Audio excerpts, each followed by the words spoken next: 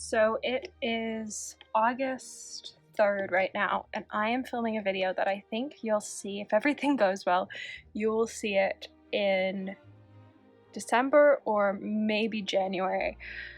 And this is going to be a behind the scenes of how the Schmincke videos happened. I've done one other sort of behind the scenes video at the time that I'm filming this. I've done one other. Others might have been released since then. And it was the behind the scenes of launching a palette. This is very different. I've had this idea for about 5 weeks, maybe 6. I've been working on it now, and it has taken a lot of work to even get to this point. I've got 16 pages of notes and another 10 on single pigment colors that I have in my collection. And so right now we're gonna sit down and swatch out the super granulating colors I already have.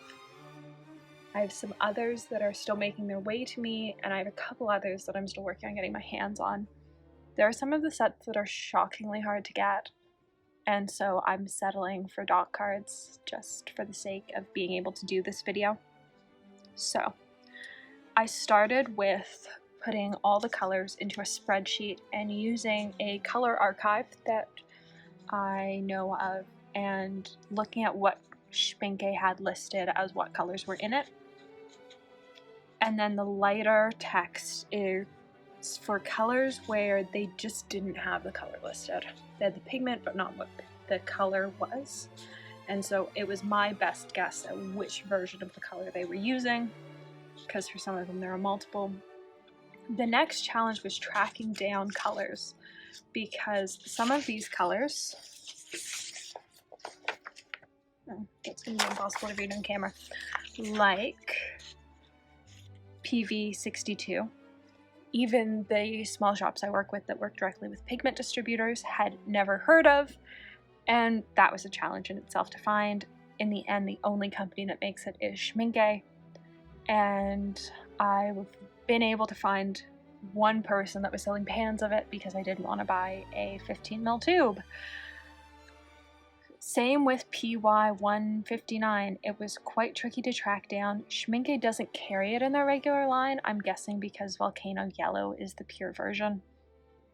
But it meant 1, tracking it down, and then 2, finding a store that carried it in tubes, because I wanted to have more than a half pan of it available in case I needed it. I didn't think I would, but there was always a possibility I might.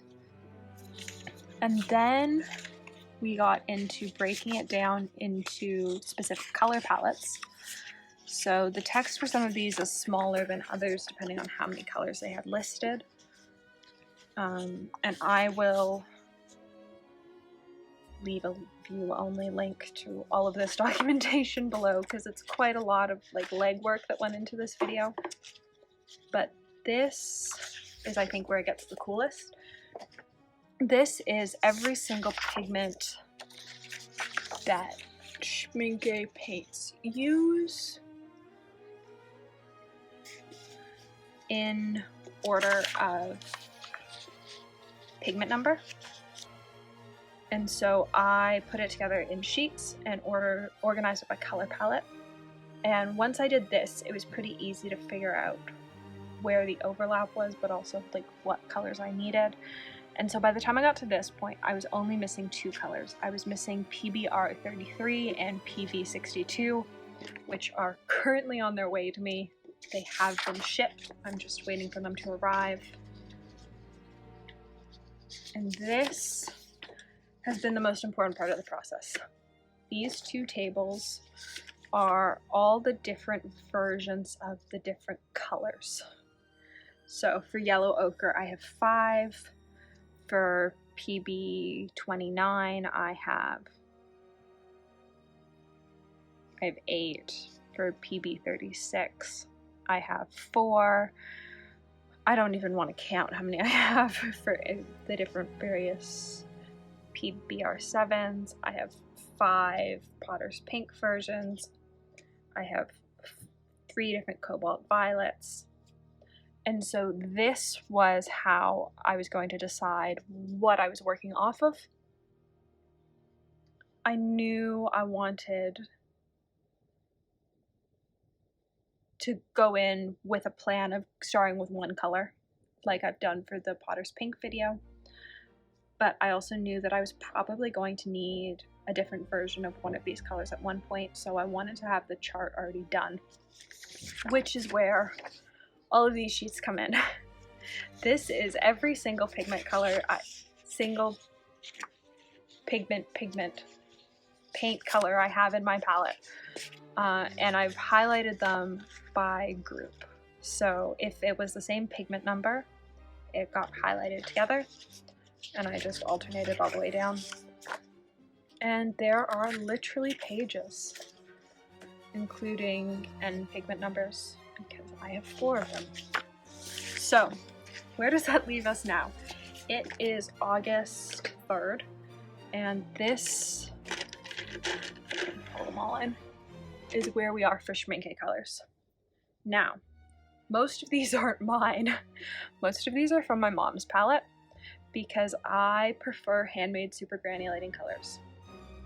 That being said, I do have some in my palette, and others I am going to borrow from hers. And so today what I'm going to do is I'm going to swatch out them on a card for each like family group. So Galaxy's getting one, Tundra's getting one, Volcano's getting one.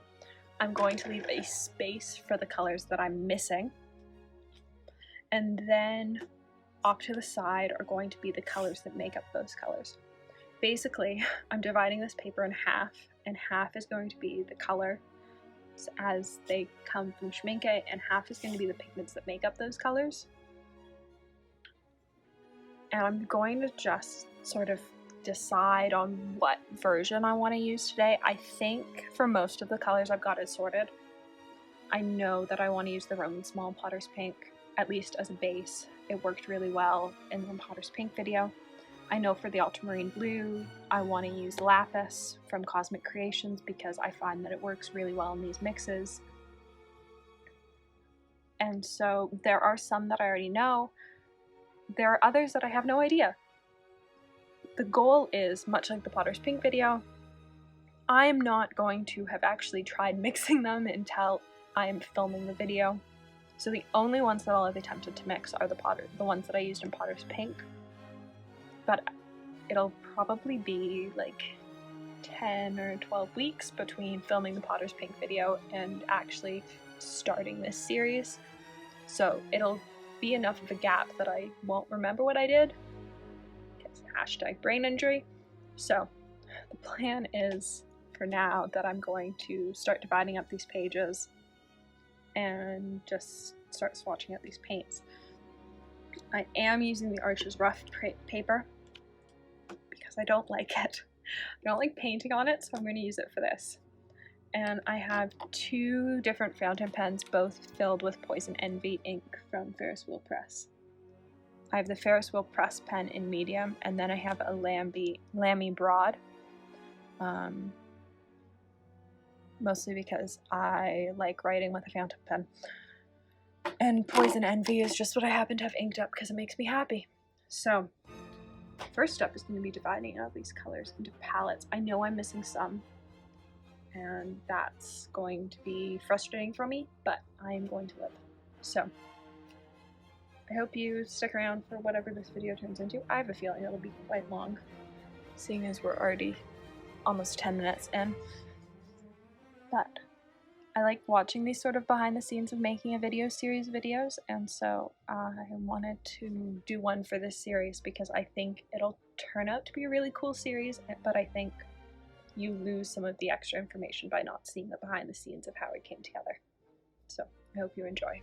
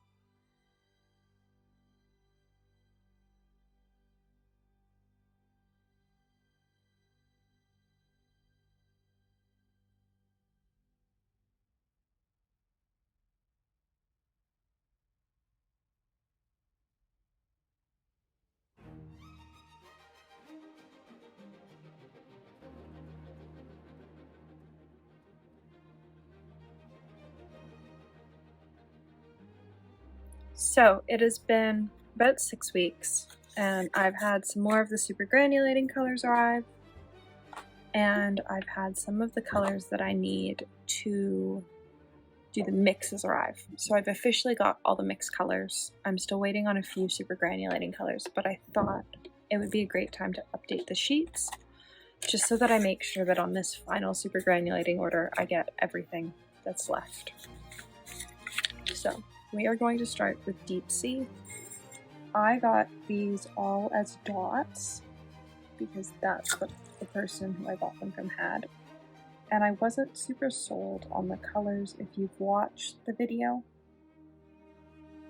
that I did unboxing them, you'll have heard this already. But I'm not super sold on the colors.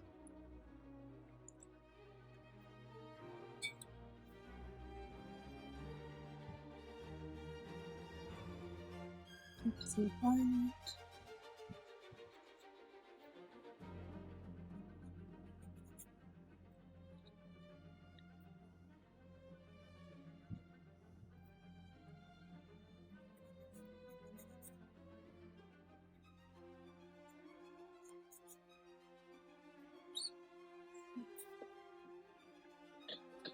Accidentally touched.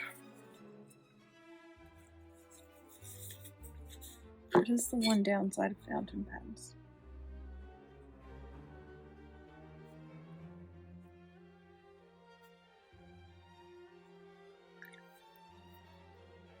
We have Deep Sea Blue.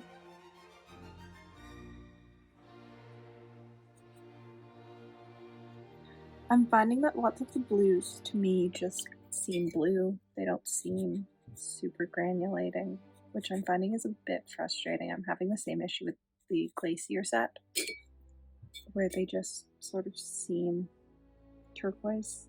They don't seem special for the price. I expect more.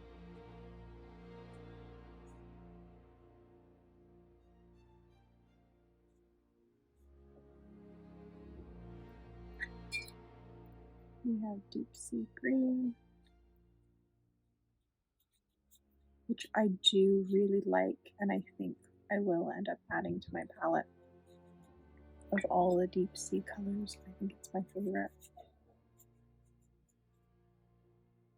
Though I did get a quarter pan of Deep Sea Violet. I think it's a quarter pan, it might be a half pan of Deep Sea Violet. And I do like it. But Deep Sea Green is incredible. Deep Sea Black is pretty, but like not totally what I wanted in a black. Like granulates as much as it seems like it should. I'm finding their granulating blacks lacking. And maybe that's because I've got their 2022 random gray.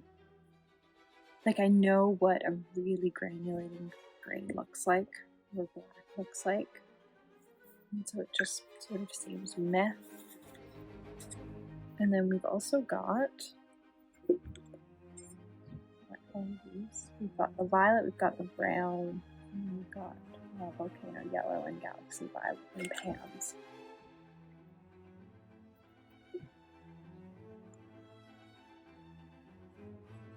I've already done a discussion on how I feel about Schmincke Violet a couple times,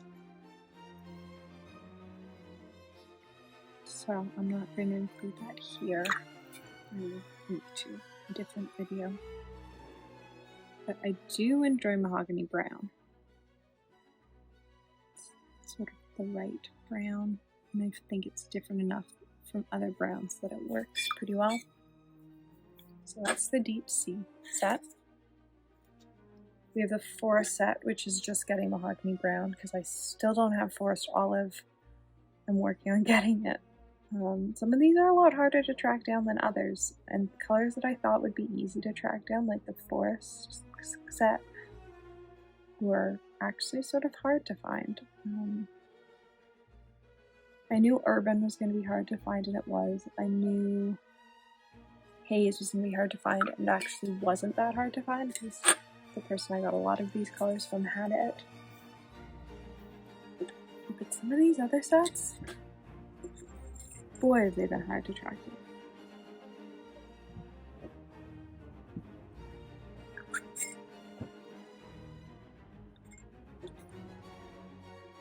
We're actually going to start by putting mahogany brown in.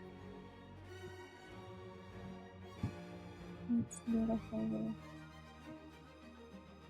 When I color test for the video, I'm not going to use all of these. I think I'm going to sort of narrow down what I think the best options are from the other mixing videos I've done.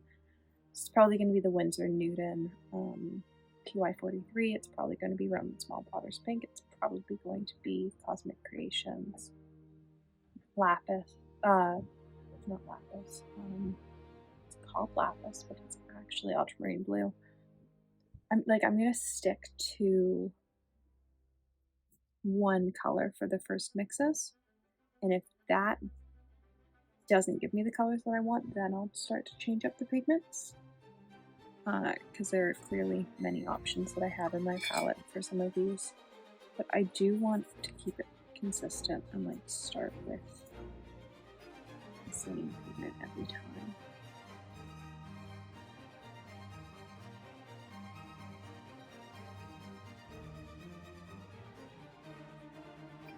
Haze Pink surprises me every time I swatch it out. I'm so certain that I don't like it, and then I swatch it and I go, maybe I do like you.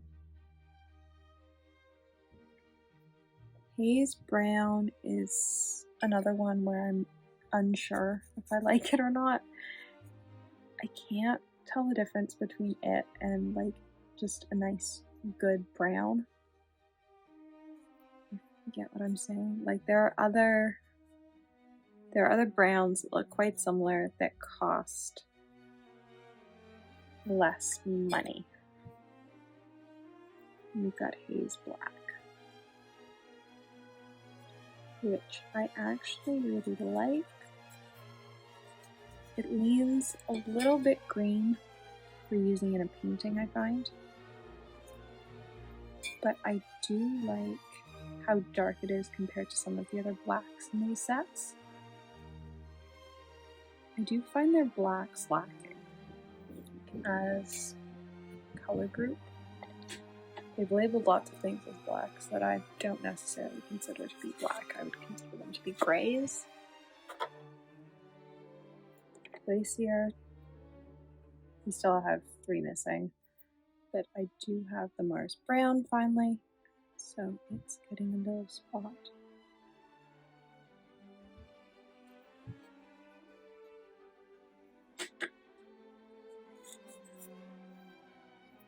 Desert, I am still missing Desert Gray, but I do have the Mahogany, so it will get its spot painted.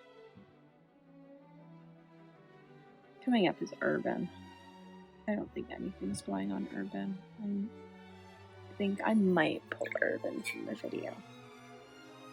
Or I might try to color match those swatches on Jackson's, which would make for quite a challenging video. But I am up for the challenge. But at this point, I can't even track down somebody that's willing to sell me dots of it. Or trade for dots of it. I have offered a lot, including Schmincke. No one's interested.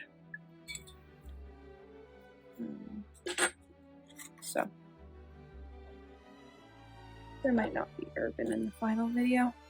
We'll see. Or it might happen a very long time after the first.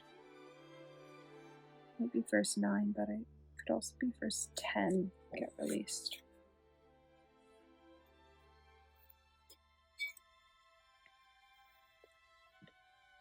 I love that the Shire set contains Schmincke Violet, because you wouldn't look at this palette and go, it contains violet.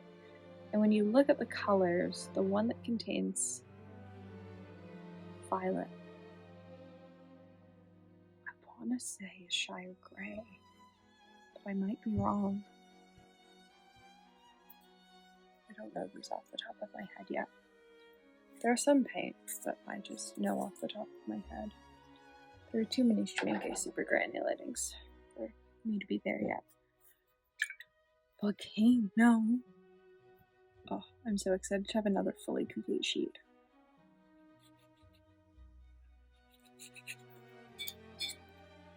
The volcano set is like what I think of when I think of a supergranulating set.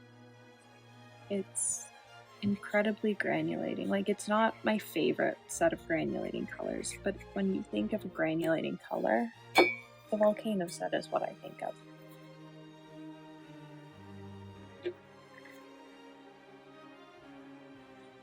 Let me know if I'm the only one like that.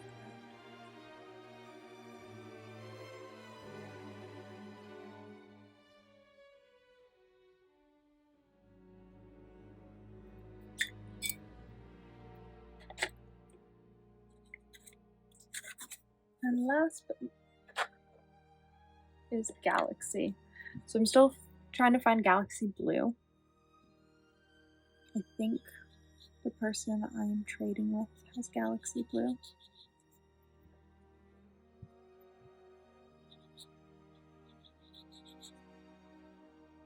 And I do surprisingly like Galaxy Purple. It reminds me quite a lot of 31 Purple Fish colors. Or Galaxy Violet. I've got a Galaxy Haze from 31 Purple Fish. It's been out for several years. That is sort of similar to Galaxy Violet. They're really fun colors. I really like these reference sheets. I wasn't sure when I was first doing them on if I was going to like them or not, but now that this has become a multi-month project, I'm really happy I've done them because they make it easy when I'm flipping through notes and looking for something that I can just go, oh yeah, this is what I'm working on for this. This is what I'm still looking for. So I think sheets like this are going to become part of my normal reference for a project like this that's taking multi-month. So I hope you enjoyed that project update. It is September 26th today. So hopefully, if everything goes well, I'll film the first one middle of October, and they will start to get released in November. We'll see. I think my goal of this video coming out in January, February still holds true. So I hope you enjoyed this update. Thanks for watching. It is October 14th, and the last of the Schmincke colors just arrived. So we are going to finish filling out these sheets, and then I finally get to start filming these videos. So they're actually in order of how I'm going to film them. We're going to start Tundra, then we're going to do Volcano, then we're going to do Glacier. So 2 of the Glacier colors are in dots, and the last one is in a pan. Glacier Black. I sort of can't believe this video is actually finally almost done. If you've been watching since the very beginning, I think, well, if you're at this point in the video, I think you're like 3 hours into this video. I think when I was checking footage, it's like already 3 hours of footage.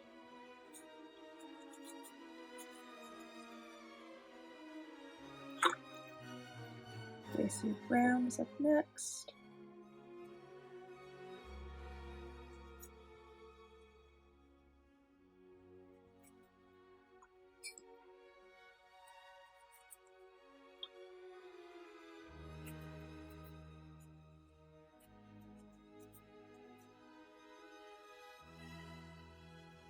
And then we have Glacier Black. So the person that I got these from had some in the 15 mils, and so we just traded. I had some Daniel Smith 15 mils she wanted, and so we just traded half pan for half pan. And then the last couple she had in 5 mils, and so we traded dots. Which is how I managed to get all of the last ones I needed. So there's Glaciers done. Put the dot card back because I think deserts aren't for a little bit. Next we have Shires, and then Urbans. I was shocked when I was actually able to get the urban set. I didn't think it was going to happen, and I was going to be okay with that.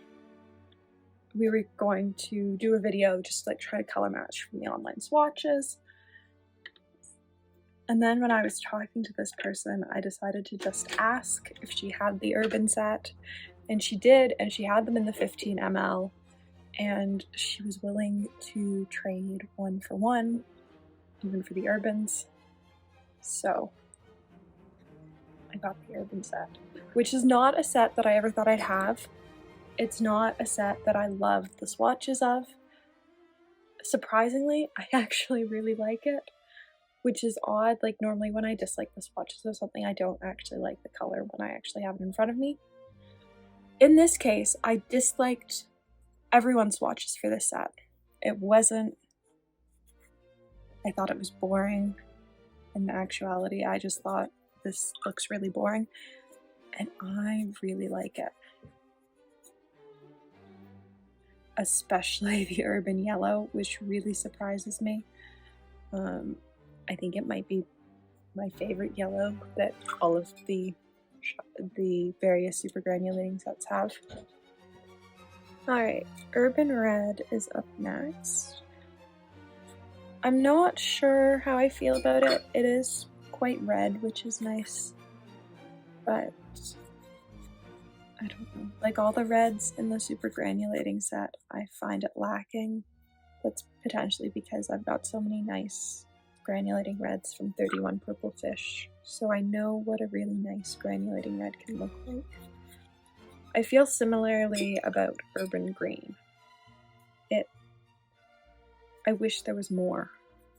I want more. I want something like 31 Purple Fish Midnight Moss, where there's light and dark. To me, it does granulate, but it feels very one note. Can't actually remember what Urban Brown looks like. I've only had these paints for about a day. I've done my swatch cards, but haven't actually played around with them yet. Oh, I do like Urban Brown. I like it way more than Volcano Brown. I don't know that I like it as much as Galaxy Brown. I really like Galaxy Brown, or Glacier Brown. I really like Glacier Brown. It's hard to keep all of these sets different. I wish they hadn't chosen so many G sets.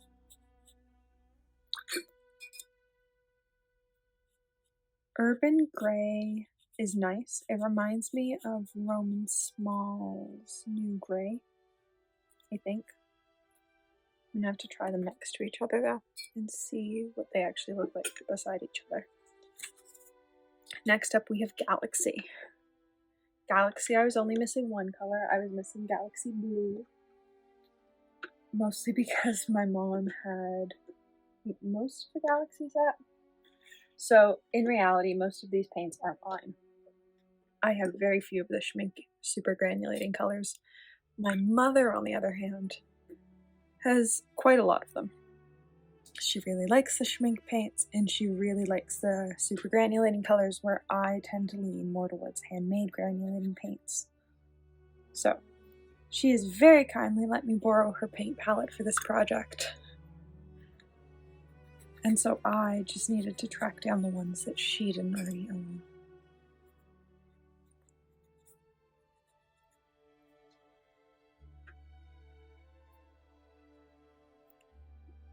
Much like the blues in some of the other sets, I find it sort of just feels meh.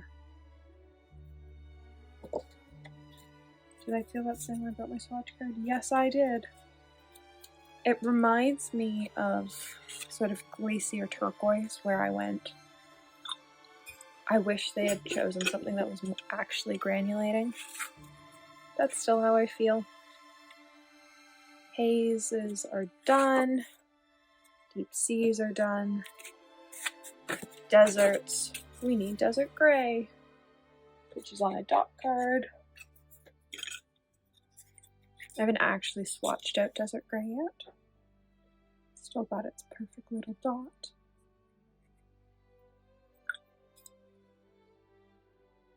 I'm gonna wet it a little bit. So I pulled all the colors for the Tundra video, and then I haven't actually swatched out all the colors for these cards, and I should do that first. Oh, I don't know that I find this different enough than the other colors in the desert set, but I do like how the desert set looks together. I think that has to count for something. It's a very well planned out set. I feel the same way about it that I do about the Tundra set, where I go, oh yeah, I could have the full set of this in my palette and be really happy with it. What's next? Forest Olive.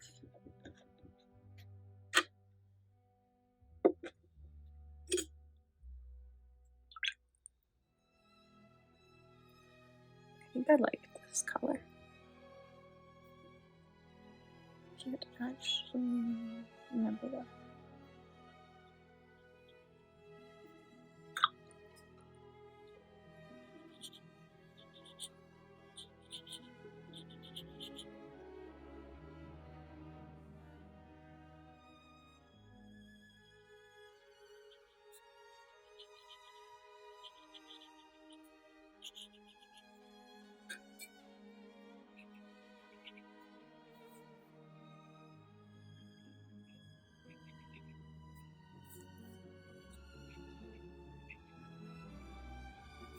Alright, here's forest. And with that, we're done. So that is all of the palettes. So I have decided that I'm going to go with what I've learned from the grays video for the color mixes. So for all of them, I'm going to start with the Winsor Newton PY 43. They're all going to start with the Roman Small Cypress Raw Umber Deep. And they're all going to start with the Lapis from Cosmic Creations, which is an ultramarine blue, PB 29, because I know from experience that those have worked with the grays and those have worked with the previous Schmincke colors that I've mixed in the Potter's Pink video. So those are going to be my starting point. So I have everything swatched out and labeled. If I do need to go and grab other colors, I know exactly how many other options I have. And I'm quite excited to start this. It's been such a long time in the making that I sort of can't believe we're finally at this point of getting to sit down and start it. I have a brand new pad of paper from Baohong. It's the cotton cold press. Yeah, it's cotton cold press because I don't love rough paper. It's still got its protective sheet on it and everything. And so we're going to start with Tundra. And then we're just going to work our way through it. I think the most challenging one is probably going to be Volcano. Mostly because the colors in the Volcano set are just sort of interesting. Most of them are single pigment, like Volcano Red and Volcano Yellow. And I don't have a red that's the right red. These are my options for the red, and none of them have the right texture. But I also can't find any cadmium red that in searching online from any brand that has the right sort of texture, so I sort of can't figure out what's up there. But with the yellow, like the Winsor Newton yellow is so close. But we're going to start with the one I feel most confident about. I've already mixed two colors from this palette in the Potter's Pink video. We had the orange and the pink in that video, and so I'm going to jump in with this one, mostly because I think it's just a good place to start. and I really like the colors in it. It's probably my favorite palette. It's the palette that I wish I had in my own palette, and so I'm slowly collecting them because they're just such great colors. Though I don't really need Tundra Violet, I've got so many colors similar to it, but like the Tundra Blue and the green and the orange and the pink just make me so happy. So we're gonna get into this. It's been 3.5 months in the making. I think I filmed part 1 of this in like July. I've been looking for the paints since June or July. Now it is October. What is life? Alright, let's see if I can break into this without like destroying the top sheet. I do love these things. I absolutely mangled the block from Fabriano. It's always the bottom sheet. The bottom sheet like is no longer stuck to the block, which is really annoying. So let's get into a video that has been months in the making. Welcome back to my channel. Today we are looking at the Tundra set from Schmincke. So some of these colors appeared in my favorite video, which is the Potter's Pink video, where we mixed for Tundra Orange and Tundra Pink using Potter's Pink. And so I decided that I was going to see if I could mix all of the super granulating Schmincke colors. It's taken a bit. There were some odd pigments I had to track down for my palette, but I finally have them all, and so welcome to part 1 of 10 of mixing for all the Schmincke super granulating colors. In reality, it's probably going to be an 11-part series because at the very end, we're going to look at what all of the pigments are that make up all the colors and find out just how many single pigment colors you'd need in your palette to create this set yourself. So let's get into it. So everything is all labeled, and let's get into doing our swatches. So Tundra Blue is probably my favorite blue in the entire super granulating series, purely because on top of being a super granulating color, it also mixes incredibly well with other super granulating base colors, as I've decided to call them, to create granulating mixes. So really with Tundra Blue and 2 to 3 other colors, you can have them in your palette and create sort of a granulating mixing palette, which is something I really enjoy. Tundra Green is something that I don't actually have in my palette. Most of these colors I've actually borrowed from my mom. I don't tend to lean towards the Schmincke super granulating colors. There are some that I have, but I tend to lean towards handmade granulating paints. Tundra Orange is one of my favorite colors and is a color that I can't wait to add to my own palette. We mixed it in the Potter's Pink video, and it was so much fun and such a surprise because I'm not normally a fan of mixing oranges, and it was actually a lot of fun. I'm actually going to pull these out a little bit more, just so that I've got a lighter wash on them.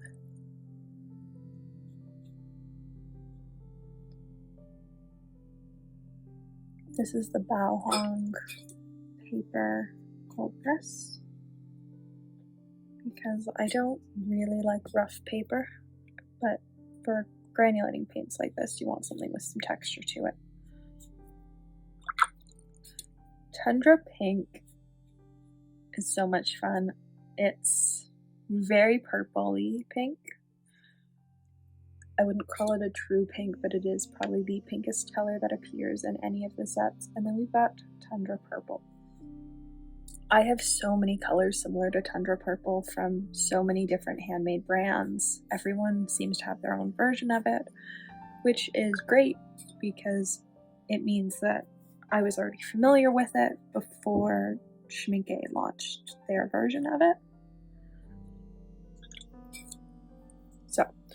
we're going to start with the blue, and that has us going in with lapis, which is PB29. Let's just move these so that I don't accidentally get stuff in them. So let's move this. We've got lapis, which is PB29, and Cypress Raw Umber Deep, which is PBR7.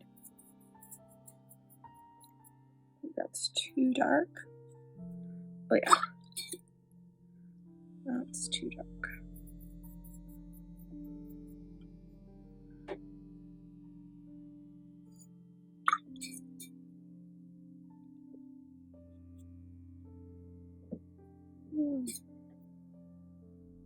It could also be the wrong PBR7.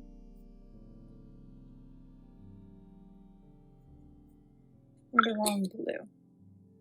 Alright, let's do preliminary mixes of them all, and then I'll start switching up colors if I need to. So PG19 was quite hard to track down. Only Daniel Smith seemed to have it available in their individual pigment line. And it is cobalt green pale, and it was actually being discontinued. My store only had one tube, and it was in the clearance section. It was quite hard to find. It was too brown. And the binder has actually started to separate from my tube, just because of how long it's been sitting there.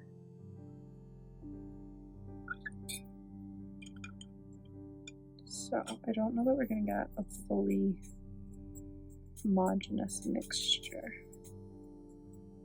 just because the binder is doing its own thing.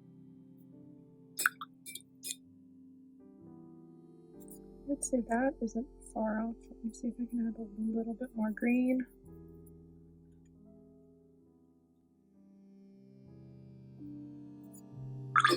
So I think they're using a different cobalt green.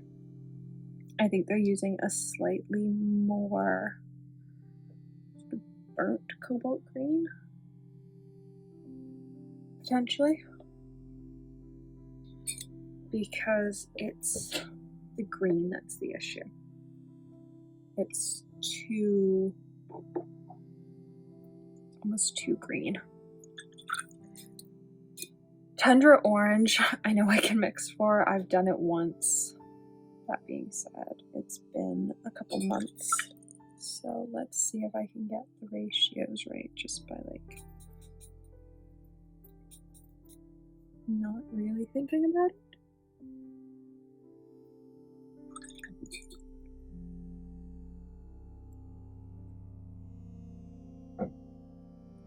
Let's see how that looks once it's dry.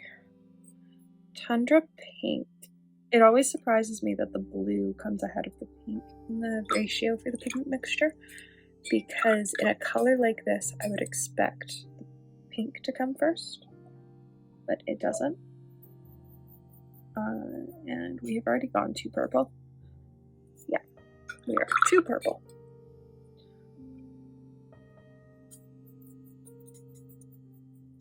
We're still too purple.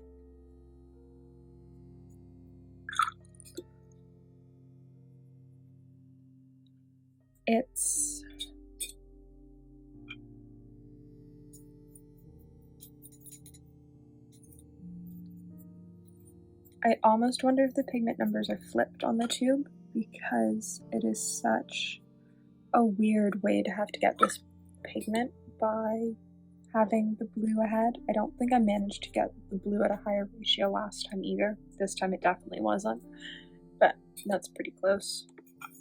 And now Tundra Purple, which is that same blue, and PBR6, which in this case is Schmincke Mars Brown. I decided to go with the Schmincke version because I have it. I do have another version of PBR6 in my palette, but because I have it, I decided to start with their version.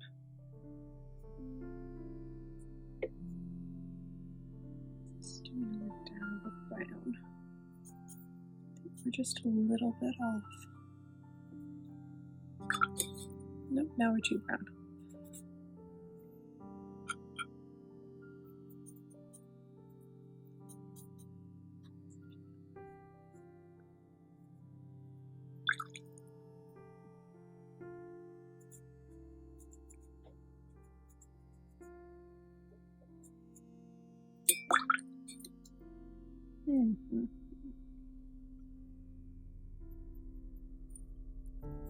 Tweaking colors. No. What's that? Wash it out. That might be it. So it's Tundra Blue. So I just dumped my paintbrush and paint. Tundra Blue is the one that I'm still not sure about.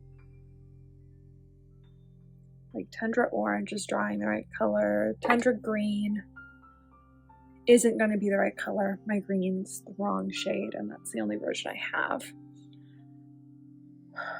Which means that I think every mix that includes that green is going to be off. Luckily, it doesn't appear in that many of the mixes going forward, but it does appear in some. So let's let this dry, and then we'll come back and see what needs to be remixed.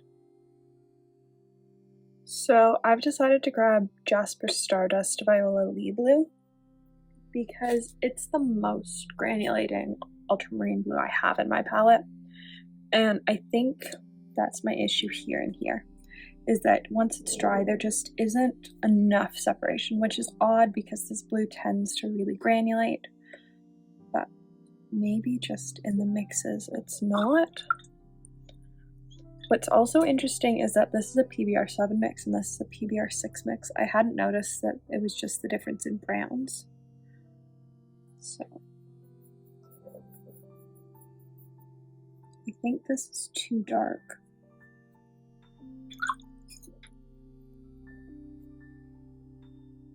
But that's already sort of better color separation, so we're just going to add in some more blue.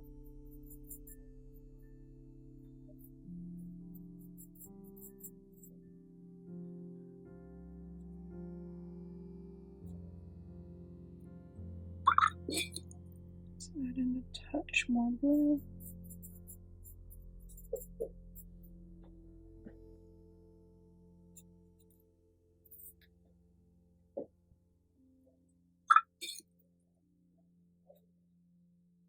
There we go. That's what we were looking for. Which hopefully means that this with PBR6 will give some similar results. I'm not unhappy with, oh yeah, looks really brown. I'm not unhappy with what I've mixed so far, but I'd like, oh yeah, there we go. Sometimes you just need to change your blue. So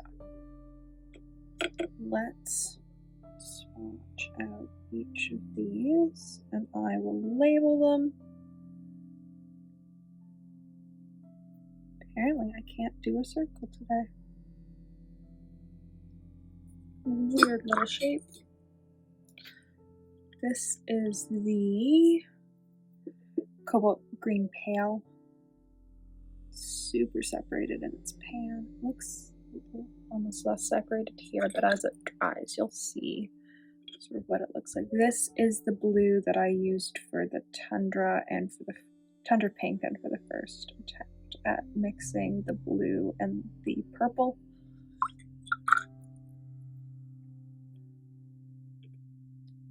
Here's the Potter's Pink. As always, I will leave all of the brands that I used for the mixing down below. I'm just going to throw the pigment numbers up underneath each of these dots because otherwise it makes this page far too busy and no one wants to look at a page that has too much information on it for them to really figure out what's on the page in actuality.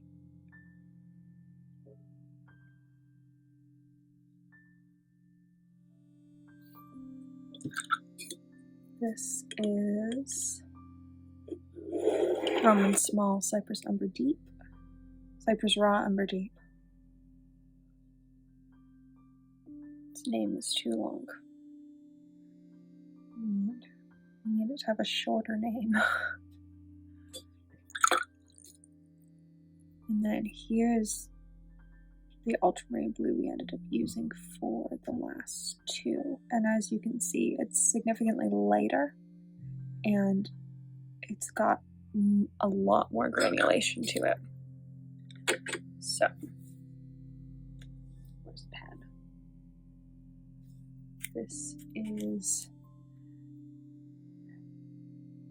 PB29, this is PB29, this is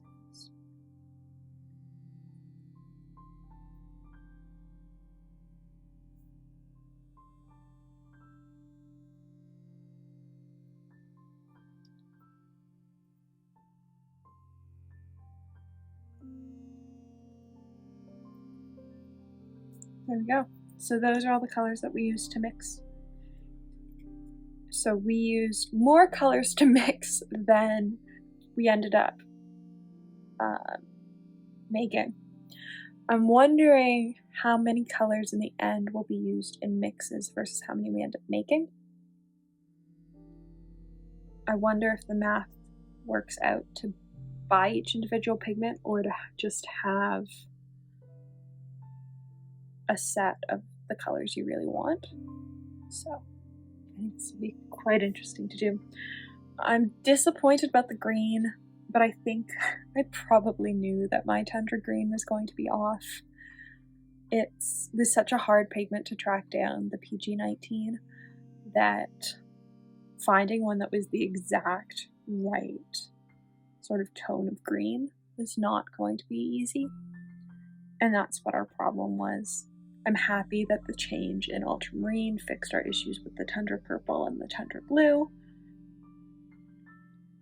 I can never figure out tundra pink at the ratio it's supposed to be. There's no way for the ultramarine to be at a higher percentage for it not to be a purple. Like, you don't get the pink color without it having pink at a higher percentage. So I'm wondering if the tubes are mislabeled, because I have now tried to mix it. I did it in the Potter's Pink video. After that video, I spent some time trying to do it by myself, and now I've done it here, and so that's 3 separate times I've tried to mix it, and I can't get it at the stated ratio. So I'm wondering if there's been a labeling mix-up and it's actually flipped, but who knows. For now, though, I think we have our starting point. So I think both of these ultramarines are going to be in rotation. All of these colors are going to stick around because they come up in future palettes, and we're just going to slowly add to it. So I'm going to use a piece of paper that I tore earlier and just start to keep track. So I hope you enjoyed part 1. There are many more parts to come, and keep watching to find out how to mix for your favorite Schmincke supergranulating colors. Welcome back to my channel, where we are currently mixing all the Schmincke supergranulating colors to decide which colors you should buy and which colors you can probably just mix yourself. This is part 2, where we are looking at the volcano set. This set is either going to be the biggest letdown of the entire series, or it's going to be okay. I'm not sure yet. I already know that I don't have the right red. If you were here for part 1, you'll know that I only had one version of each color pulled. I have every single cadmium red in my palette pulled out. I only have 3 swatched here. I've acquired one more since I did this card. Do I think it's going to make a difference? Probably not. Am I going to try anyways? Yes. So I have every single cadmium pulled. I have the yellow, the purple, the black pulled. The only difference is the cadmiums. I only have one PY159. I only have one cobalt violet hue because up until recently only Schmincke was carrying PV62 in a line, and I only have one PBK11 because I could not find the Schmincke version, and so we're using the Roman small version. So let's get into looking at the volcano set.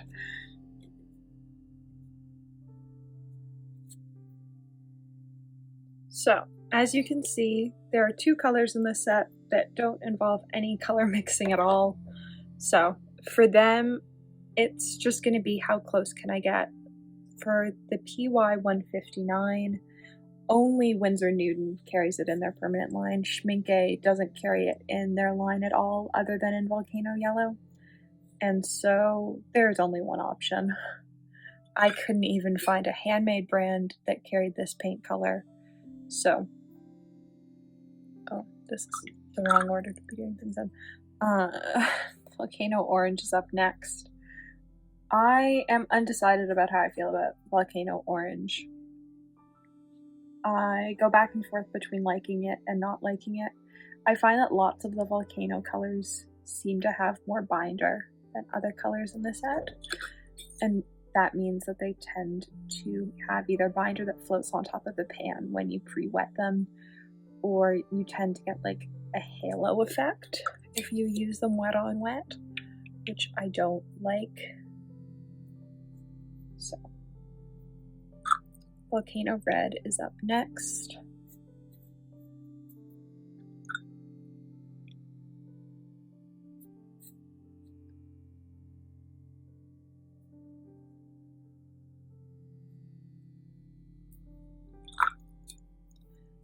Volcano Violet is actually a color that I like in this set. It was one of the very first super granulating colors I ever tried. I got the trio set that Jackson's had. They did like a 5mm trio set, and they still do for some of the super granulating colors. And it came with Volcano Violet, Volcano Red, and Volcano Brown. Volcano Violet reminds me a bit of Tundra Pink, but it's got a bit of a different after effect. Let me know if you want to see me compare all of like the browns, the reds, the everythings from all the super granulating sets side by side, because I can totally do that, and I think it would be super interesting to see, like, you know, what do all the blues actually look like side by side, and what do all the reds, I don't know how many reds there are, or like all the grays. All the grays look sort of similar, but are they actually similar? Who knows? My brush has shed a hair. I've been using what are technically travel brushes almost every day for 10 months. So, for Volcano Yellow, there's only one option, which is Winsor Newton Lemon Yellow Deep. I actually like Lemon Yellow Deep, though it has a bit less texture to it than the Schmincke version, so I don't know if they're using like a different spreading agent, though neither tube discusses a spreading agent.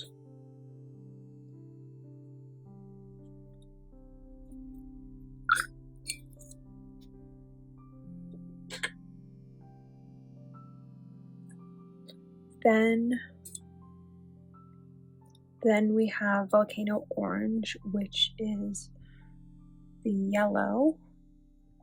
I'm gonna ditch these volcano pans so that I've got some more mixing space. Got the yellow and the red. So I'm going to go with Roman Smalls Cadmium Red.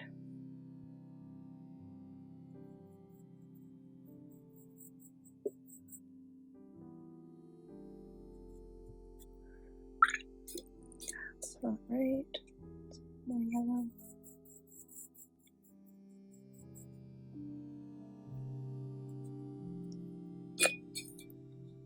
Huh.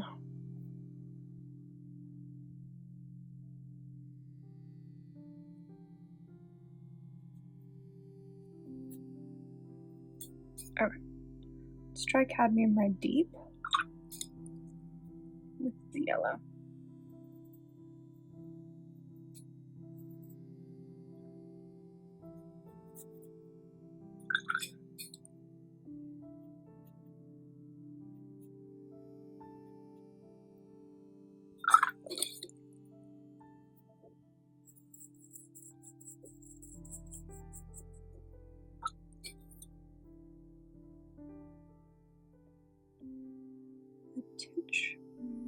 red.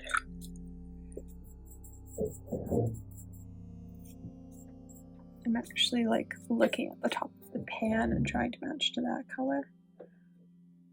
Huh. Okay, let's come back to that.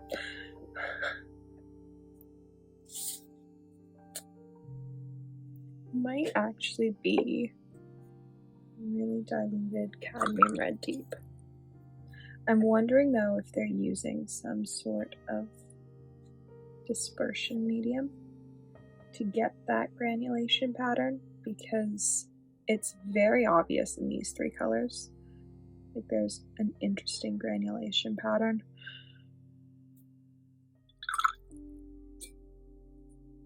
PV.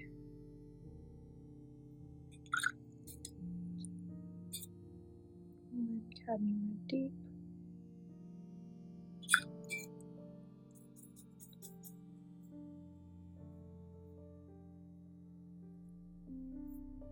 Huh. So that actually has me thinking that I'm right, that it is a cadmium red deep. Because that's pretty similar. Let's try a little bit more red. We might have taken this too red now. Oh no. That's what we wanted. So, it's cadmium red deep. The question is, what are they doing to get it to have that texture to it? Because I'm not sure. So, now I know that this needs to be the cadmium red deep. Let's do a tiny bit of black. It's not dark enough yet. I think it's interesting that they're using a black to get the brown. It's not how I do any of my browns normally. But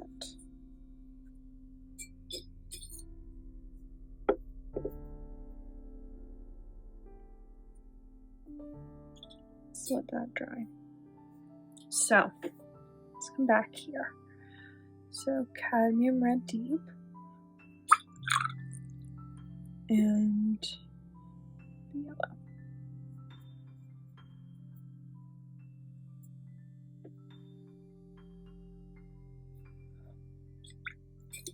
The issue is that seems similar to the top of the pans. It just doesn't have the right granulation. But I don't know that it's going to get that granulation ever. That being said, I am confident now that it is a cadmium red deep. Because of this. The way that the red has settled out in here to make the pink tones with the purple has me confident that it's a cadmium red deep. And the undertone over here, like even though the granulation isn't right. Actually, the fact that it isn't granulating on this paper at all has me a bit confused. I added a little bit more Aquarius black to this just to see if I could darken it up at all.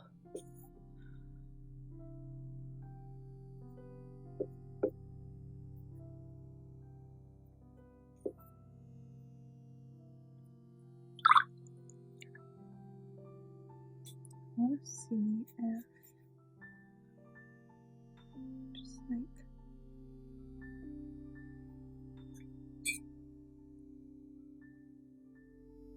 I'm wondering if it's like granulation medium or something, which isn't something I have. I do have Oxgall, not granulation medium. This isn't that far off. And so I'm pretty happy with that. Let's do all of these dots. So we used two different cadmium reds. We tried the regular cadmium red and then we switched to the dark version, which I was pretty sure was going to happen. It's such a weird sort of color to try and figure out. And it's the dispersion of the particles that has me stumped, because it's not what I would consider typical for either the cadmium or the yellow. Like, the yellow is closer to the lemon yellow deep, but it's still not quite right for how it acts.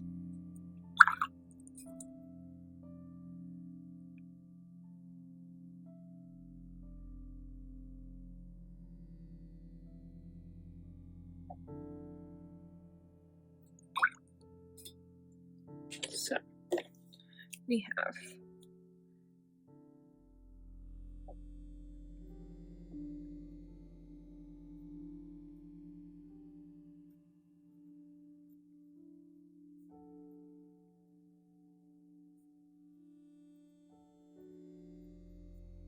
there we go. It's the red. The red is my issue. It's the granulation of the red, and it's because in the violet, like, you still got the purple to like pull through sort of the granulation you need. You don't have that here in the orange, because the yellow, like, the granulation's already not right with the yellow. And so, well, it's not right. It's got a slightly different granulating effect than the Schmincke version one has. And so, as soon as you go to the volcano orange, you've got that same problem. And the volcano red, I can't figure out. It's got such a weird granulation effect. Yeah, even on, this is Arch's rough paper, which I really don't like, so I used it for my sample cards. It has such a crazy granulation effect compared to the other cadmium reds that I just don't quite know where to put it. But the volcano violet and the volcano brown are fantastic. They make me quite happy. So with that, part 2 is done, and I hope you enjoyed mixing for the volcanoes. If you try this at home, tag me on Instagram in your attempts, because I'd love to see them.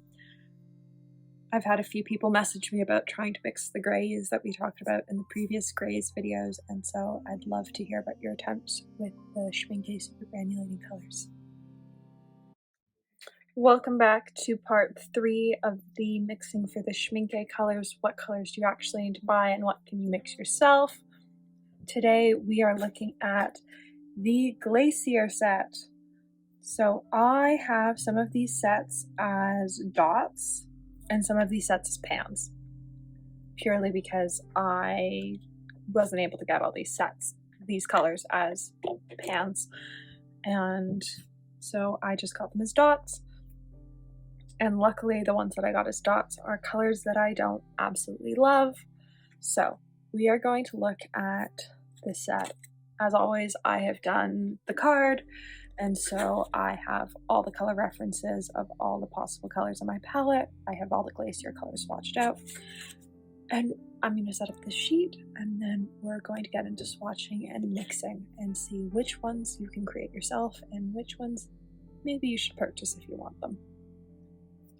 First up is Glacier Blue, which I only have a dot of. I'm unsure of how I feel about this. There are a couple in the super granulating sets that I go, this sort of feels like a cop-out for the set. Like, it feels like it could have just been in their regular line. Like, it doesn't have the same effect of other super granulating colors. And Glacier Blue is one of them. The others are spread out in sets, but the Glacier set happens to have 2 that I feel that way about. And the way I've organized this palette, they happen to be right after one another. Both Glacier Blue and Glacier Turquoise to me just sort of feel blah. I have similar turquoises from other brands that cost significantly less, and I don't feel like it has any of the crazy granulation that you see in some of the other super granulating colors, which is disappointing. Glacier Green, on the other hand, is a color that I actually love. It's a mixture with Potter's Pink, which definitely surprised me when I was putting together my Potter's Pink video and I realized that I could include it, and was so much fun to mix for that video. It reminds me of a handmade paint that I've got in my palette, and while I do prefer the handmade paint that I've got, I do find myself reaching for Glacier Green on occasion. Glacier Brown, I've only swatched. I haven't actually used in anything. But there are quite a lot of browns in these palettes. So I think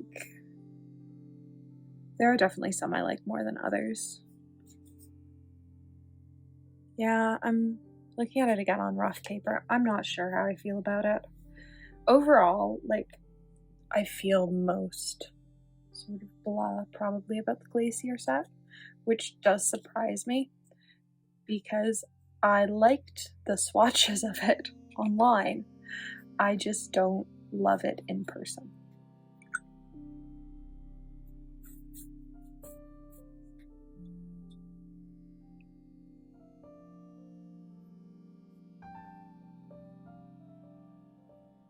So now let's get into mixing. So I'm going to start with lapis like I did in the first one, even though I have a feeling that I'm probably going to switch to a different PB29. We're just going to start here. My PG50 is Cobalt Teal Blue by Daniel Smith, because I know from the Potter's Pink video that it works pretty well. Did I get this in one? Ha! I did. Oh, that's always fun. I thought I was going to have to switch you up and everything, and I didn't. So, yeah, I would say there's probably not enough of the PG50 for it to like have any real effect on the color based on how much I added to that mixture. I just put my hand in paint. Let's fix that black swatch.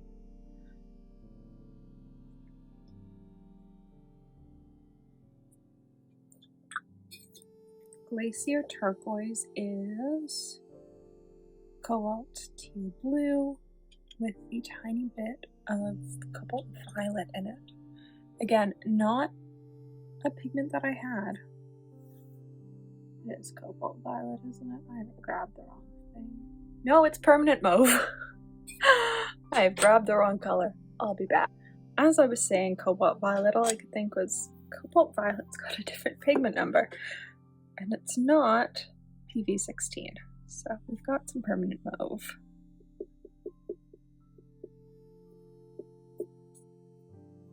That's too purple. To be fair, I like this color better. I wish this was the color that they'd chosen for their set. I would use the set more.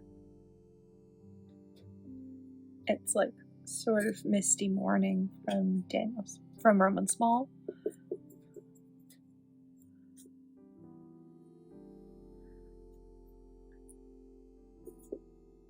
Whereas this is more what we're aiming for.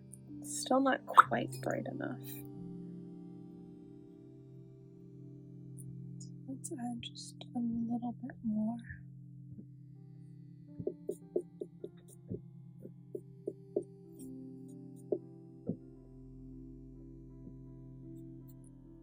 So I think my Glacier, my Cobalt Blue is wrong. My Cobalt Teal. The issue is the only other Cobalt Teal I have is very green, which isn't what we want. We wanted a very blue one. That being said, I'm not unhappy with this mixture. So I think we're gonna leave that there. Now we've got my favorite mixture, which is mixing anything with Potter's Pink. It's just gloriously fun. I did this in 2 in the Potter's Pink video, or 3, I think.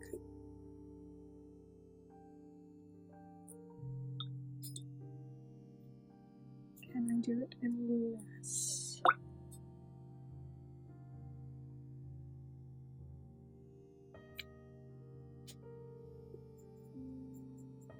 Nope. Oh, you've gone too pink. I did it in 3 in the Potter's Pink video, I think. So can I do it in 2 here?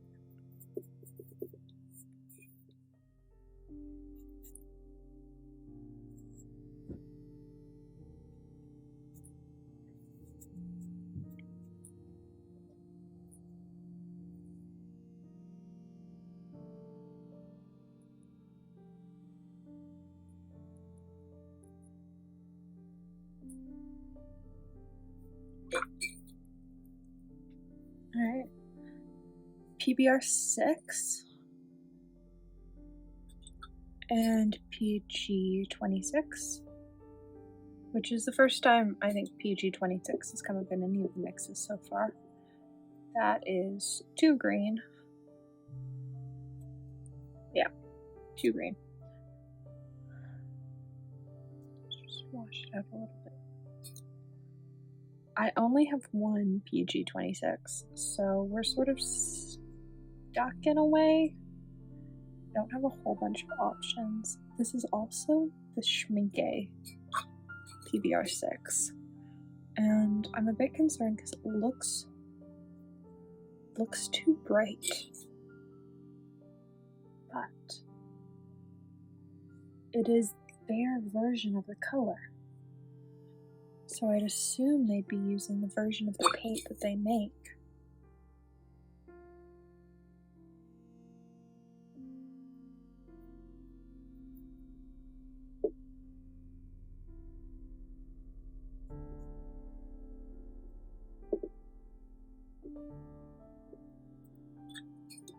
Maybe I'm wrong. Maybe they'd be using a PBR 6 they don't sell open stock. They seem to enjoy doing that with this set. PB 35 and PBK 11. PB 35 is at a higher percentage.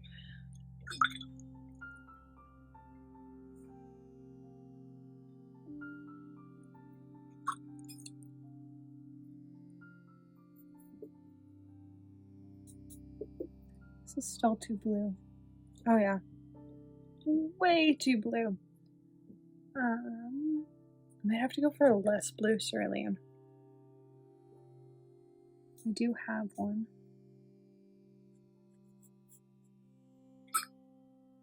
I have 2 other ceruleans I can reach for.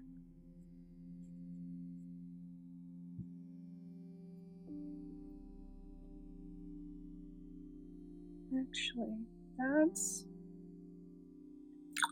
not that far off.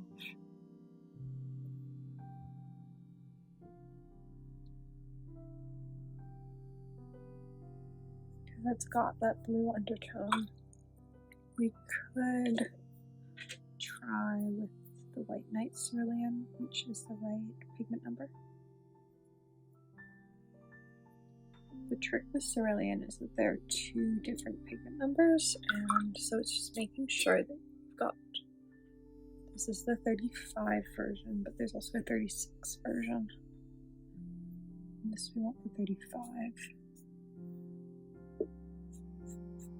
Oh yeah, that's it. So it is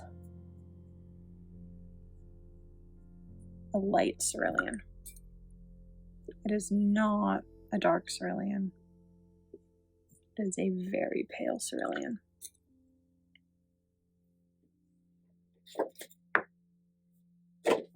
So let's do our swatches.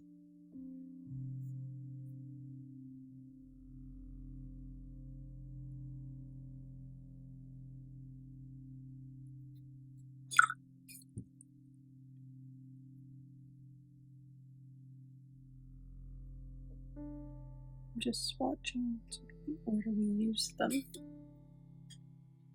I'm happy I realized the purple was wrong before I painted. Downside of a brain injury. But at least I realized. think. If you've watched the Potter's Pink video, you'll know that I have 5 or 6 versions of my palette, and I like the Roman small version best for mixing.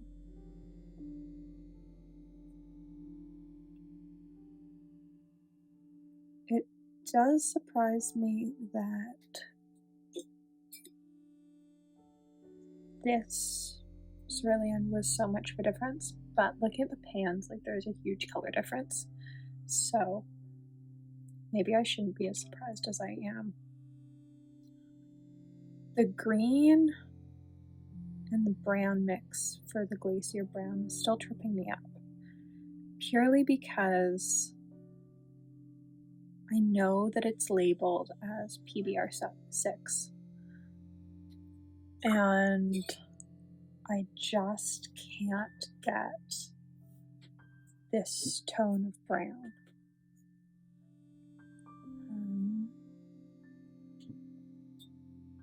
I'm wondering if I should go and double check pigment numbers.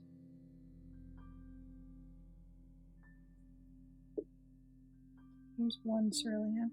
Swatch the other one next to it, just so you can see the difference, because there is a really noticeable color difference, even though they're the same pigment, and that's why I have so many versions of different pigments in my palette.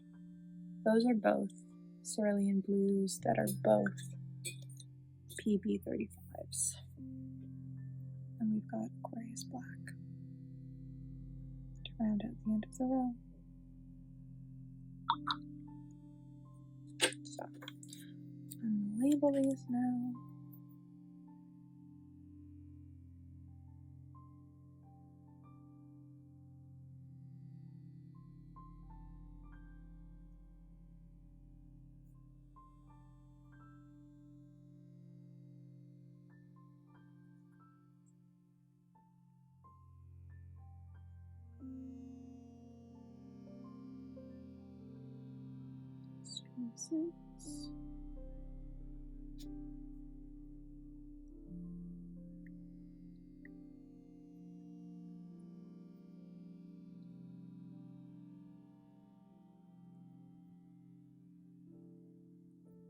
There we go. So I'm going to check the pigment numbers for Glacier Brown and just make sure that I've got the right brown. And yeah.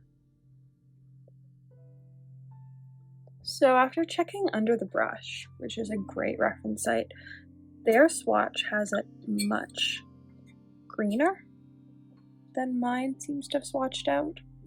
So this one is actually pretty similar to how their swatch looks.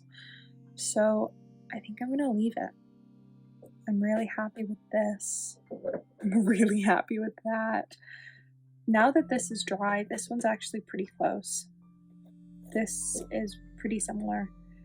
There's a bit less of the Potter's Pink coming through, mostly because as soon as I add more Potter's Pink, I find that it's going to purple. And so that's just a balancing act that you sort of have to figure out for yourself, is how purple do you want to deal with? Or how much purple do you want in your painting? But after looking at swatches online, like, this one seems pretty close to what it looks like in other swatches. So I think I'm going to leave it there.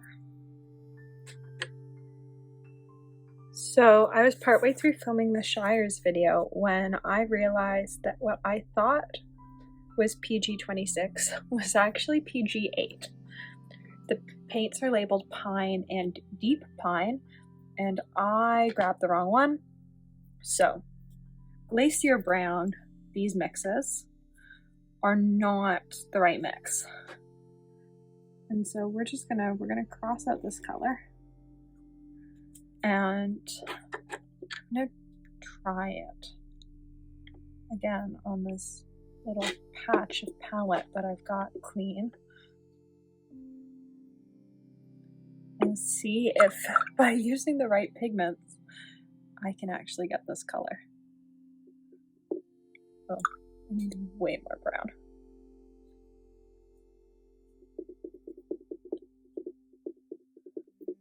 That is already looking better. Oh yeah, there's the opacity that it was missing.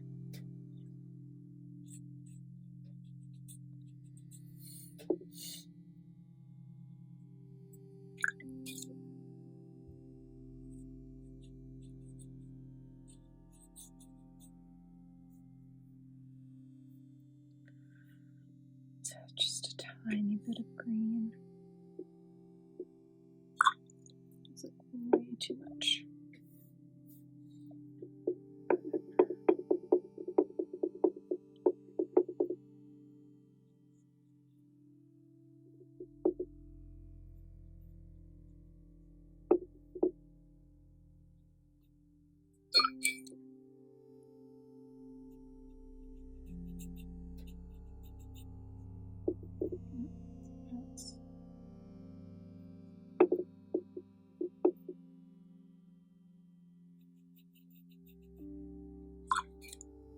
So that's definitely a lot closer with the right pigments.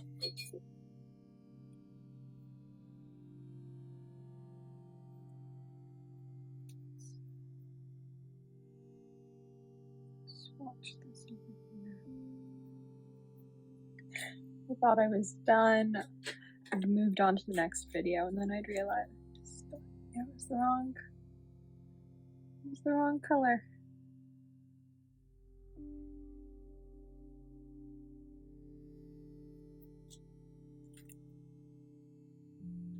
I think this one's not far off. So my first attempt wasn't actually that far off using the correct pigments. My second one's too green, but I'm actually quite happy with the first one. So that is an important lesson in making sure that I double and triple check the names of colors for all of the sheets going forward, because I don't want to make that mistake again. Welcome back to part 4 of my Schmincke super granulating series, What Colors Do You Need and What Colors Can You Mix For? Today we are looking at the Shire set, which is one of my favorite sets. It's been one of my favorite sets since it first came out. When I first saw the preview pictures of it, I absolutely loved it. And so we're going to look at the 5 colors that make up the set, and then we're going to look at the various colors that are used in the mixes for the set. There are quite a lot of blues that are used for mixes, but this is number 4. And so we've learned from the previous videos what sort of versions of the blues may or may not work. So I've switched up the cerulean that I'm using after the glacier video. We have 2 different ultramarine blues currently in use, and we're going to get into it. I do have 2 options for the Viridian green. I'm starting with Winsor Newton, though I do have Daniel Smith. I've got a couple different options for the cerulean and many different options for the ultramarine blue, but I'm going to start with what I've got set out. If they aren't quite right, we'll make some changes, but seeing as we're trying to figure out what colors make the best dupe palette for the Schmincke super granulating set, and how many colors do you actually need in a palette to dupe the set, I'm trying to keep as few colors in rotation as possible. So if I can get it done with only these 2 ultramarines as our blues going forward as the ultramarine blues, that's what I want to do. So our page is all labeled, and now we get to get into swatching the colors. So I've loved the Shire set since it first came out. I fell in love with it when I first saw the swatches. I think it's been out for almost 3 years at this point, this set.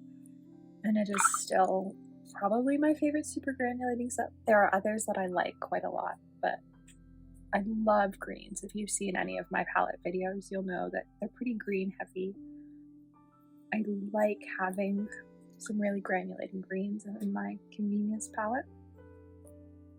And so the Shire set is just fantastic.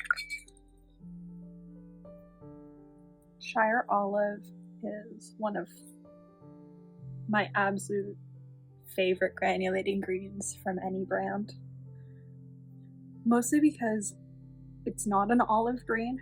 To me, it's a much brighter green than what I traditionally think of as an olive green. But it's absolutely stunning.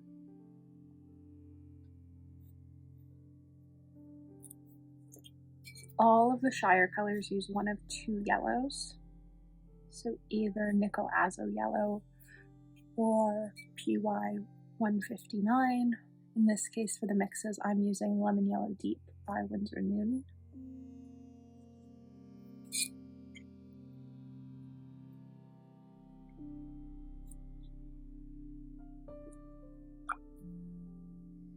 And it's Shire Gray.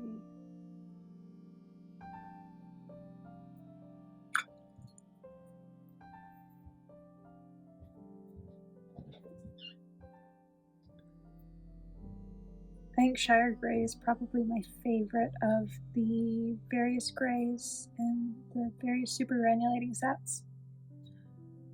It also reminds me of Urban Gray that Roman Small has just released. So we'll see how similar they actually are. I don't have my pan of Urban Gray yet. But now we get to get into the fun part, which is mixing for them. So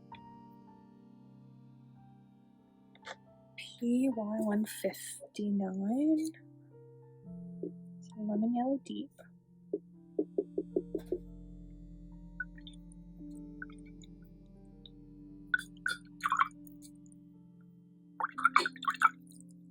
is sticking to my brush. PG 26 is pine.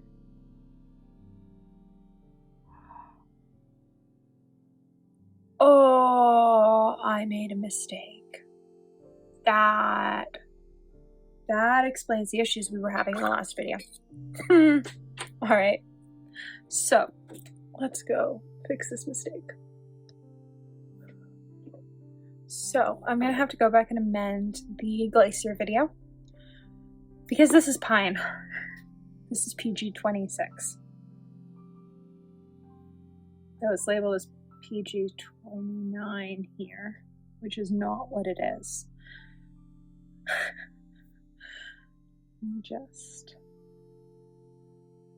Yeah, it's PG 26.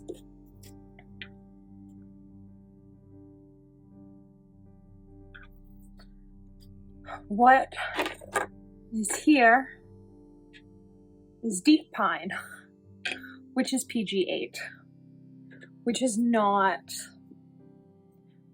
what we needed or wanted.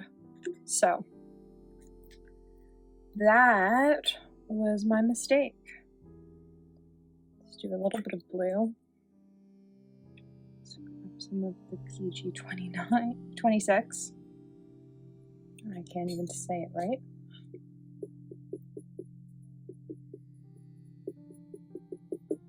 That is way too green.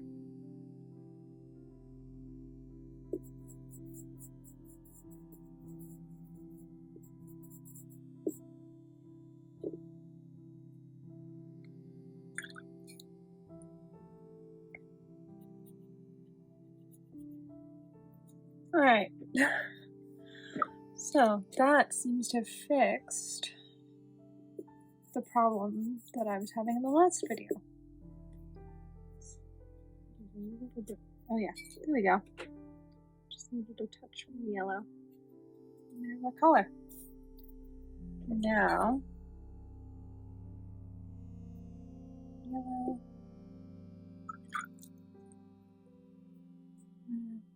Touch of cerulean. I think that's too much cerulean. Yeah.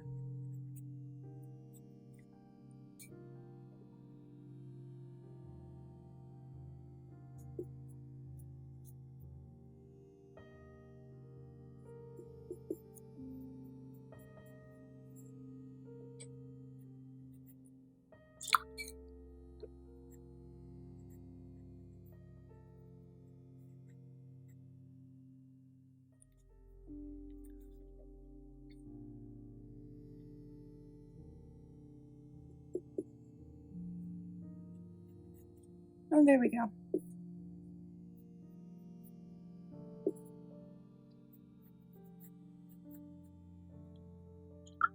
Now we have PY 150.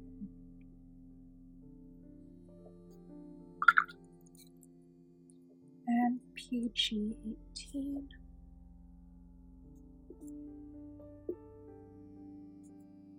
I think that is cool. All right, let's add some more green to that.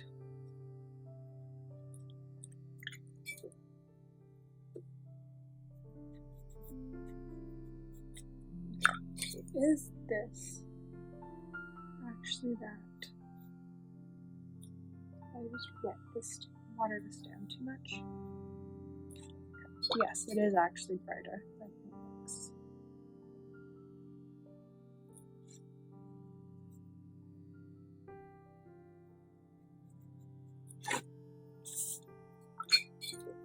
That being said, I could try the Daniel Smith version. So let's wet it. It'll take a couple minutes to reactivate, so while that reactivates, let's go with the lemon yellow and PV 62.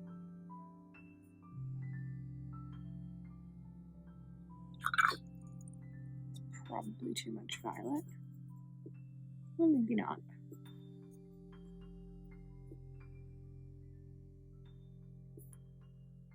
It's not awful. Well, not awful in the sense that it's like similar to what you want. Is it a color that I'd use all that often? No. A little bit more violet. It's closer.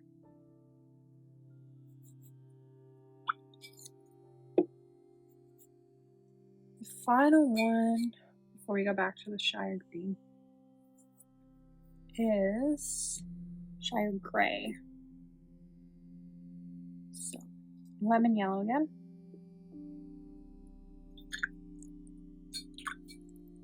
Then we have Cobalt Blue Deep. And then we have PBK 11.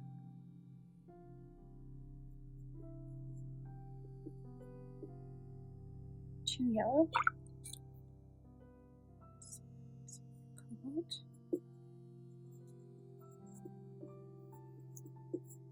Start there.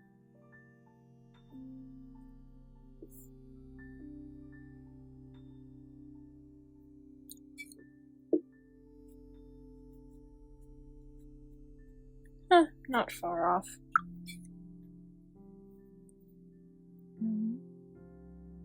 Just trying to touch more black.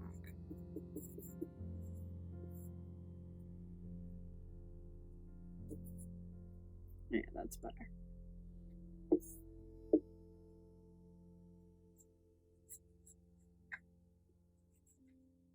There we go. Alright. Back to this Shire Green. So, Viridian and Nicolazzo Yellow.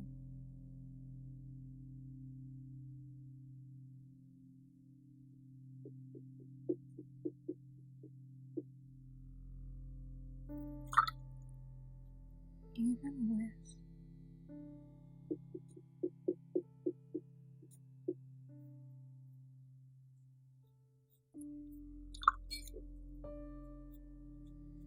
so I'm not getting the blue. I've just checked under the brush and the pigment numbers are right. I'm not getting the blue though that this has in it. And it has it in this swatch as well. There's that pretty obvious blue to it. So I don't know where it's getting its blue from. Unless they're using a really blue undertone PG18, but I can't think of a brand that has one. So I think the best bet was actually the Winsor Newton version. So let's do our circle swatches.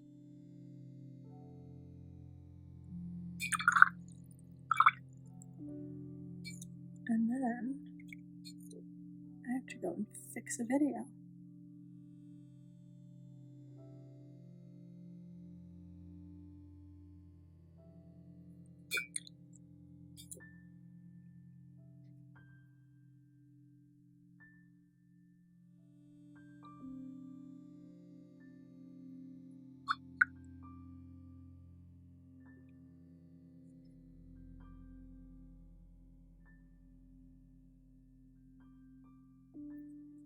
That's the Winsor Newton version. This is the Daniel Smith version.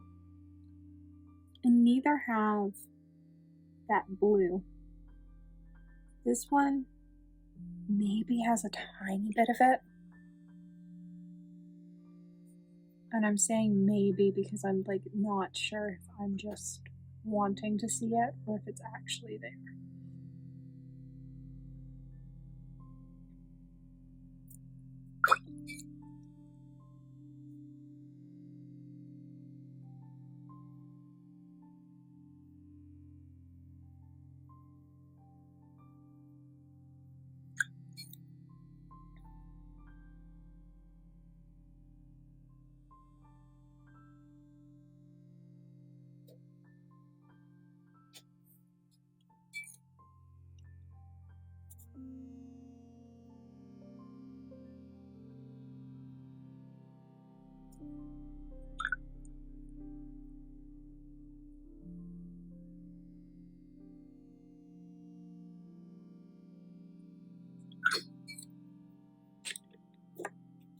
So this is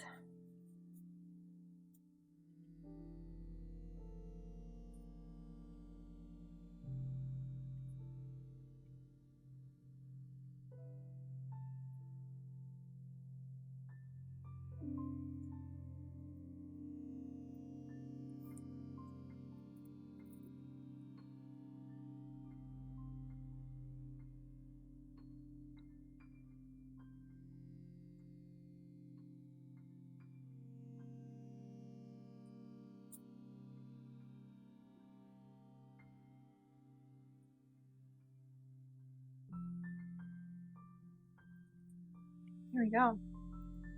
So there's all the colors we used. So let's do a star just to differentiate. So that's the only one that used that green. I don't actually like it. So it's not going to be moving forward as the Viridian we're reaching for. I think I'm going to keep the Winsor Newton one in rotation, but not the Daniel Smith one. Because I prefer the Winsor Newton version, this bottom one, even though it's not 100% the right match, it is closer. And for me, that's close enough. Welcome to part 5 of mixing the Schmincke colors from scratch. And today we are looking at the Urban set, which is actually the set that I didn't think was going to be included in this video. I didn't own them and didn't think I was going to be able to get them, but luckily some very nice person on Facebook was willing to trade for some Daniel Smith pigments I had, and so I was able to get them.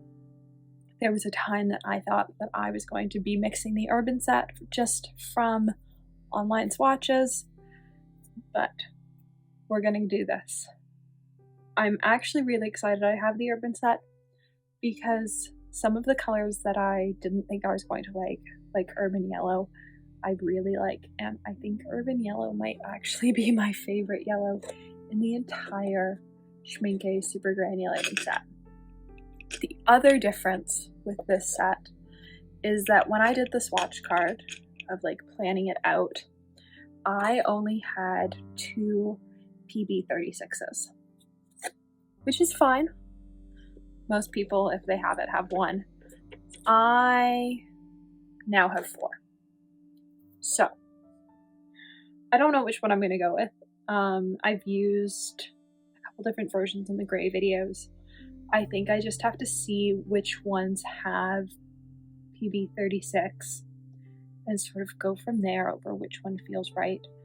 Currently, I'm leaning towards the Cosmic Creations one just because it's more green. And I think it's only Urban Green in this set that uses it. But we will see once it's labeled, and then I'll decide on which version I want to use. I might also look and see if it's in the Schmincke regular line, and if so, sort of what way theirs leans, if it leans more green or if it leans more turquoise. So let's get into labeling this sheet, and then we'll paint swatches. So everything is labeled, and I've looked up swatches, and it actually leans pretty green, the Schmincke PB36. So I am going to go with the Cosmic Creations Stormy Seas because I think it will give me the best results. It might not. We might have to try a different one, but we have options. I'm also just pre-wetting everything because that'll make the entire swatching process nicer. Everything has probably sat for 5 minutes now, and now we get to get into swatching. I absolutely love Urban Yellow, which came as a surprise. I haven't really liked any of the Schmincke super granulating yellow colors other than Volcano Yellow, and Volcano Yellow is a single pigment color anyways. Urban Red, I sort of like. It makes scenes of buildings easier. I feel like this is very much set up for a plein air palette. It's not as stunning as like the Shire set or the Tundra set, but the granulation that it does have is very much buildings and stuff like that. The green, I feel like it could have been more, which is how I feel about quite a lot of the greens other than in the Shire set. It feels lacking. I wish it had just had a bit more going on with it, especially if it was meant for a plein air palette. I wanted a green that sort of had more life to it.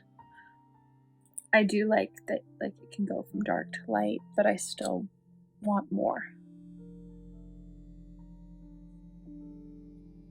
Can't remember how I felt about Urban Brown, so let's see. Oh, I like it. I like that you've got like the light undertones to it, and it's also can get quite dark. I think of all the browns, Urban Brown and Galaxy Brown are probably my favorite, and they're sort of on opposite ends of the spectrum where one seems quite cool and one is very warm. Urban Gray is another very blue gray. I find that most of the grays seem to be blue grays. I'm trying to think if there's a single gray in these sets that isn't a blue gray. And I'm a bit disappointed about that because the first pigments are PY and PR. I wish they'd gone for a gray that was slightly different. It does fit in like the urbanness of the palette, but I wish they'd made a change in at least one of the palettes to have a slightly less blue-gray. So let's move these colors so we have some mixing space. And put down our lemon yellow. And PV16. I think that's too much PV16. Maybe not.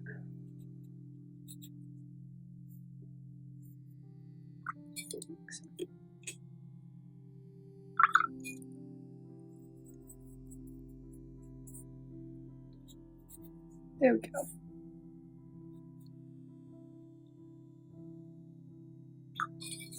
So I'd say that one's pretty easy to mix for. Urban Red is PY. Actually starting with quite a lot of PY because we're adding a whole bunch of other stuff to it and I feel like it's going to disappear. Cadmium Red Deep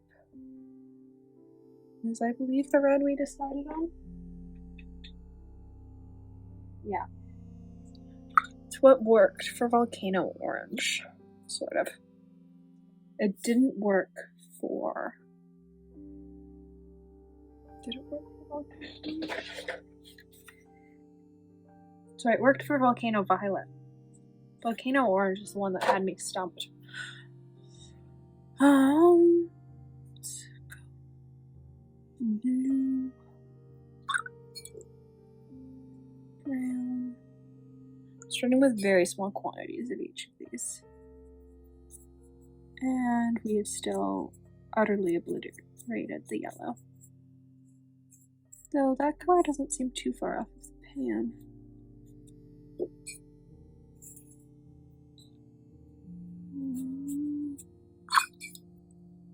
Let's add a little bit more cadmium red.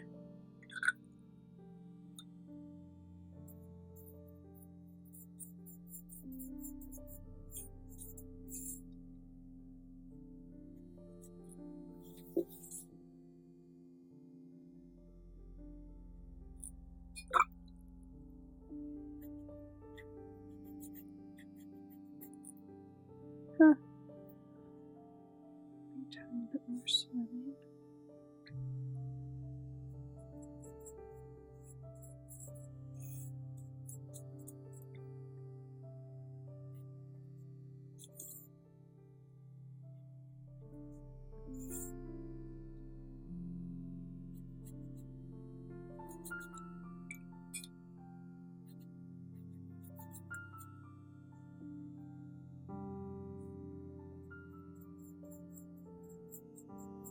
No, too blue.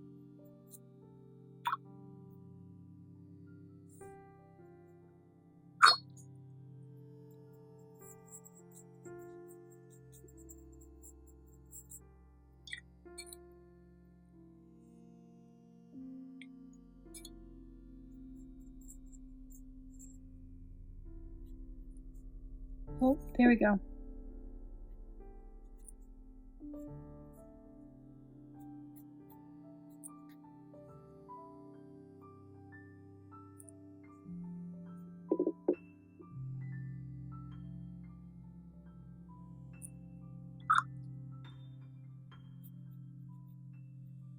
So it's still a bit too like cherry red, especially washed out, but it's not gonna get less cherry red. I do enjoy that all of these start with a base of the same pigment. I wish that was universal across the sets. I wish they went with, you know, one pigment sort of as the base for each set. I think that would have been really cool. It sort of seems like they tried. Nope. Tried to with some of the sets, but it would have been really neat if they did a set where, you know, the base of all the colors was like Potter's Pink or Ultramarine Blue. Whereas it sort of feels like Urban is the only one they did that with.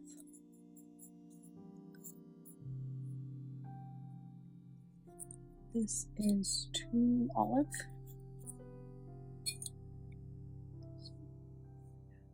More blue and some more black.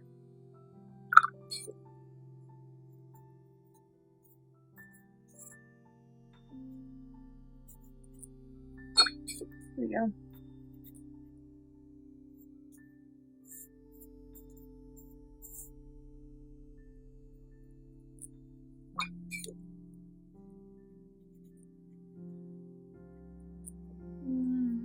Maybe not. Our black settling out differently. I think our black is always going to do that because it wasn't mulled in with the rest of the pigments.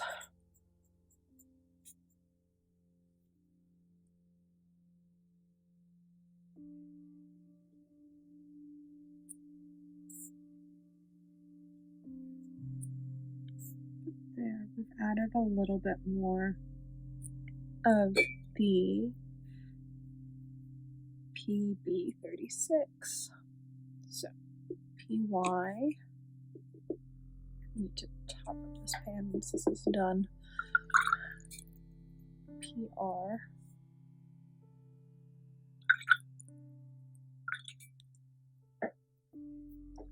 PBK. I think they must be using quite a light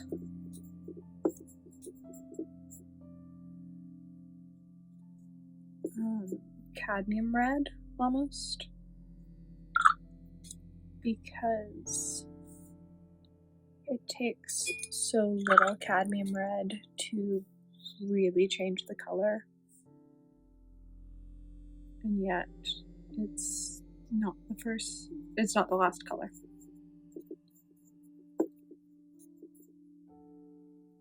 It's in the middle.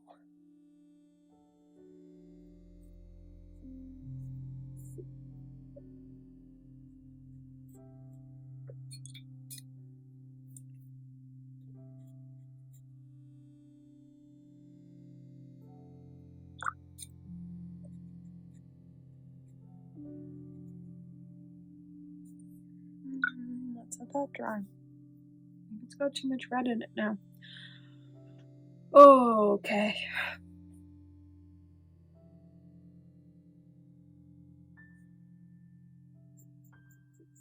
Added a little bit more yellow.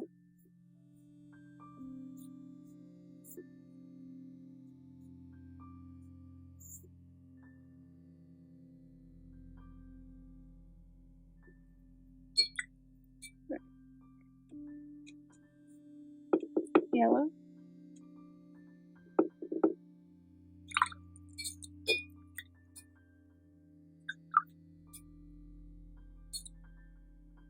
Red.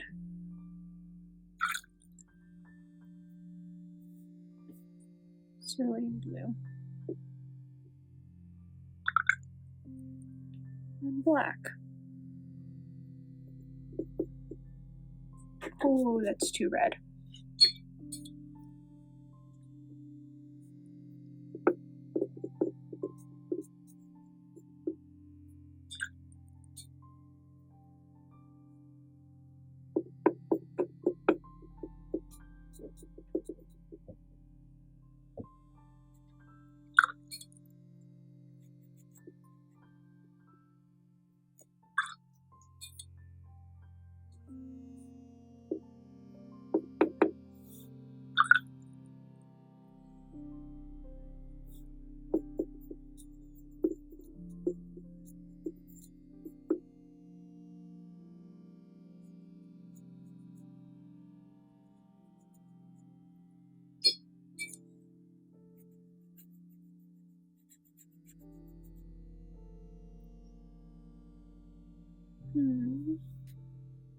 We tried this ultramarine cerulean last time, and it was the wrong cerulean.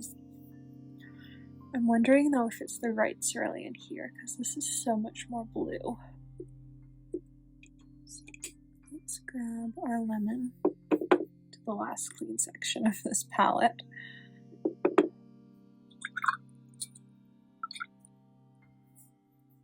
Add our tiny bit of cadmium red. Add in this cerulean, which is much bluer.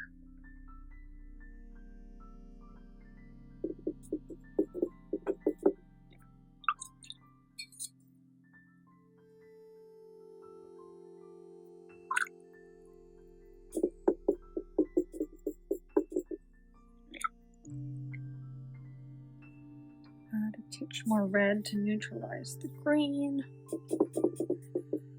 And it's now the color. Now we've taken it brown because this red is crazy.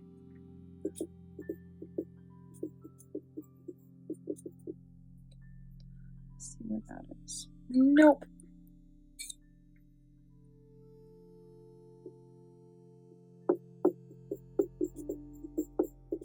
Yellow. Blue. Red.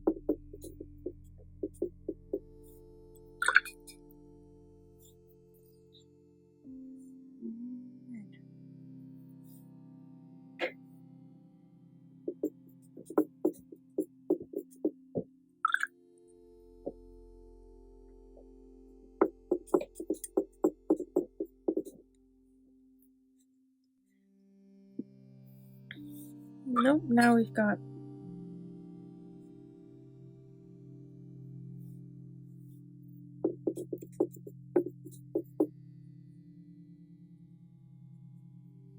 doesn't seem that different from Glacier Black. What's going on here?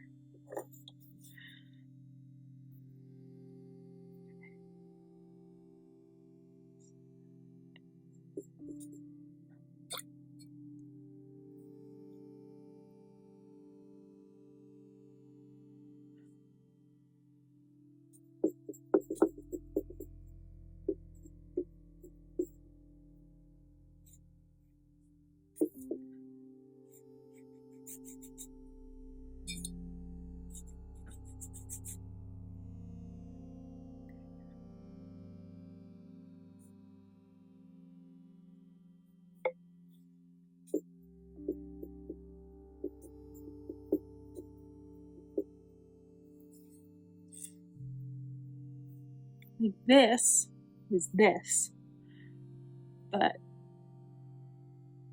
it has red in it somehow. Okay, there we go. There we go.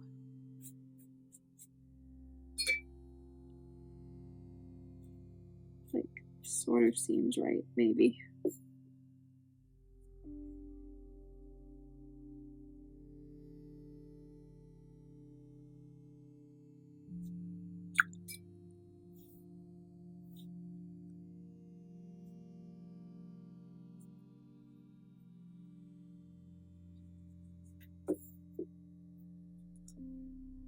Hate mixing on the page, but it's like so close that I'm taking it too far now.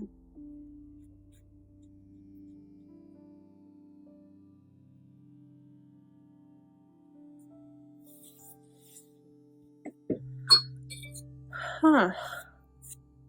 So I flick red water all over my page. Okay. I'm gonna try this one last time. I'm gonna take a bunch of yellow.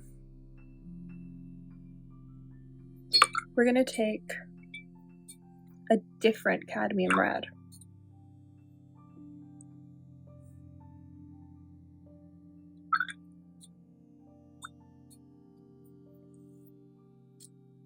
We're gonna stay with this cerulean.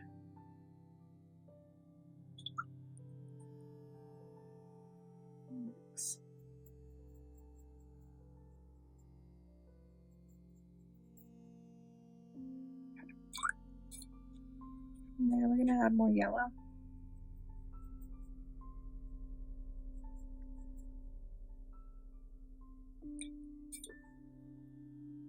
Touch more blue.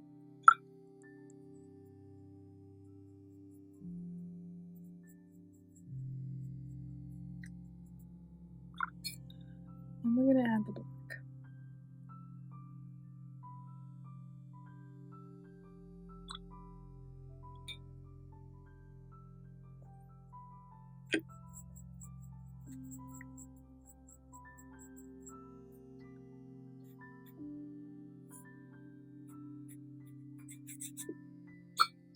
No, we're still too yellow.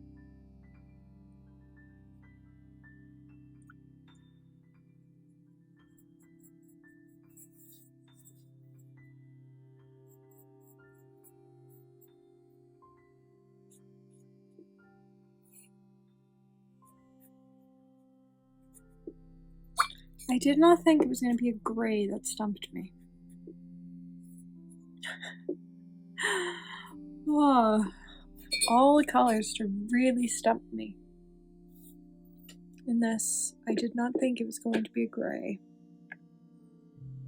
Okay. Let's try this cerulean,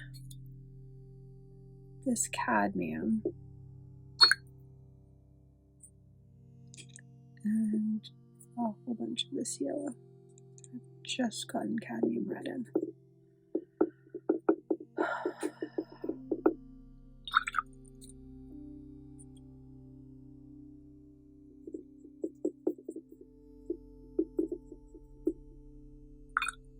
It's got the wrong undertone.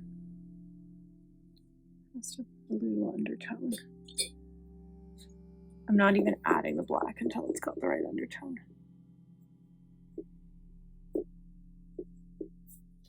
Nope.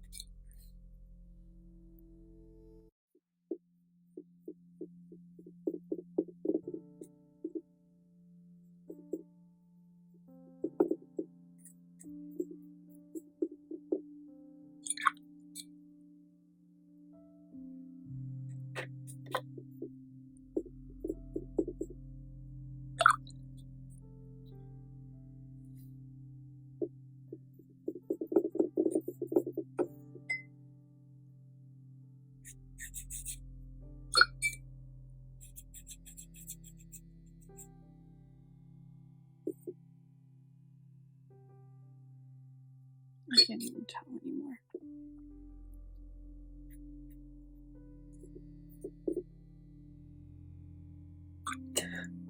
It's so far off.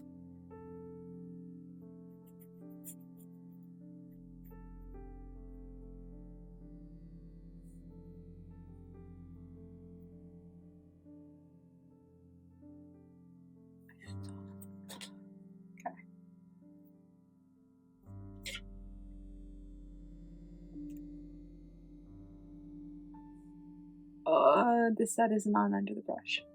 Huh. Okay. I was only able to find these pigment numbers referenced one spot, which was somebody else's video. And so I'm assuming that she had the right pigment numbers written down in her caption. So.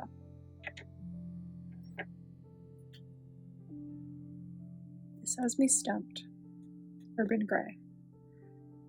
Which is shocking because we have now done 3 different mixing for grays videos. And so I've mixed quite a lot of grays at this point.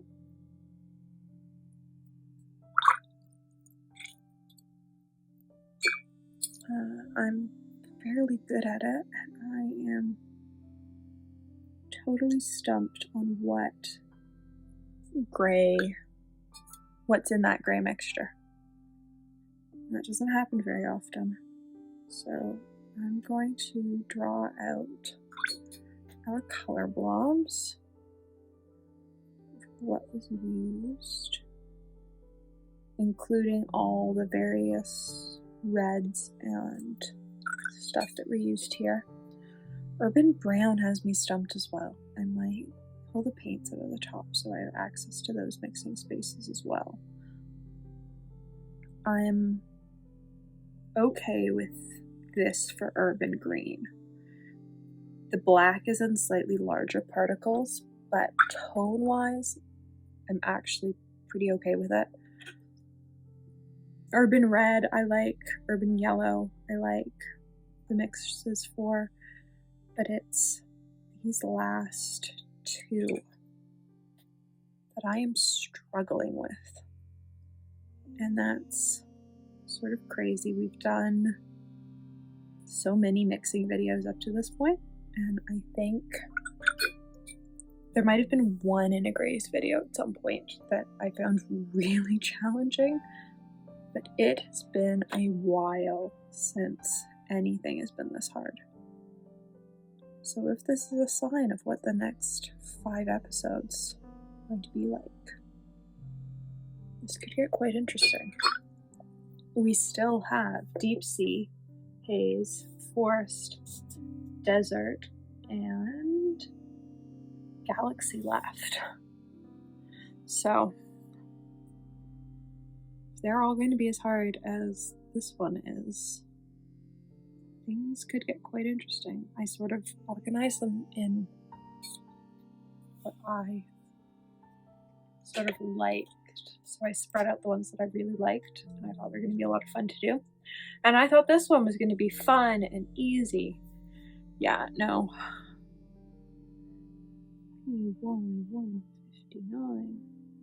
PB, 35. PB, 25. PR, 108. PR, PV16. PBR6.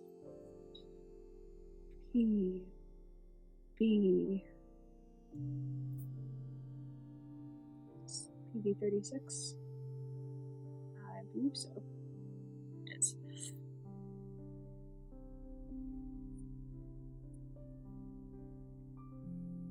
Okay, 11. Alright. Let's look at these. Once again, we're gonna take everything out of this top section. I'm gonna put my arm in pigments a bunch, I feel. So, yellow is our base.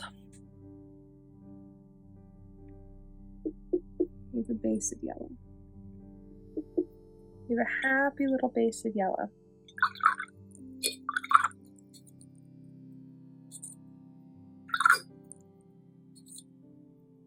Let's add this cadmium red in. Let's add black. Let's mixy, mixy, mix.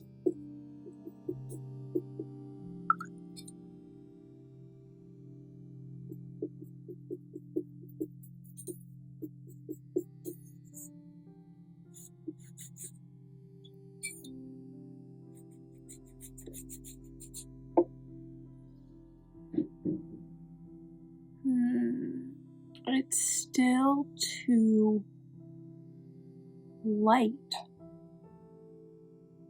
It's way too light. And I don't know how to get it this dark.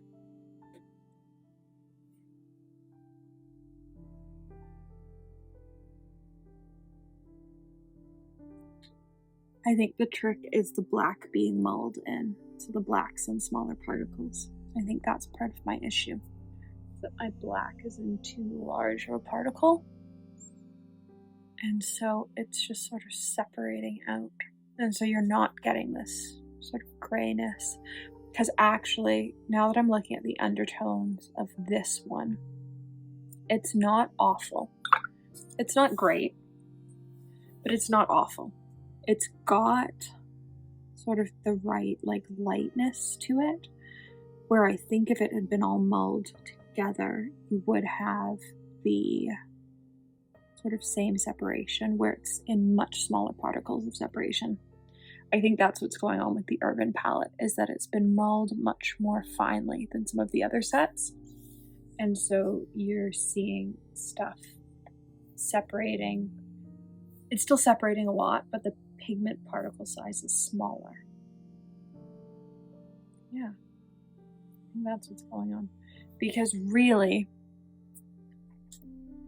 I don't know that I can get anything that dark without having more black than I have yellow. Like maybe that, but to have that, I've had to triple the amount of black that I think there should be, because there's supposed to be yellow, then red, then black. Interesting. There's a lot of sort of odd things in these sets. I'm learning a lot as I do these mixing palettes. I'm also realizing that there are definitely some of these colors that I would continue to buy. There are some that I wouldn't, but there are definitely some that I would just keep buying instead of trying to mix them myself, because it is too much work. Like Urban Gray, I don't want to go through that much work every time I try and mix for a gray. I don't have that type of energy. And so you know, live and learn. Welcome back to episode 6 of DIY, the Schmincke super granulating colors. What colors should you just buy and what colors can you probably mix yourself? Today we are looking at the Deep Sea set. So I have some of these as dots and I have some of these as pans. For the sake of simplicity though, I am just going to use my dots. Then I don't have to switch back and forth between dots and pans. I only have, I want to say I only have 2 of the colors in pans. I've got Deep Sea Violet, and I believe my mom has Deep Sea Indigo in her set, but all the other colors are dots, so I just decided to stay with using dots. After all the excitement of the last video, I'm hoping this one is a bit simpler to do, but we'll see. It takes quite a lot of colors for this palette. So I've pulled everything we should need. It's also the first time we have PV14 coming into play and PBR33. So PBR33 is mahogany brown, but PV14 is cobalt violet. And so I've got Winsor Noon cobalt violet and I've got Roman Smalls cobalt violet deep, just because I'm not quite sure which version I'm going to need. Hopefully one of the 2 works, because even though I do have a third option, I'd prefer if it was one of these, just because these 2 mix better than the other option, though cobalt violet I find doesn't really mix well with anything. So I do find it interesting that they use it in their sets. So let's get into labeling this sheet.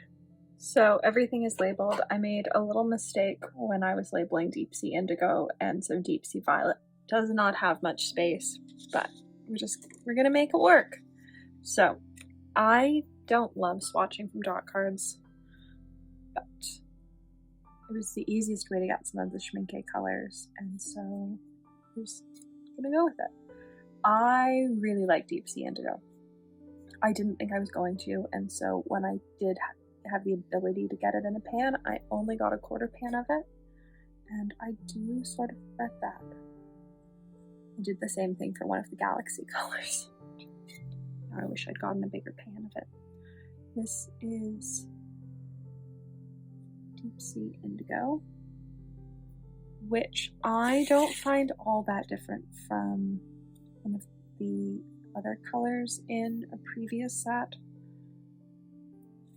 but I actually can't remember which color it is. I'm going to do a video at the end where all of the colors are swatched out, and so you can see what all the colors in the set look like, because I think that's important. Because it's rare that somebody has all 50 colors that they've come out with. I do also have their random gray, but seeing as that doesn't have a pigment number, I'm not going to include it. I'm missing 2 of their other limited edition colors that they've come out with recently. I'm missing Ocean Blue. That's what it's called. I'm missing one other. I don't find Deep Sea Blue all that different from, I think it's from Glacier Blue. And if you watched the Glacier episode, you'll know how I feel about Glacier Blue. There's so many pigment numbers in it, and it doesn't feel like there's all that much going on with it, and I find that disappointing. It feels like it just could have had more, and it sort of feels like it lets down the rest of the set. Glacier Green surprised me. I didn't think I was going to like it. I tend to not enjoy like dark teal granulating colors. I have several in my palette, but they need to be really dark for me to like them. In this case though, I do actually like the color. It's got sort of a green halo effect to it from the PG-18. And then Deep Sea Black. I haven't actually been able to get the crazy granulation out of this. I've seen some people's swatches where it granulates a bunch. It seems to be granulating pretty well on this paper. It's the first time I've tried it on the Bao Huang paper, but up until now it's been sort of spotty in swatches with getting it to granulate.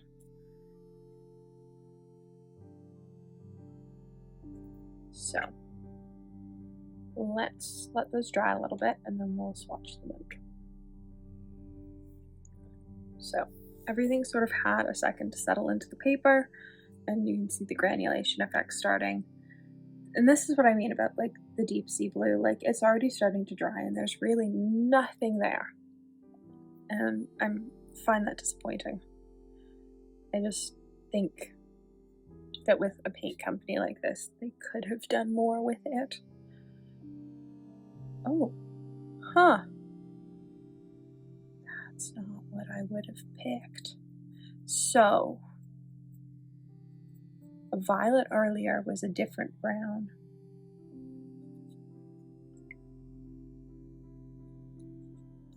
This time though, we have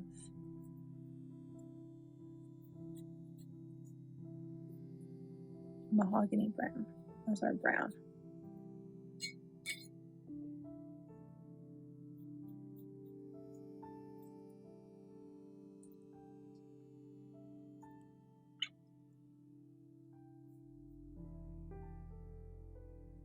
Deep Sea Indigo is PG18. So Viridian. Viridian and a violet. It's cobalt violet hue, which only they make. I think Dirty Blue has started to stock it.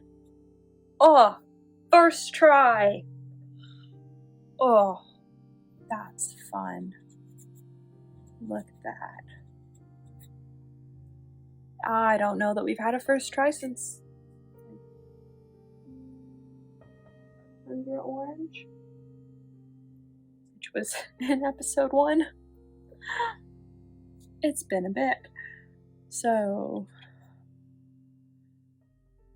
Deep Sea Blue.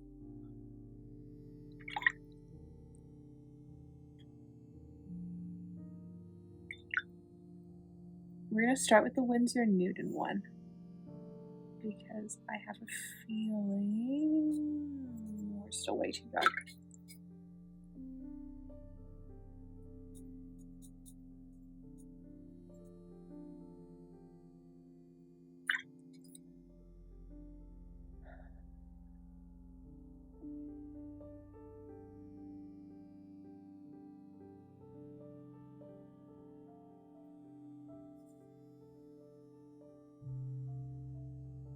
Huh. 1 second. This site has it referenced as a different pigment number than what somebody else had it referenced as, so now I need to figure this out. So, in my quick Google, I have now seen Deep Sea Blue with 4 different pigment numbers. So, I am going to go with what Jackson's has, which is not what I've got written down. They have it as PV16.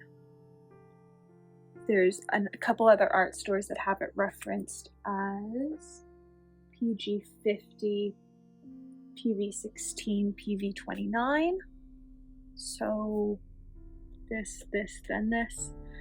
There was a different art store that had it as PV50, PV14, PB29. There are a variety of different options floating around. Which one do I think is right? I don't know.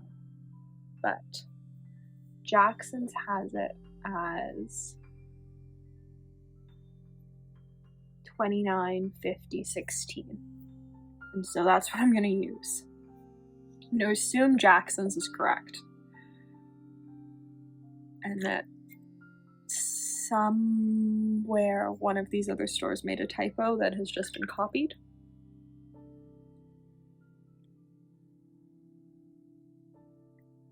That being said,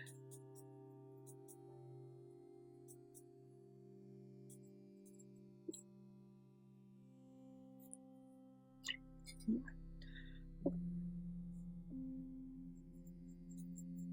Let's throw some more teal in there.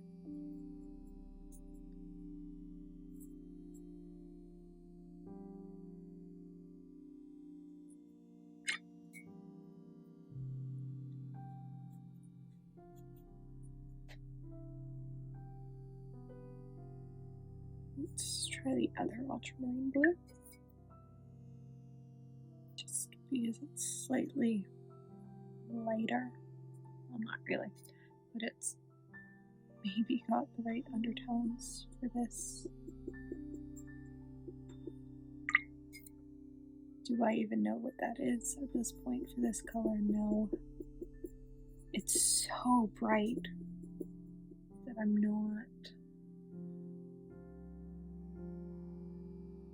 not convinced.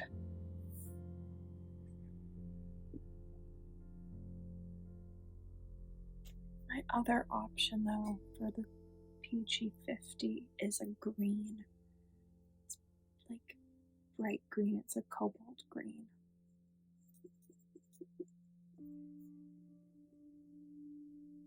Oh, there we go.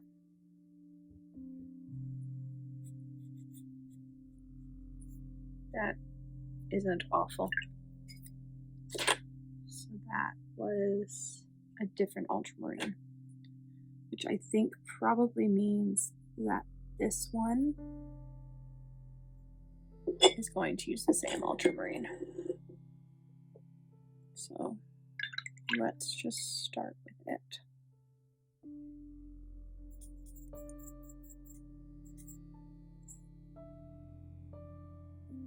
Two blue.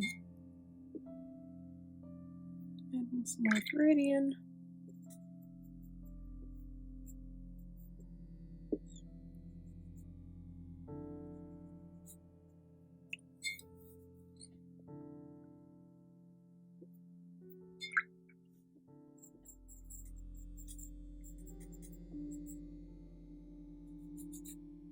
Oh, there we go.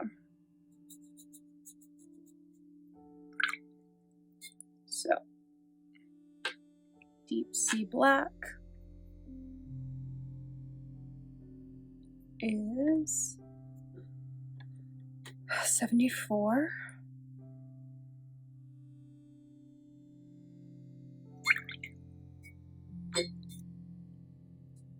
$11.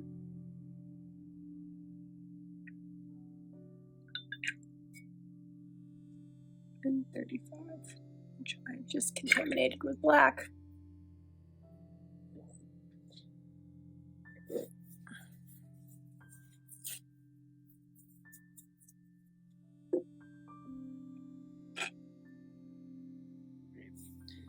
We've saved my cerulean.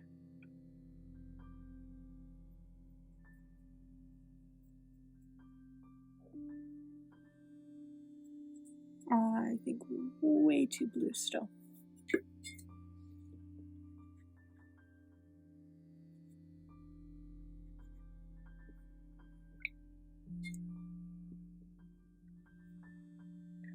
For the sake of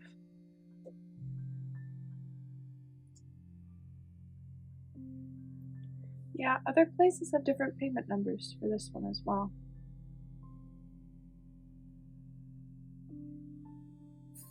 What does Jackson's have for this one? I'm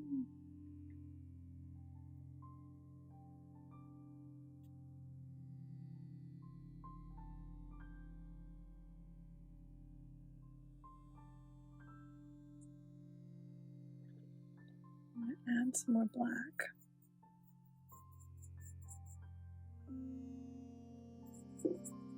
So Jackson's agrees with under the brush, but two other art stores have the black at a higher ratio than everything else.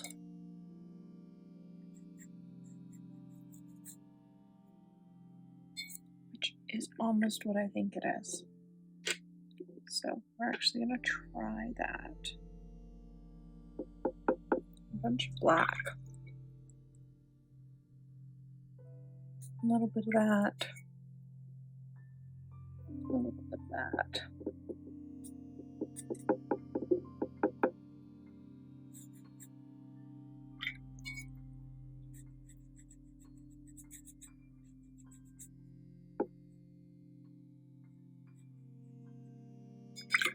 Because that seems closer. Which means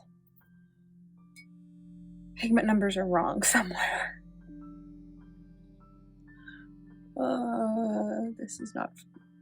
Okay, so we have our viridian.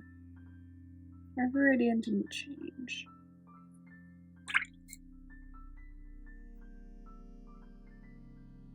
This was the same.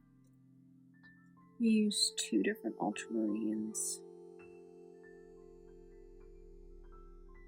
because that first color I used 1 color, and for the rest of them this lighter one worked better. We only used this cerulean.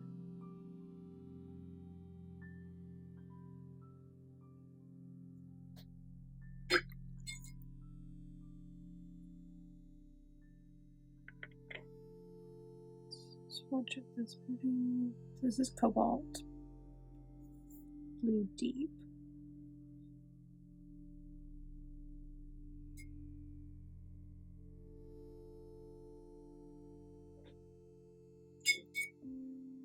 Then we've got permanent mauve.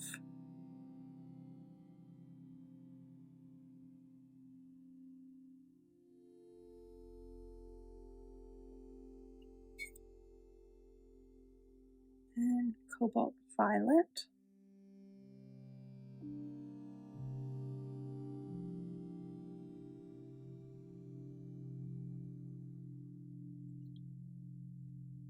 We have mahogany brown.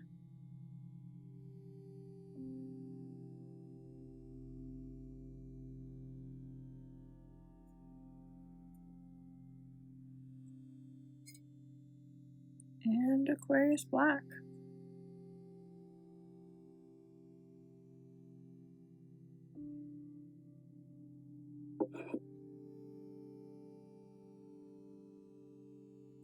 Alright,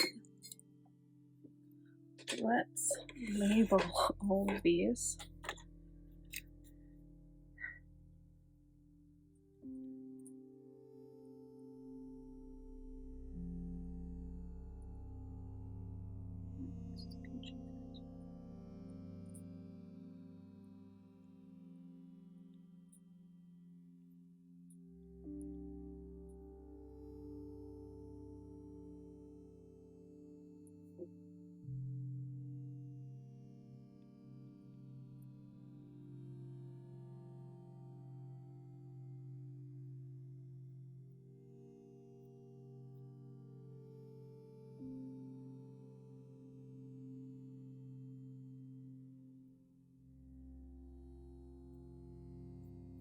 Overall,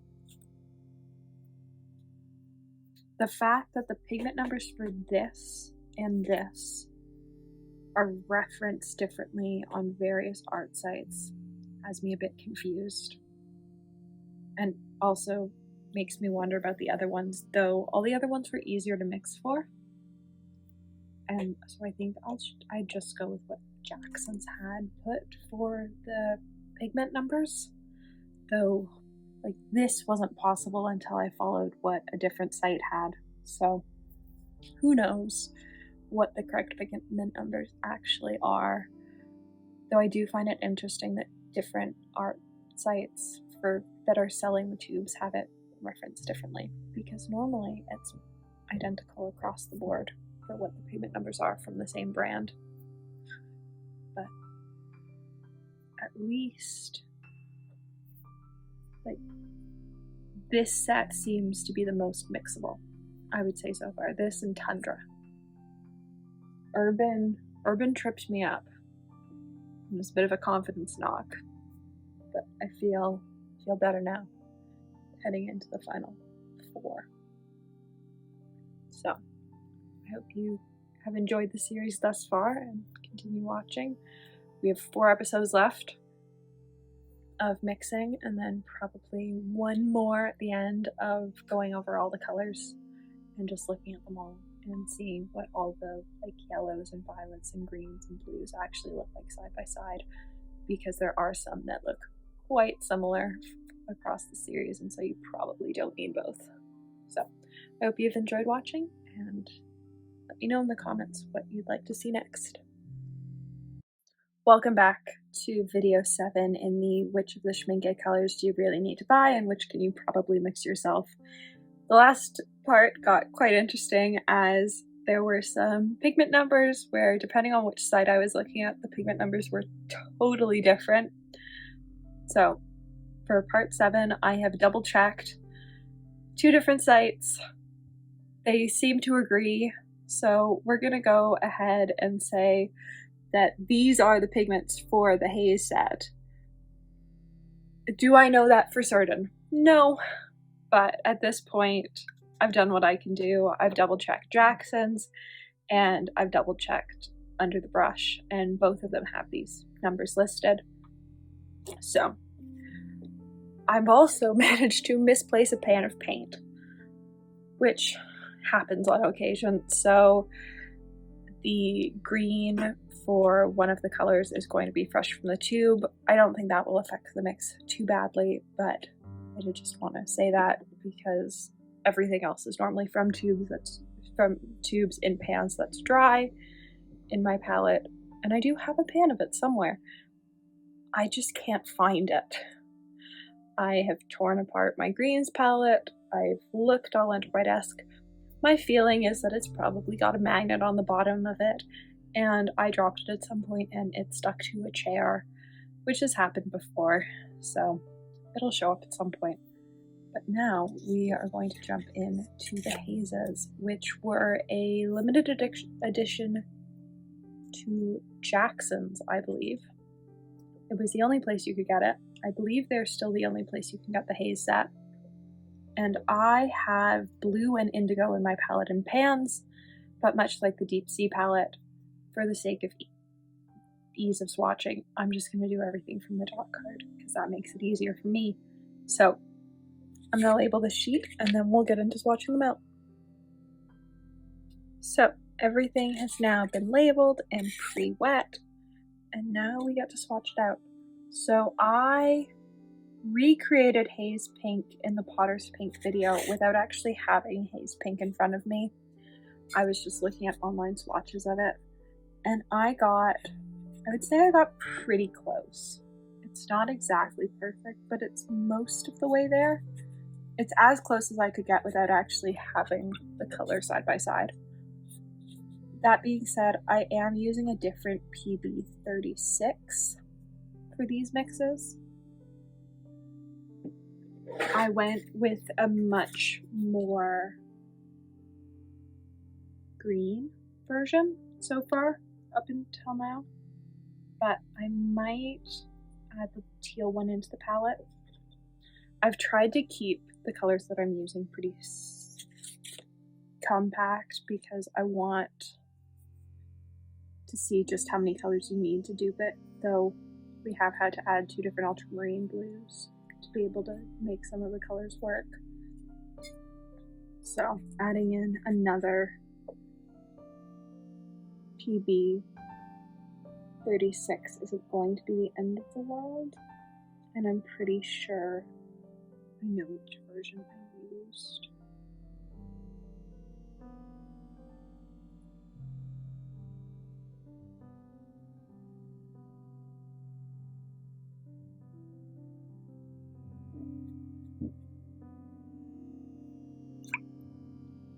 For the first set of mixes. I love Haze Blue. Haze Blue is actually in my palette already, and so is Haze Indigo. They're some of the more recent additions before I started trading for the colors I wanted. And I do really like them.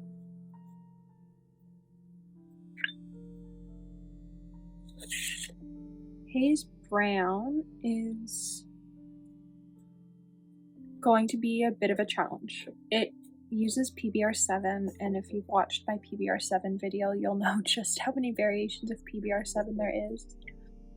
Just Jackson's own house brand of pigments has, it's like 32 different variations of the pigment for sale, which tells you just how many options are out there, and that's only from one brand.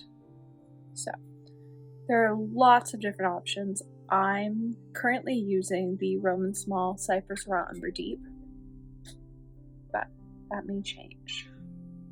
I might need to go for one that's slightly darker, but it might also work, so we'll just see how it goes.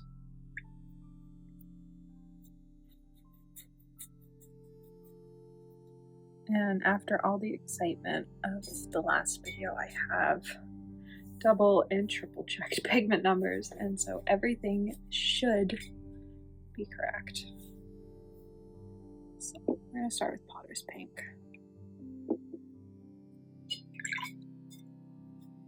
And then 36.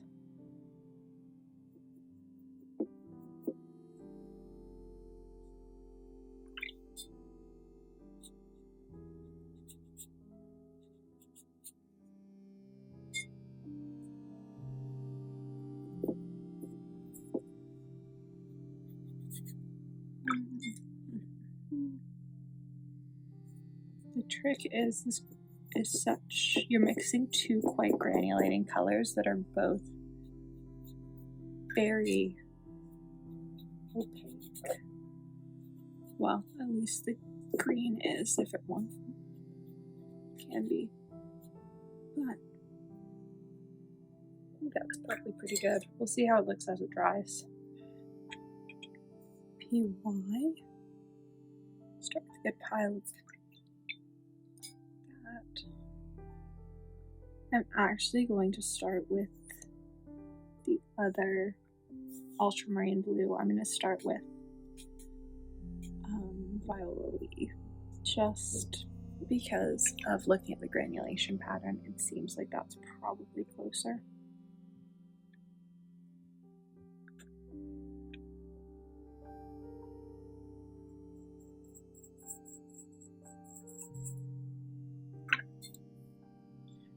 Definitely.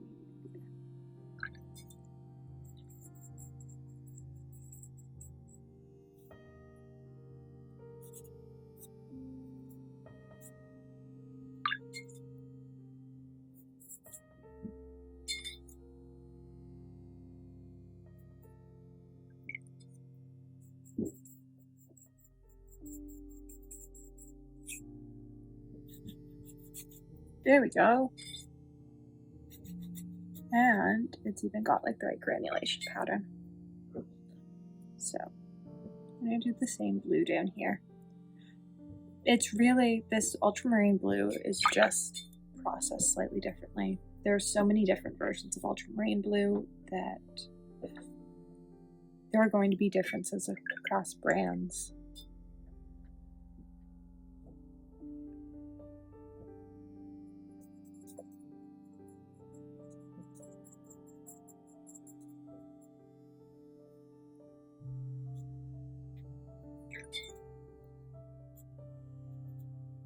Do this in one. I might have done this in one. Let's let that dry. Haze Brown. I'm not confident that this is the right brown.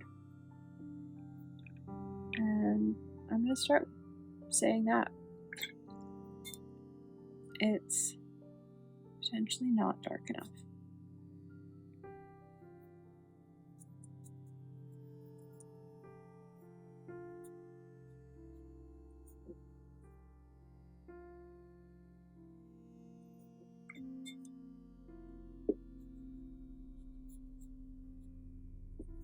It isn't dark enough.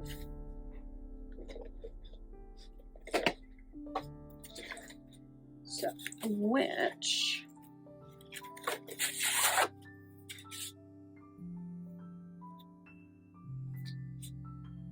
Alright.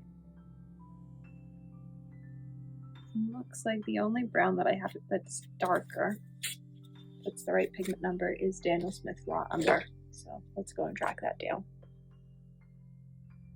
Alright, here is Daniel Smith Raw Umber.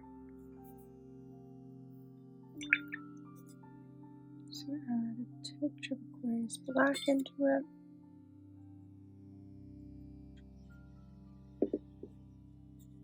There we go. And that, maybe not. It's closer. I will say that. We are definitely closer with the raw umber.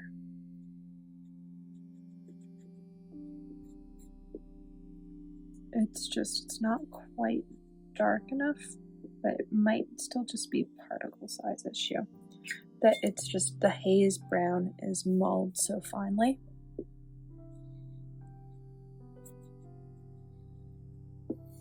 I will say though that the raw umber from Daniel Smith is definitely closer. So, PG 36, which I didn't own. So I had to go out and buy this green.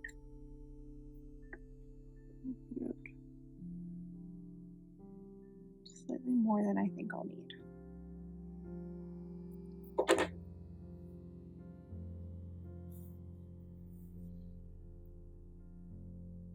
I'm actually going to mix it here.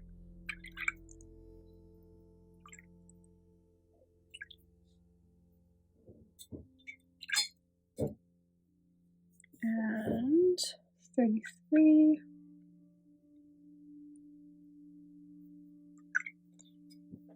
And then 11.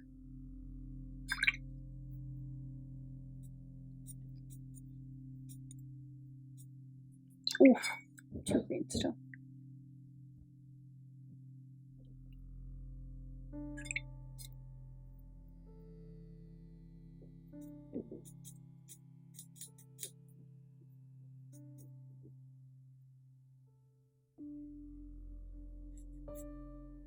It's such a bright green that I really struggle with the fact that it's at the highest percentage. Because that's not it at all.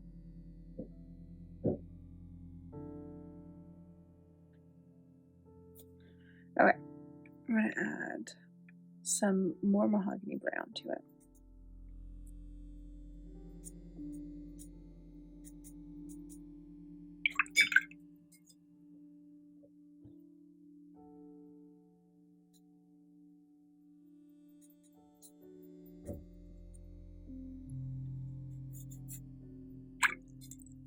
And now it's brown undertoned.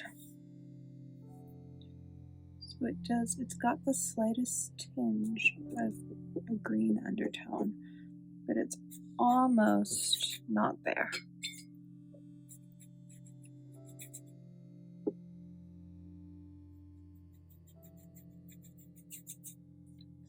See if I can neutralize it on the page. Don't know that I can.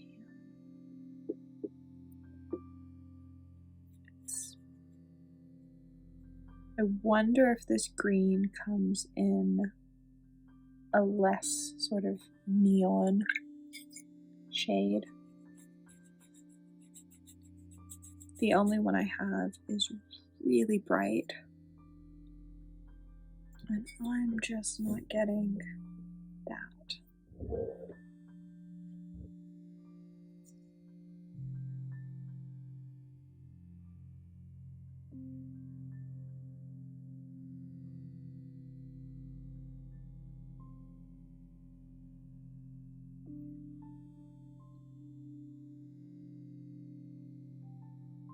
Yeah, I'm just not.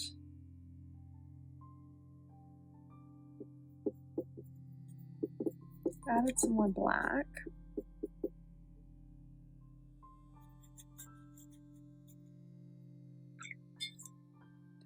really, it's such a pretty neutral black.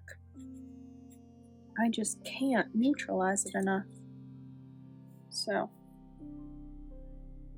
we used yellow ochre. I'm gonna let that dry and we might come back to it.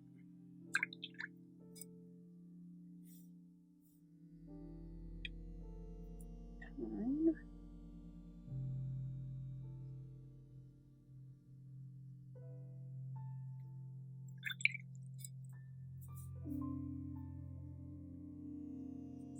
Nope, we only used lapis in this palette.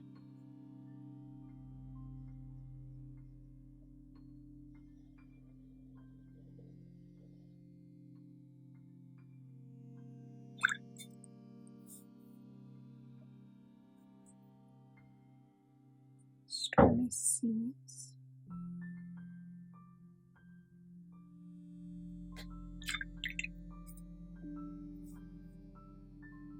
Potter's Pink.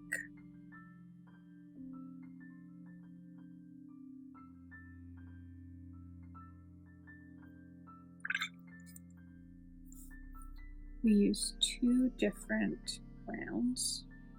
We try out two different browns. This is the Cypress Raw Umber Deep. And then this is the Daniel Smith Raw Umber.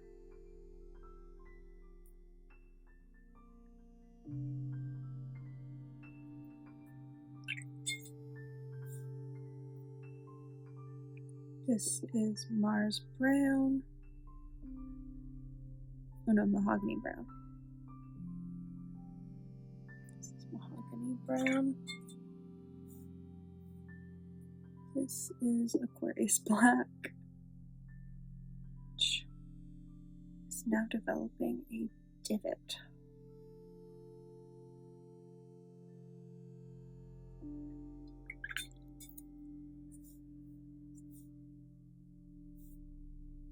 Just make sure all the black is out of this brush before we swatch this green. So this is Winsor & Newton Windsor Green Yellow shade, which was the only PG 36 I was able to track down.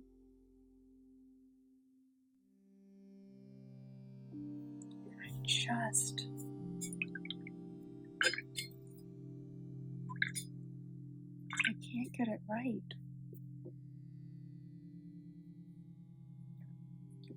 Let's do this one more time.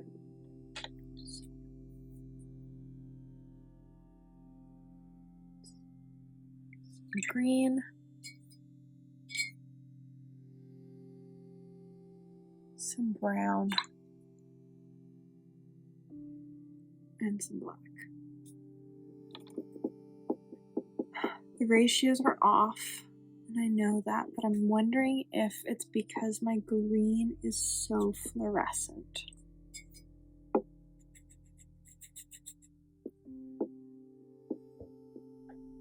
Because it's quoted as being a Thalocene green, and all the Thalocene greens I have are not 36.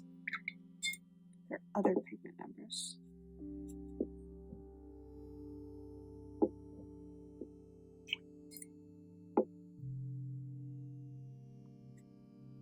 It's really just figuring out the right amount of the mahogany to neutralize it with. Is not it.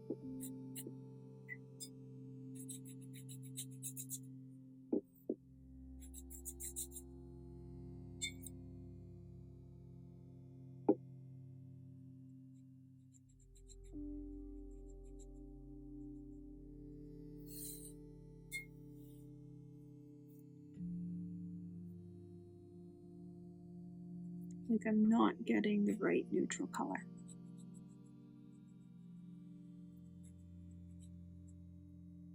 Alright, let's let that dry. So I would say that the pink, the blue, and the indigo you can definitely mix yourself. The other colors, the brown and the black, slightly harder. They're, especially this black, I'm thinking this green is part of my problem.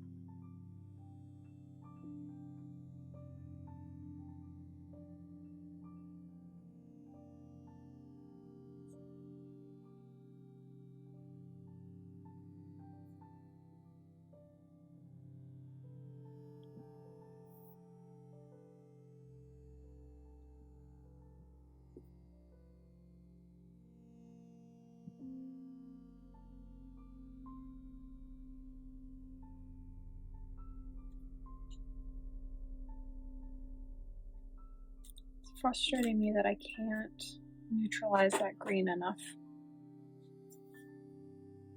Because it feels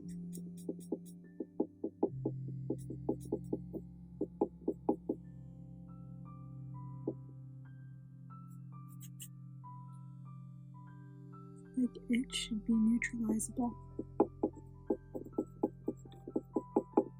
And it just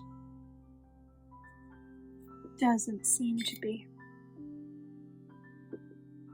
Like as soon as I neutralize it, it goes to red. Right. Well, I know which ones I'd buy. I know which ones I never want to try mixing for again. Or I know which ones I want to try mixing for again with a different green. I think the green's my issue.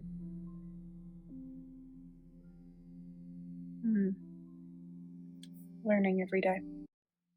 Welcome back to part 8 of which of the Schmincke colors do you need to buy and which can you probably mix yourself. Today we are looking at the Forest palette. I had to actually invest in all of these colors. I think Mom only had one of them. They weren't a set that either of us were super interested in. I've swatched them all out on the sheet that I've been using to plan out this video series, and I have to say I'm still not sure. I don't know that I'd consider Forest Brown to be a brown. Looks pretty green, but we're gonna label the sheet and then we're gonna get into swatching them out and just see how we feel about them. I always pre-wet all of my pans, so everything's been pre-wet. Now we get to actually swatch everything out. So olive is pretty, but I don't know. There are other greens in the sets that I feel have sort of more super granulation to them.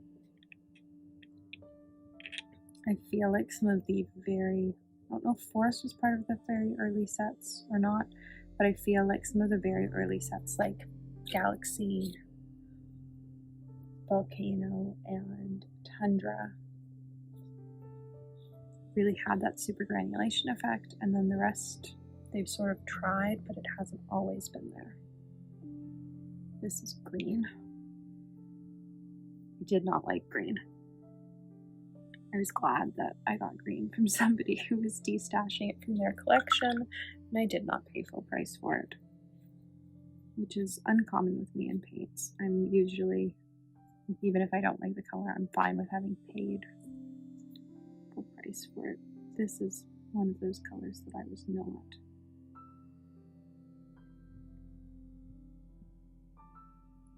It is so opaque and so it's trying to granulate, but as soon as you wash it out enough where you can actually see the brown, you've lost the brown. We've got Forest Brown, which I do like, but it doesn't look brown to me at all.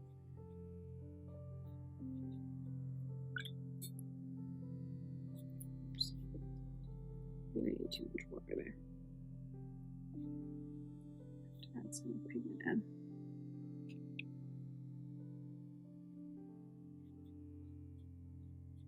I would describe it as like an olivey green sort of. But it doesn't scream brown to me. Whereas forest gray does scream brown. Especially once it sort of gets worked out, it feels much more brown. It's quite orange on top.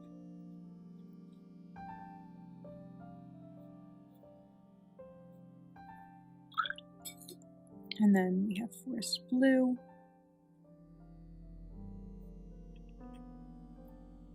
I feel like this set was quite green heavy. I wished that they had like a true brown granulation color in it. I sort of wish, I think it's desert brown is in this palette. Later on we'll talk about which colors I'd switch in a later video. So for forest olive, we need PBR 7.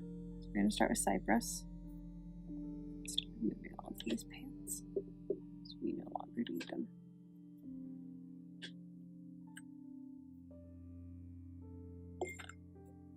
We're going to start with cypress. Mostly because that's what I've been starting for all of them. And even though now we've got the raw umber from Daniel Smith as an option, I'd rather start with cypress. Just keep it the same. And then we've got Viridian.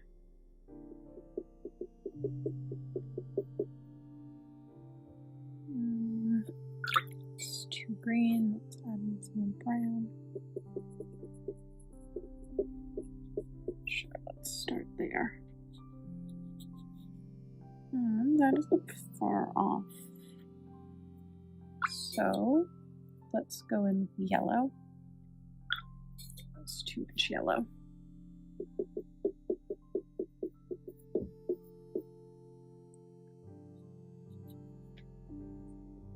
Yep, there we go.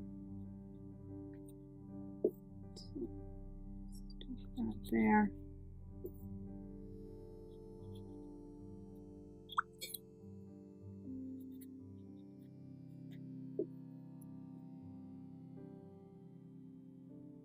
I think as that dries, it'll be pretty similar.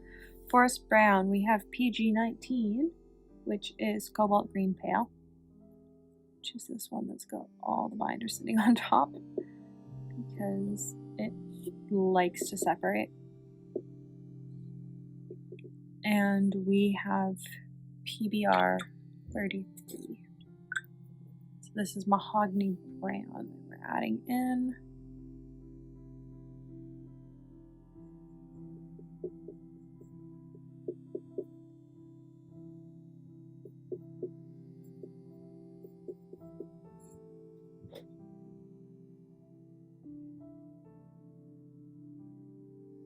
So my cobalt pigments, my cobalt particles are too large, and so they don't want to mix.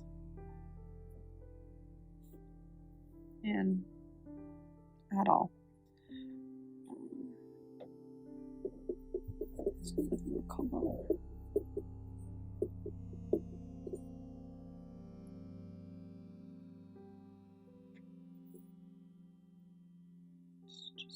Sort of do the heavy version. Okay, I think that might be as close as I can get it because washed out my cobalt's the wrong particle size, and so you're seeing them totally separated. They're not mixed together at all. My cobalt's a lot heavier because it's a larger pigment size, and so you're getting those big clumps. So PBR 7.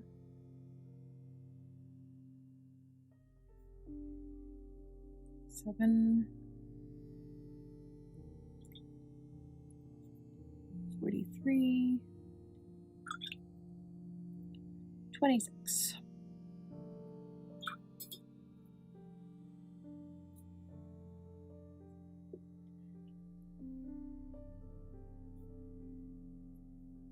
color I like, not the color we're aiming for. Let's add in some more 26. And some more yellow.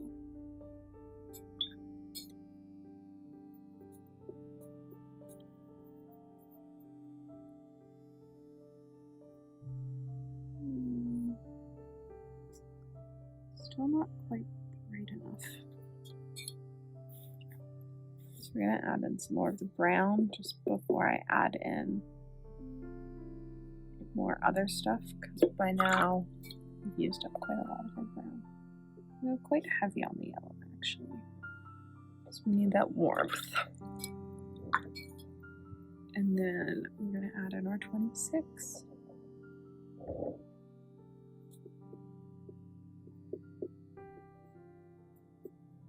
this is gonna be way too brown.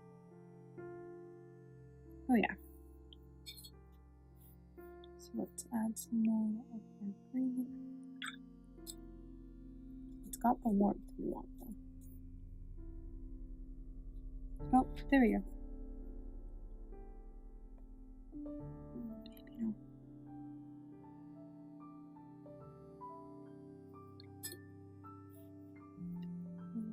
Green.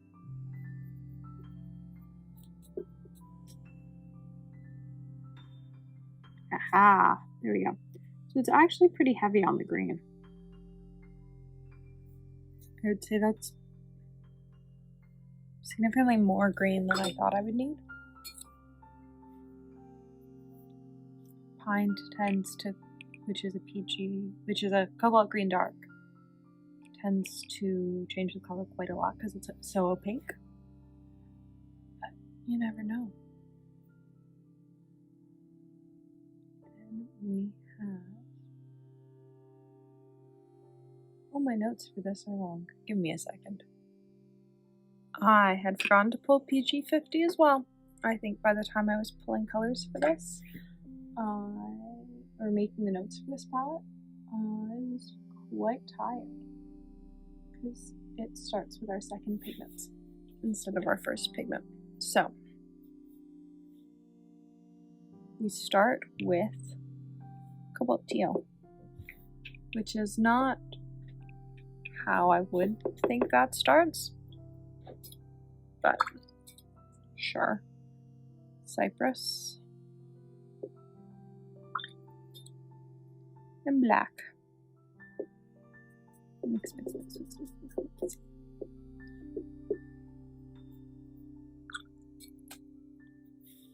That's very green.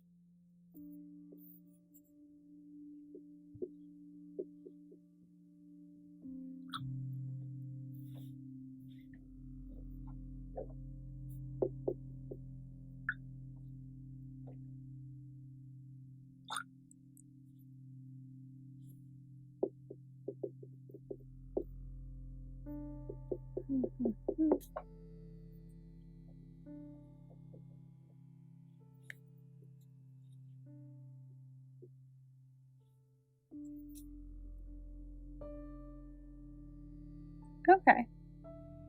Sure.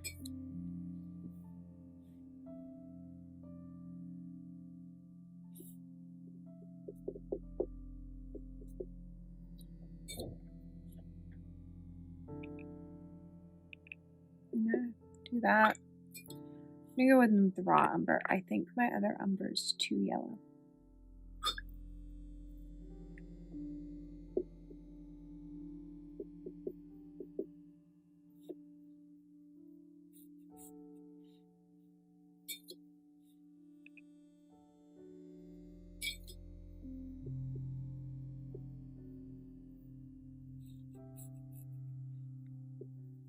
That seems better.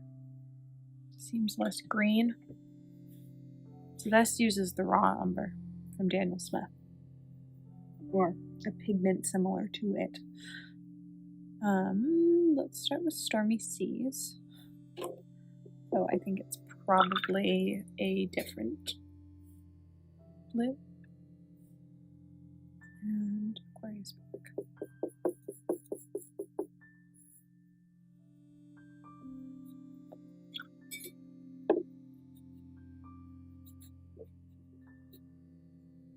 Oh, actually, yeah, no, that's it. That was easy. So let's do dots. We have yellow ochre, Viridian,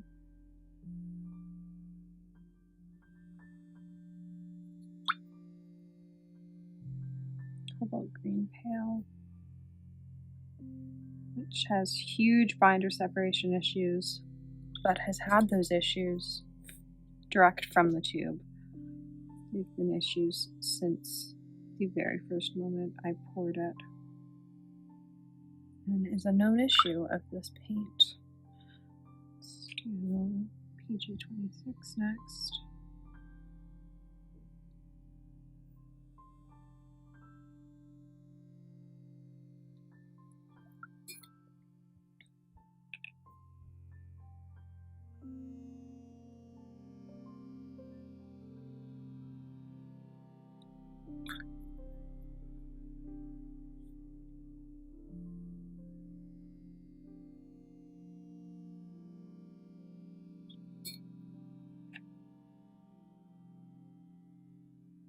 Yeah, so you can see the color difference. Like this one is a lot more yellow.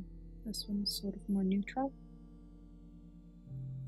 But I like the granulation of this one more. So that's where I've been starting with the super granulating colors.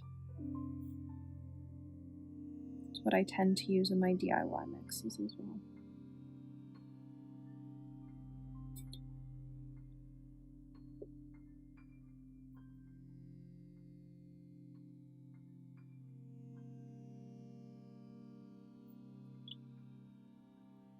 Alright, so we have PY43,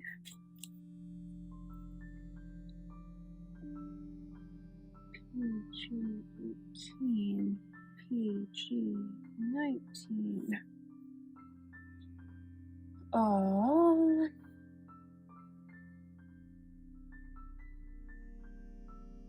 PB36. PG29, PG50, PBK, no, PBR7, PBR7, PBR33, PBK11.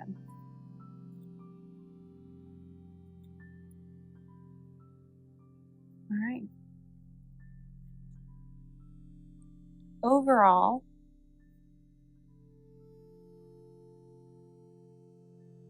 I think Forest Gray was the hardest to mix for. But once I figured out that it was the wrong PBR7, it was easier. I've done a whole PBR7 video, and if I'm smart, I'll remember to link it. If not, it should be easily searchable on my page, because I don't always remember to link them. Surprisingly, I liked mixing for Forest Olive. It was fun. And Forest Blue was fun because I got it in one. I am enjoying the ones that I get in one, because it's just exciting to get them in a single try. So I hope you've enjoyed part 8. There are 2 more palettes left to go, and then I think there's probably 2 wrapping up the entire series videos, but we'll see. Thanks for watching. I'd love to know what you think below. Welcome back to part 9 of which of the Schmincke super granulating colors do you need to buy and which can you probably make yourself. Today we are looking at the Desert palette, which is the second to last palette in this series. I can't believe we have made it to this point. We have covered tundra, volcano, urban, shire, glacier, deep sea, haze, and forest. And after this, we just have galaxy left. And so we are going to get into filling out all the information on all the colors, and then we're going to get into swatching. I have triple checked all this information. We've had 3 videos where the pigment information for some of them has been different, depending on the site you're looking at, where I have accidentally pulled the wrong colors. I have triple checked. I have everything we need, and we're going to get into this. Everything is all labeled. I do like when palettes have sort of a theme, and so this one is another one where it's a PY 159 theme, where it's all but one color include that, and I do enjoy that. I think the cohesion is really nice. I wish more of the super granulating palettes had that. I think only this one and Urban, maybe one other, have that sort of overarching theme of a single pigment being in almost all of the colors. I wish that they'd picked a pigment for each of the palettes. I think that would have been really cool.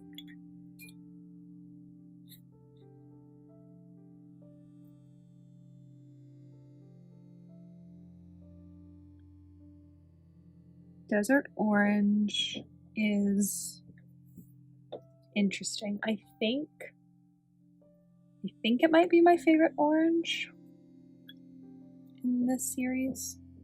That being said, I don't really like orange watercolors in general, so trying to pick a favorite orange in this series is going to be hard.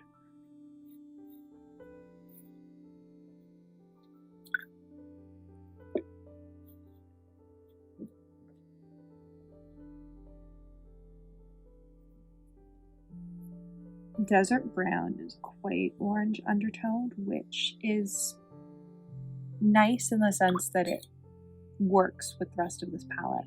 There are some of these palettes that I find there sort of feels like there's one color that's an outlier, or there's one color that's too similar to the rest. And Forest Brown like really doesn't seem like a brown.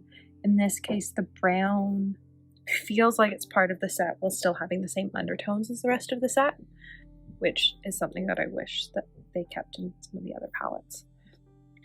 I am finally getting my wish of a gray that is not blue undertoned. I think we've had 5 so far that have all been blue undertoned. We're finally getting a different undertone in a gray, and I am so ready for it. Do I use yellow undertone grays all that often? No, but did they need that many blue undertone grays in the super granulating series? Also no.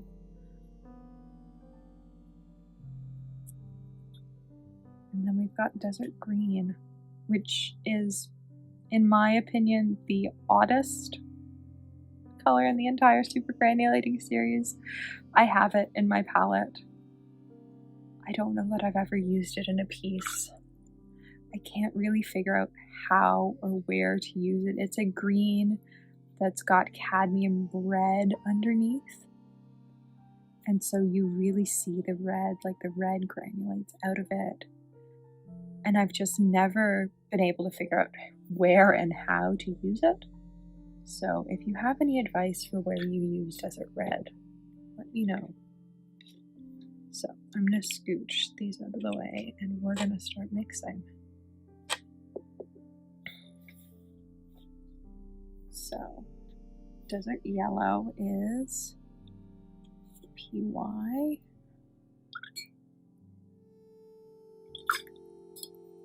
And PBR.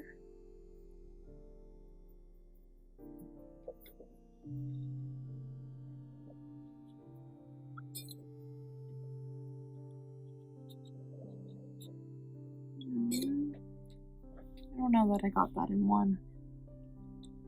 Let me try it with the more neutral. PBR.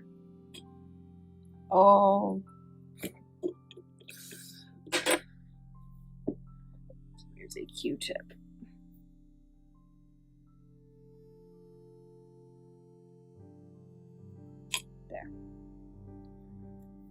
There. There.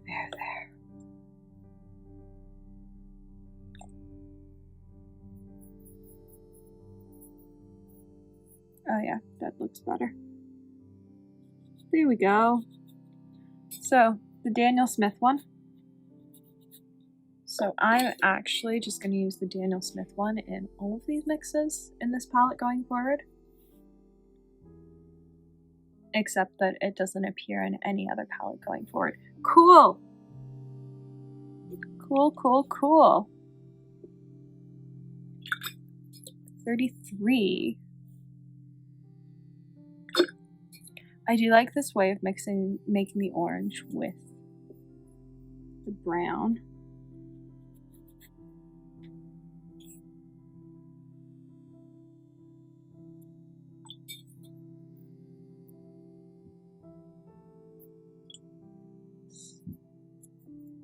A nice way to, yeah, exactly touch them, but like, that's what we wanted. PY. Which cadmium? I think it's the deep version. We've been alternating back and forth between a cadmium red deep and a regular cadmium throughout these palettes. Mostly because whatever they're using for Volcano Red is a cadmium red. Pigment-wise, pigment number-wise, it's a cadmium red. The issue is, however it's mulled or whatever dispersal agent they're using makes it have a different particle size. Needs more yellow. And so these aren't going to look identical because the cadmium red's wrong. Or the red pigment we're using is wrong. That being said, we have been getting closer than that.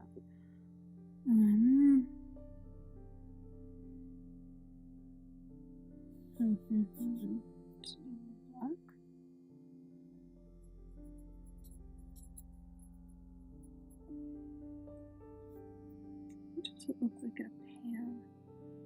Oh, in a pan, like you can see the yellow and the red are both actually separating out on top. I don't know if the camera's actually picking that up. But it's sort of got like yellow pockets and it's got red pockets. So this was poured from a 5ml tube because Jackson's had them on sale at one point.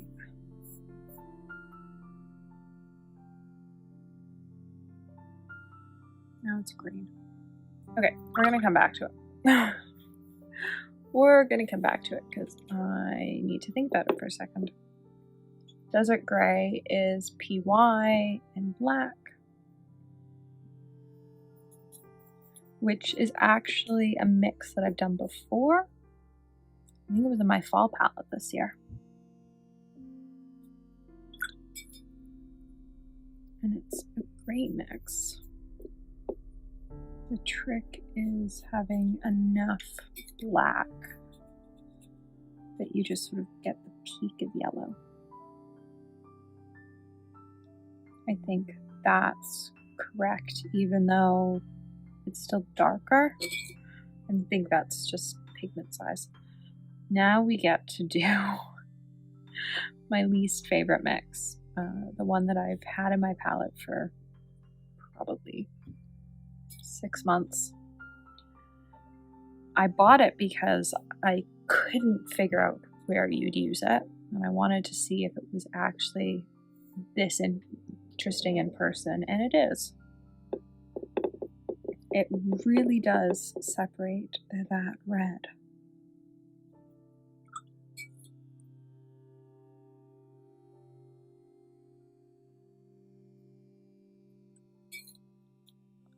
It ate all the cadmium, and so we're going to add a bunch more cadmium red.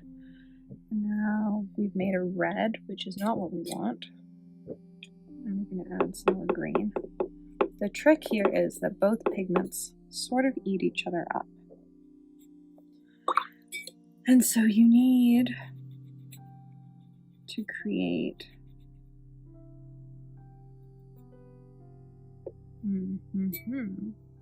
that's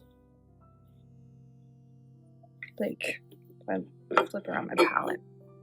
So the red's totally floating on top, but is actually starting to float out here. So I'm actually going to leave that. I'm going to come back here. I'm really happy with that orange, especially because they've touched by accident and it's almost seamless where they blend. Other than the fact that there's like a cutout here because I didn't mean for them to touch. We're going to try this with the cadmium red light, which isn't what I think it is. But at this point, I am used to this project, the answer being what I think it isn't.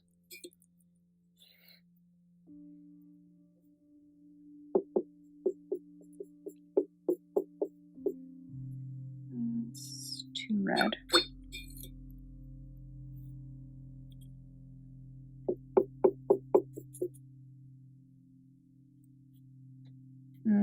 Yeah, let's add some black to that.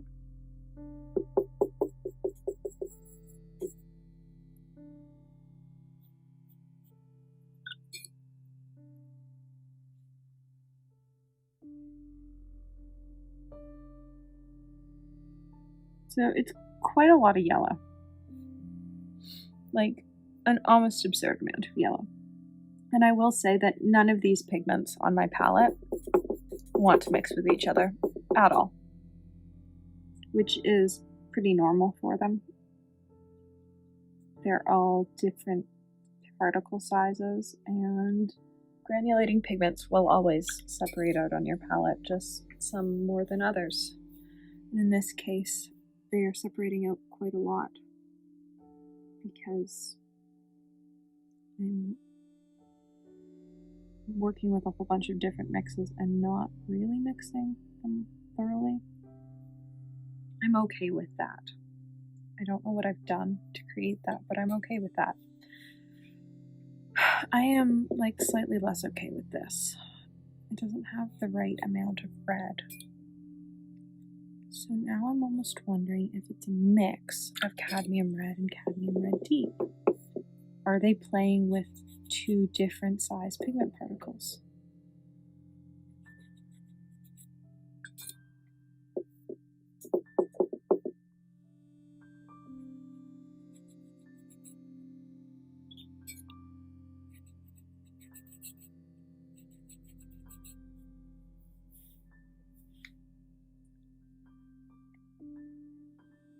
Yes, they are. Cool. So, if you're making desert green yourself, use two different cadmium reds so that you've got the variation. Oh, this is so contaminated. So that you've got the variation in particle size, because there just isn't enough variation in the single version. It's still too red, but I think if I add a touch of green and it gets to go here,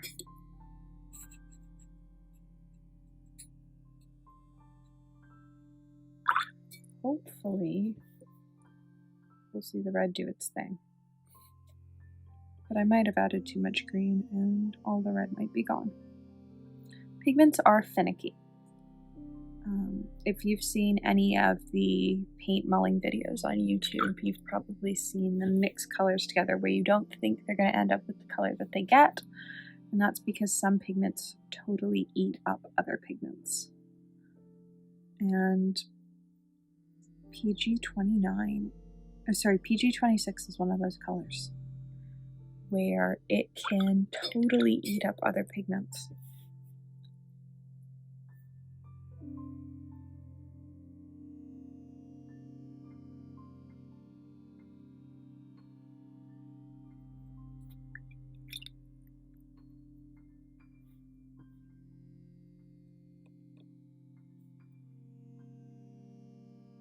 we didn't use that. We used this. We used the Daniel Smith one. We used mahogany brown.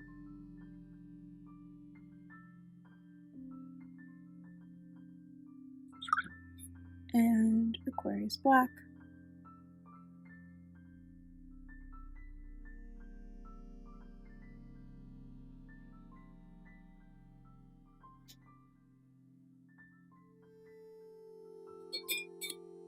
There we go.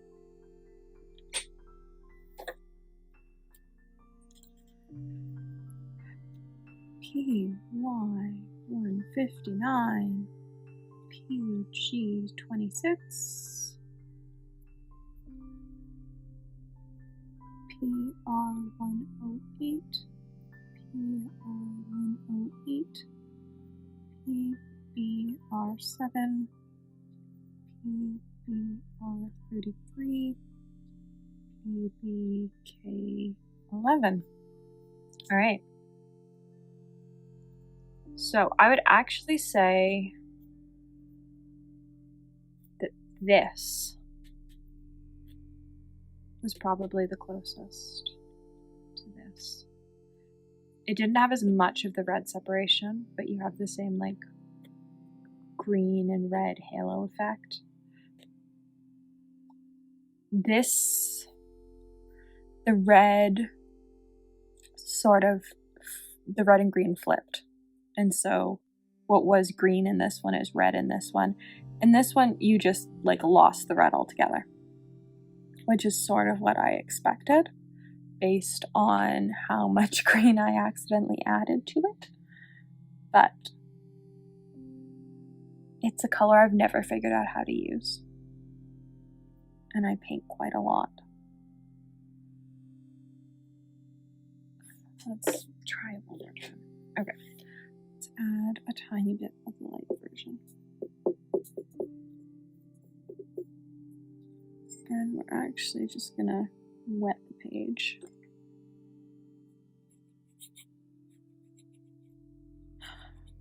Oh, this is just brown at this point. We are just painting with brown. I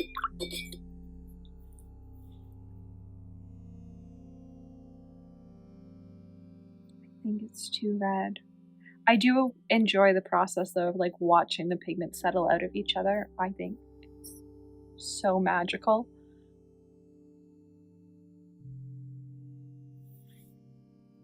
You're too red. That's interesting. Okay. Green. Let's do the deep.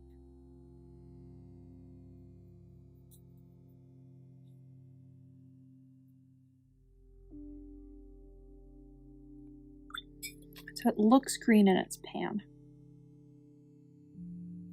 I'm now looking at the pan as a reference for the color, which I actually do pretty often, just because it gives you a good indication of like what the color looks like.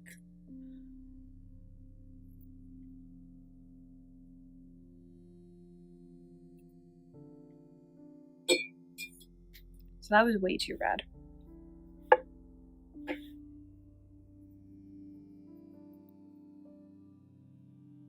It is almost sort of like tealy in the pan. I would think that it had a phthalo green in it as well, just to get that bright green along the edge. But apparently not.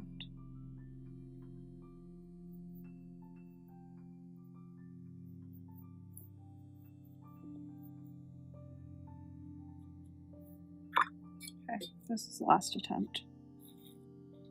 Mostly because I'm running out of space. I'm not really sure what to try at this point. Oh? Is that it? Did we do it? So our green isn't quite bright enough, but we do have like the dark red and then like the red speckling. Oh, I'm happy with that. It's not all the way there, but I'm happy with that. All right. Look at that. One palette left. Welcome to the final mixing installment of the which Schmincke colors do you need to buy and which of the super granulating colors can you probably mix yourself. This set is the Galaxy set. We started and ended with my favorite palettes in the set, Tundra and Galaxy, and I am really excited to mix for this set. I haven't actually mixed for any of these colors in any of the mixing videos I've done previously, and so this is going to be totally brand new. It has some of my favorite colors in it, like Galaxy Bat Black and Galaxy Brown, as well as colors like Galaxy Purple that I only got in a quarter pan because I didn't think I was going to like them, only to discover I actually really like them. So we're going to get into labeling the page as always, and then into swatching and mixing. With Galaxy Purple, like you can already see the pink separating out of it and stuff, and there's like nothing going on with Galaxy Blue. Galaxy Black I actually like, which surprised me. I wasn't sure that I was going to. I've sort of been blah about most of the grays and blacks. They all seem pretty similar, and well, it does feel pretty similar out of all the ones that look basically identical. It is my favorite version of the identical colors, which is a weird sentence to say, I know, but it is. I like sort of the indigo undertones to it that I feel like the others don't have. Galaxy Pink is another one where I'm conflicted. I don't actually like it that much.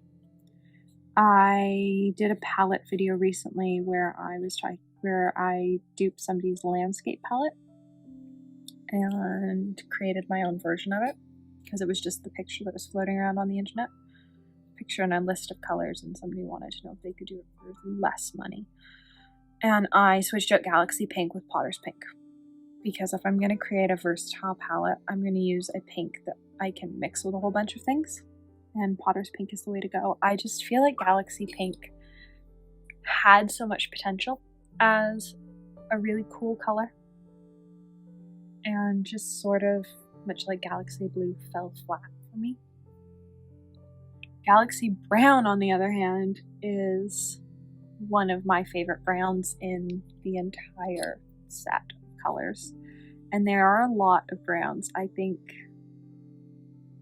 7 of the 10 palettes have a brown in them, or a color labeled brown. Arguable if it's an actual brown color or not, but a color labeled brown, I think about 7 of the 10 palettes have one.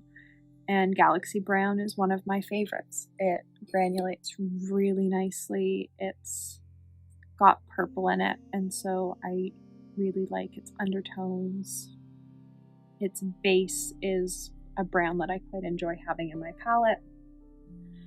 And so at least 3 of the colors I use quite a lot. One of the colors, Galaxy Pink, I don't mind, but I just feel like it could have been better. Galaxy Blue, I don't get the point of. I get how you could use it in a Galaxy piece. I just feel like as a super granulating color, they could have done something so much nicer and so much more impressive. And it just sort of feels like it fell flat. So we are going to mix lapis. Oh, I guess I can move these. Either way, I've started mixing in a different section, so we're just going to continue mixing there. Mix lapis and Potter's Pink. I love Potter's Pink.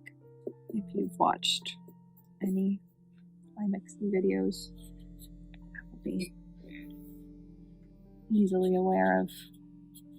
I love Potter's Pink. I think that should separate out pretty nicely. Galaxy blue is this, and lapis, which is interesting. I don't know that it's all that different from the mix we had for deep sea blue.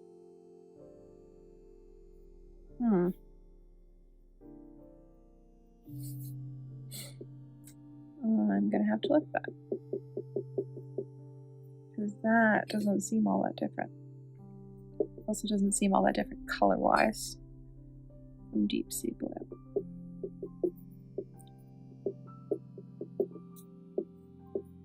I think though that mine is too teal.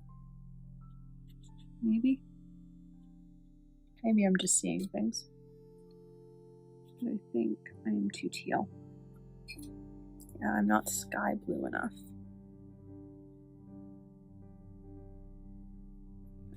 Getting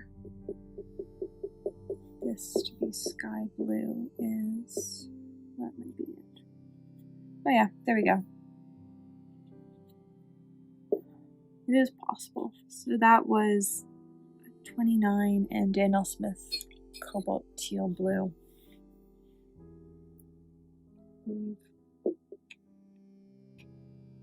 Yep. So 29.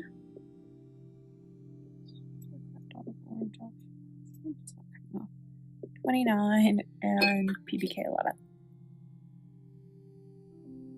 PBK11 has gotten a lot of use in these palettes for various mixes. Everything uses PBK11. We've only maybe had one palette that hasn't used PBK11.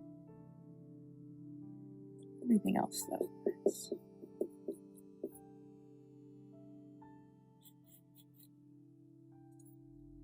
Use PBK11. So we're not going to get the same sort of light, sort of gray tone because our PBK11 is in significantly larger particles.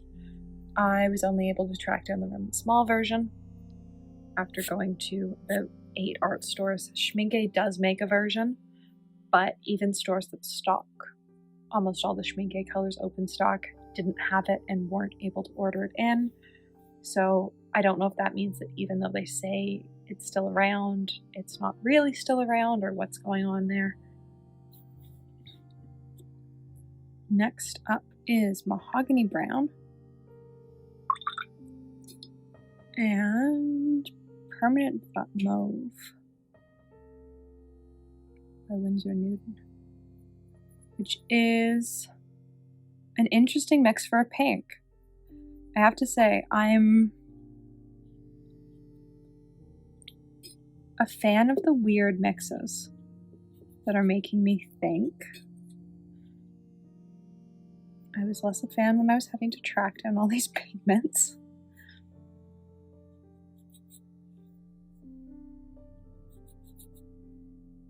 No, the first one was right. The second one's too dark. This is right though. So, Mars Brown. And the weird violet that up until recently only Schmincke made. But Roman Small now makes it too. PB62. They did not make it though when I was looking for it.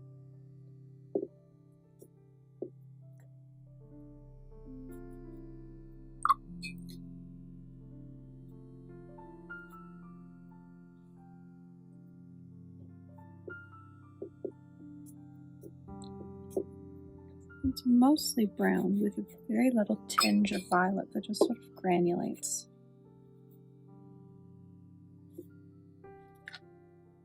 You can see the purple here quite a lot. You can see the purple less here. And once again, my first swatch is actually closer. So, I'm going to go back here and actually add a little bit more Potters. So I think we've gone too pink now, or too violet. So we're going to have another one where it's our first attempt that is actually the best attempt.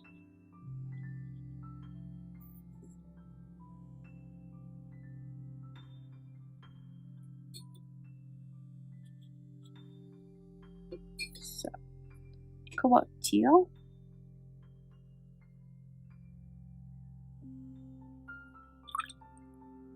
Ultramarine.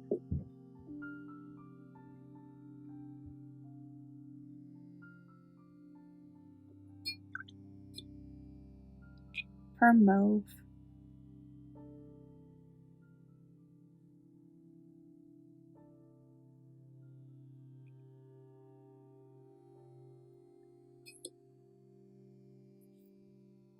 Cobalt violet hue, which is not my favorite color, but it's used in some of these super granulatings. Potter's pink, which is one of my favorite colors.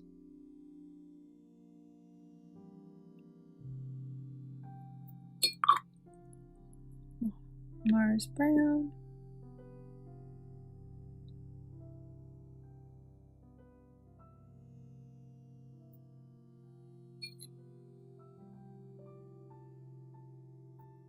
Mahogany brown.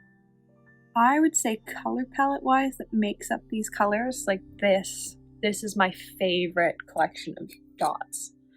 They are such a me color palette. They're even more me than the Tundra color palette.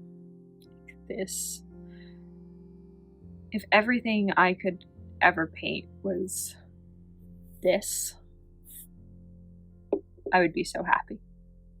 Except for the fact that I love granulating greens. Yeah. Oh, I love this color palette. So, PB29, PB16, 62, PR233, PBR6, PBR33, PBK11, PG50. And there we go. It's the final palette in the Schmincke Super Granulating series done. I really should have stopped doubting myself. Except for the fact that this one, the second version, was better. But for both of these, the first version was best. Oh, you'd think that 10 videos in, I'd stop doubting myself, but clearly not. I hope you've enjoyed watching these. Let me know which mix was your favorite. Have you tried any of them yourself? Are there any that after seeing me try to mix them all, you definitely just buy and save yourself the hassle? I know there are definitely some that I would just keep buying and not try and mix, but there are definitely some that after doing these mixes, I think I'd just mix. Especially now that I have a swatch of them, I think I could probably mix for them without much hassle at all. But there are some that if I wanted them, I think I'd just buy them because they were quite a lot of trouble to mix for and I didn't even get close for a couple. So I hope you've enjoyed this series. It's been quite a lot of fun to film. There are still 2 more parts to come, and thank you for watching. After 10 palettes and 50 colors, we are going to go through the super granulating colors I think you should invest in and which ones you can probably skip either because they're easily mixable or because they're too similar to other colors. In reality, I'm pretty much going to focus on the ones that are too similar. In 50 colors, there are a lot that are quite similar, which is sort of disappointing. I wish there was a bit more variation, especially in some of the colors. Once we start to compare them on individual cards, you'll be able to see just how similar some are. I have sorted them out so that all the ones that are X green or X blue are together. There are a couple that are in single piles, and so I'm just going to throw those in with whatever color seems best. But these are all the palettes. Everything from Tundra to Galaxy and their swatches are in that order as well. We're going to start with pinks. There are only 3 pinks in the super granulating series. They're Tundra Pink, Haze Pink, and Galaxy Pink. And luckily, they're all very different from each other, which I appreciate, especially as we get into stuff that is going to be a lot less different from each other. Overall, I would say I use Tundra Pink, and now that I sort of understand the pigments that make up Galaxy Pink, I will probably use pinks like it more often now that I know it's made up of a brown and a purple. Haze Pink, I find leans too blue to be a pink for me, though I have used it as clouds when I'm trying to create like a moody sky or a misty sky. Colors like Haze Pink are great. So overall, pinks aren't the ones that I'm worried about being super similar, but there are definitely some that are going to be quite identical to each other. So do you need all 3 pinks? No. Really, if I was going to pick a unique pink, I'd probably go with Tundra Pink. So for the sake of this, let's choose Tundra Pink as our pink. Let's go into greens because there are many of them. I think nearly every palette had a green. So Tundra, Glacier next. Yep, Glacier, then Shire, then Urban, then Deep Sea, Forest, and Desert. I would say that, and for the sake of it, let's just add in turquoise as well because it's by itself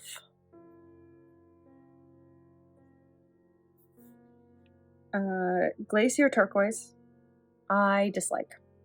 There's really nothing going on with it. There's none of the crazy granulation. And I just sort of find it meh. So automatically it's getting eliminated. That is also how I feel about Forest Green. Desert Green, I've never been able to find a use for. Deep Sea Green, it's got some granulation, but I don't love it, so it's going to disappear as well. Now we're down to 4. Glacier Green, I actually like. I use it quite a lot in skies and water. Shire Green, I also like. It's quite a bright green with a dark blue to it. The way I paint, though, I tend to reach for colors like Urban or Tundra Green more often. Though I wish Urban Green had a bit more going on with it. I feel like its granulation is very single color effect, and I wish there was some more going on with it. So we're going to eliminate that one as well. So for now, all 3 are going to move on, mostly because I feel like it, and we might cull some more later. Next, we're going to move on to olives. There are 2, and Shire Olive that I actually like. It is Shire Olive that I actually like. We're getting rid of Shire Green, and we're keeping Shire Olive. I don't like... Did I like Forest Olive? Let's look at the swatch of it quickly. I think the answer is probably no. No, and it was really easy to mix for. I wouldn't get it. Volcano Yellow. Let's look at yellows next. There are 4 in this set, and I'm actually happy with how different they are. I was concerned that they'd be quite similar. They look like they could be quite similar, and they're actually different enough. You can do quite a lot if you have Volcano Yellow, though Winsor Noon makes the same pigment. It looks identical, and it costs less. So, Volcano Yellow is being eliminated because you can get the same pigment for the same amount. Like, it looks the exact same, and it costs less. I think my tube from Winsor I think my Winsor Noon tube cost maybe $8 at my local store. Like, it wasn't a lot compared to the fact that right now a 5 ml tube of the super granulating colors are £7.50 a piece. And so they are quite the investment, and that's just for a 5 ml. I like, I'm going to say Desert Yellow almost feels like a lighter version of Shire Yellow. What are the pigments? Are the pigments the same?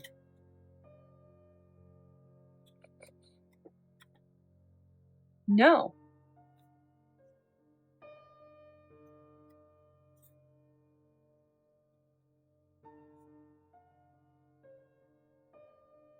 Shire Yellow uses PV62, Urban Yellow uses PV16, and Desert Yellow uses PBR7. Okay. I like Urban. And I think I like Desert, because I don't think you can get Shire Yellow much darker than that, but you can get Urban a lot lighter. Let's do blues, because there are many of them. I think, oh, but maybe 2 palettes have a blue.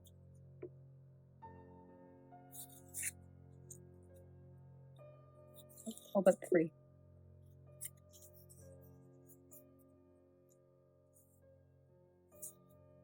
Oh, and there are also 2 indigos. So let's add those 2 indigos in as well. Just sort of so that we're looking at everything together.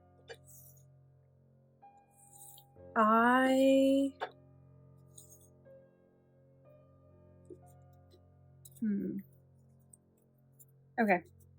Deep Sea Blue and Galaxy Blue are boring.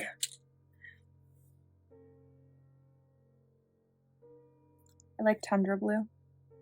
And I'm saying that because I know from experience that you can use it in mixes.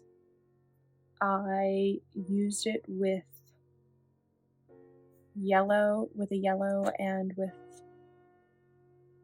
a pink or red, and it works really well in mixes, and that's why I decided to add it to my palette, because Mom had a pan, and then I decided to add a pan to my own palette, and so Tundra Blue, definitely. Are any of those other blues at all interesting at lighter concentrations? Shire Blue sort of is. It's got quite a lot of green to it. Glacier Blue, no, Glacier Blue is boring. Welcome to my life. What's Deep Sea? Oh, we've got Deep Sea Indigo. Oh, I like Deep Sea Indigo. It's got like a green haze to it. So tentatively, do I like Deep Sea Indigo more than Haze Indigo though? One's a true indigo and one's not. We're gonna go with Deep Sea. Eliminate Haze. What does Forest Blue look like?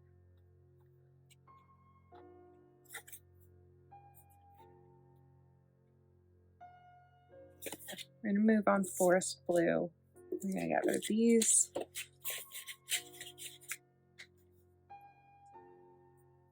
Then let's do reds. There are only 2. And even though you can get Volcano Red, the pigment, other places, I have now tried like 6 different cadmium reds and none have the right granulation effect. I've talked to friends and none of them can find one that has the right granulation effect. And so I think that means Urban Red has to move on, because it also means that it's sort of impossible to do any of the other mixes without that color. So as fun as Urban Red is in mixes, without Volcano Red, or as fun as Urban Red is as a paint, without Volcano Red, like, you're not going to get the right colors when you're mixing yourself. And so Volcano Red, unfortunately, has earned its spot. Next, we have oranges. And I don't love any of them. I especially, though, don't like Volcano Orange. And then there were two. Do I actually like either of these? Tundra Orange versus Desert Orange. The answer is no. The answer is also that they are too similar to each other. And this is what I'm talking about. They have different pigments. Totally different pigments, but they look pretty similar. And I just feel like they could have done something else. There could have been a different decision made that gave us oranges that had more of a difference. So, I'm not going to move any oranges forward. Let's do browns before we get into the purple, blacks, and grays. Because there are also a lot of browns, I think. 7 of the palettes have a brown.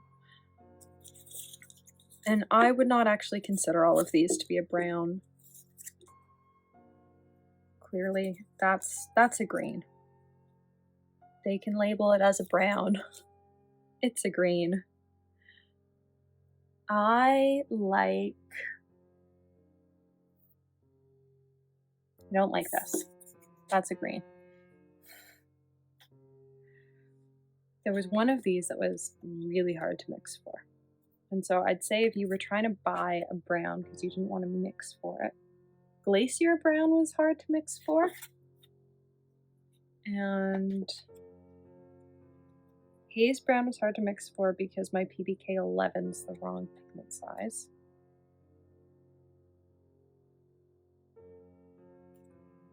It's Urban Brown Lake.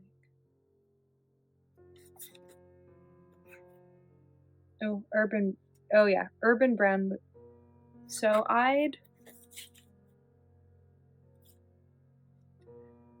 in all honesty, these two are the ones I'd pick. Galaxy Brown, just because I love it. I love the purple in it. It's my favorite brown in the entire series. And then Urban Brown, because it's the hardest one to mix for. Though I do like how neutral Haze Brown is. So maybe tentatively moving all 3 forward, and then I'll do a bit of a cull of colors because we clearly don't need this many. Violets are up next, and there are 4. I appreciate that they're sort of different. You know, Volcano Violet looks pink. Deep Sea and Tundra aren't that different, and then Galaxy is different enough. I would go with... It depends on what you're looking for. If you're looking for something that can be both dark and light, I would probably go with Deep Sea. Just look at this watch. Yeah, Deep Sea. There's already... That's Volcano Violet versus Tundra Pink. There is a difference. One has blue in it, one doesn't. But if you're just looking for like a pink or a pinkish color, like there's a pretty good difference. You could probably justify having both in a palette. I have both in my palette. I also hoard paints, so like a squirrel. So yeah. That being said, I don't actually use Volcano Violet that often, so I would probably get rid of it. I would keep... I want to say Galaxy, because it's my favorite. That being said, I think Deep Sea is actually more usable.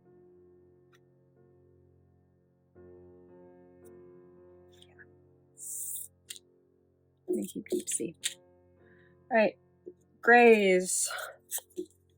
They all look too similar for me. Actually, we're gonna do grays and blacks, and you're gonna see exactly what I mean by the fact that they all look too similar. I appreciate these two, where they're trying, but other than that,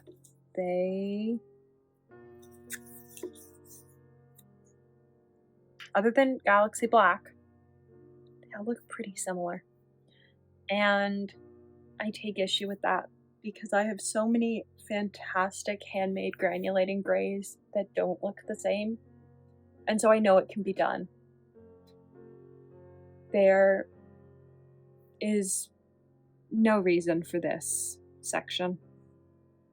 Like, there's no reason for these 4, and sort of desert gray as well, to all look that similar. But they do. I would keep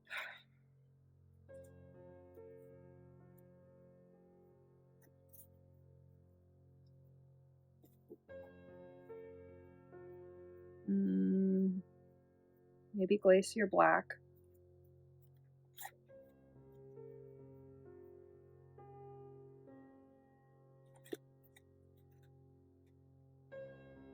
Alright.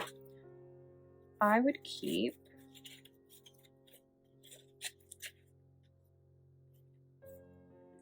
get rid of that. I would keep Desert Gray because it's different.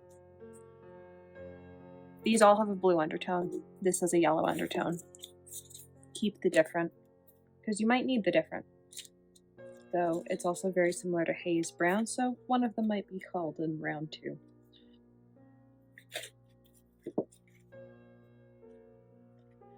I really like Galaxy Black, but I think we've already got a dark blue. For the sake of making me happy though, it's gonna go in. And then we're going to keep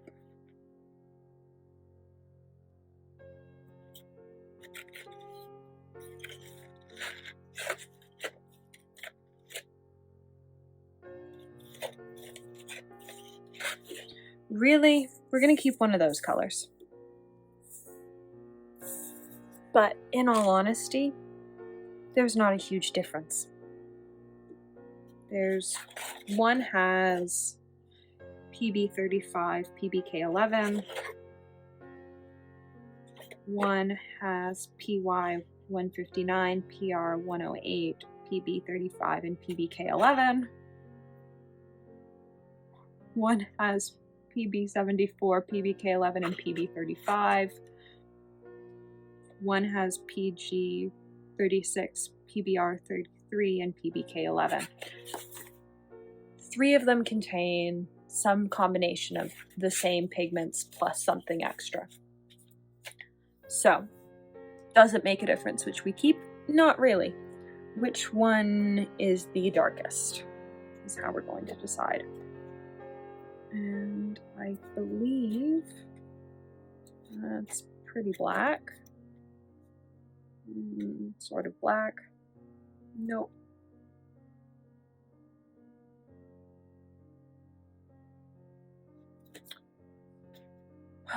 We're gonna keep Urban. No, we're not. We're gonna keep Haze. Purely because I'm tired of keeping colors that come in sets that don't exist.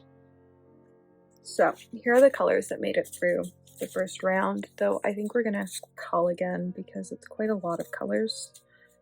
It feels like it's too many, and that there are probably some similar, like those 2. So one's a brown, one's a gray. Which is which? I'll have it be known, I'm not normally this cynical about paints. If you've watched most of my videos, you'll know that. My issue comes from the fact that these colors are so expensive. They're so expensive, and there are so many that are similar that it just sort of feels icky. Like it feels like they should have done more to create different colors. This is also a really unbalanced set. It is very blue and very green, And we are going to get rid of Deep Sea Indigo. We are going to get rid of either Haze Brown or Desert Gray.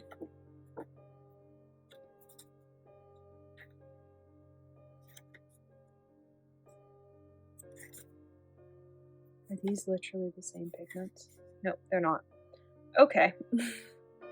One is PY 159 PBK 11 and one is PBR 7 PBK 11. I'm gonna get rid of Haze Brown. Are we? Yes. There. That's a, what, set of 15? So from 50 down to 15. Still very blue.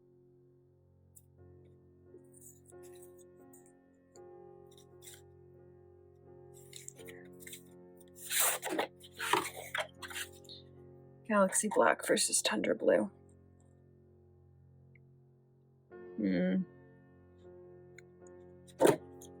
Getting rid of that. Down to 14. Can we get it down to a set of 12? I don't know that we can. Alright. Well, from 50 down to 14 isn't bad. Still very blue. Let me arrange this like I'd have my palette set up, and let me just see how I actually like.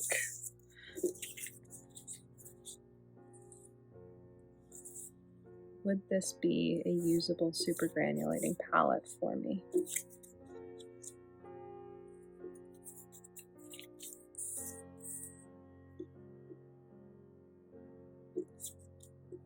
And if not, what would I add or take away?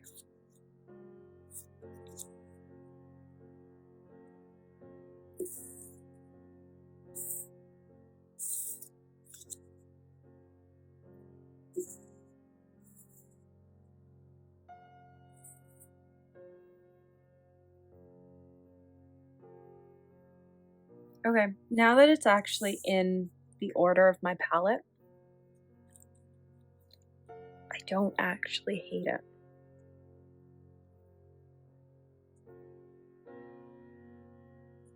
Because you'd have the yellow, but you wouldn't have the Schmincke version. Yeah, I don't actually hate that. It's a much smaller palette. It's still expensive, but it's more reasonable. And you're stuck buying everything open stock, which is annoying. But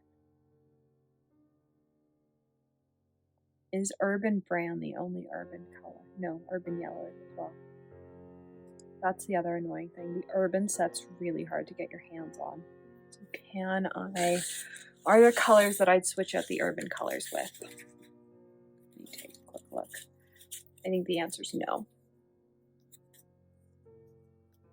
So I could switch out Urban Brown with Glacier Brown, and it still works. The only other yellow options, though, are Shire Yellow, which I don't love, or Volcano Yellow, which works, but you can get the same pigment from Winsor Newton for less, and it looks the exact same. So I would put it in with the concession that, yes, put PY 159 in the palette, but don't necessarily buy the Schmincke version, buy the Winsor Newton version, because it's cheaper and it looks the same. And there are less binder separation issues with it. Alright. So those are the 14 colors I choose. From 50 to 14. And getting rid of the Urban colors, which are really hard to get. The haze ones are hard-ish to get, but Jackson's tends to have them open stock these days. So as long as you're okay with ordering from the UK, there doesn't seem to be a big issue with getting them. So I hope you enjoyed the wrap up of which colors would I actually buy again. There are probably one or two others, but if I was going to just start over and buy super granulating colors, these are definitely the ones that sort of stand out to me. I might add in Galaxy Violet. It's a personal favorite. It doesn't serve a purpose. I don't use it all that often. I just love the color. Whereas some of these other ones, I know I use a lot in my pieces. And especially with like the granulating grays and browns, I use in almost every piece where I have a gray or a brown. It's always a granulating gray or brown I reach for because I find that it makes the piece much more fun and interesting. So I hope you've enjoyed this series. It's been quite a lot of fun to film. And let me know what project you'd like to see me tackle next. In our second to last video in the Schmincke mixing series, I thought we'd go over all of the pigments that I used in the various mixes. So as we've mixed, I have been sticking the pans into this tray so that they didn't end up back in my palette. And I am going to label this sheet and then we're going to swatch everything out. So I have been leaving all the pigment information and color description and color information and everything in the description. So I've been leaving all the color information other than the pigment in the description of every video, but I decided that I'd do a video at the end here that just included what all the colors were, because there were a couple colors where one ultramarine blue wouldn't work but a different one would, and so there are some pigments where more than one version was used over the course of the series. So I'm gonna label this sheet and then we're gonna get into filming the second to last video in this series. The last one is looking at all the colors individually and just comparing them and seeing which ones I would actually have in my palette, which ones are a bit too similar. So if this isn't quite your speed and you're more into like the looking at different colors, that video should be up in a few days. So here are the first 15. There are 9 more, I believe, that need to go on. So we're starting with PY43 by Winsor Newton. I've got several versions of it. I just prefer the Winsor Newton version, in all honesty. It works the best in mixes, I find. There isn't a big difference between any of them. It's not like PBR7 where you're going to have a huge difference between colors. Nickel Azo Yellow by Roman Small is up next. This was only purchased for this series of videos, but I have actually discovered that I really like it as a yellow. It's also a yellow that's used quite a lot in Quinn Golds, and so I ended up using it in my Quinn Gold video. And I like the warmth that it has quite a lot. I'm not a huge fan of sort of how neon it gets when it's washed out, but it is quite a nice yellow. Lemon Yellow Deep is PY159. It's the exact same pigment as Volcano Yellow. It's less expensive than Volcano Yellow, and when my pan of Volcano Yellow runs out, I'm just going to keep buying Lemon Yellow Deep because I am really enjoying having a granulating yellow in my palette. I believe it appeared in my fall palette video. Viridian. I chose the Winsor Newton version, which is what I've got on the page. For a long time I only had the Daniel Smith version and I really didn't like it. The Winsor Newton version though is a lot easier to reactivate, and in turn I actually like the color. I find a lot of the time when I don't like a pigment color, it comes down to formula not the actual color.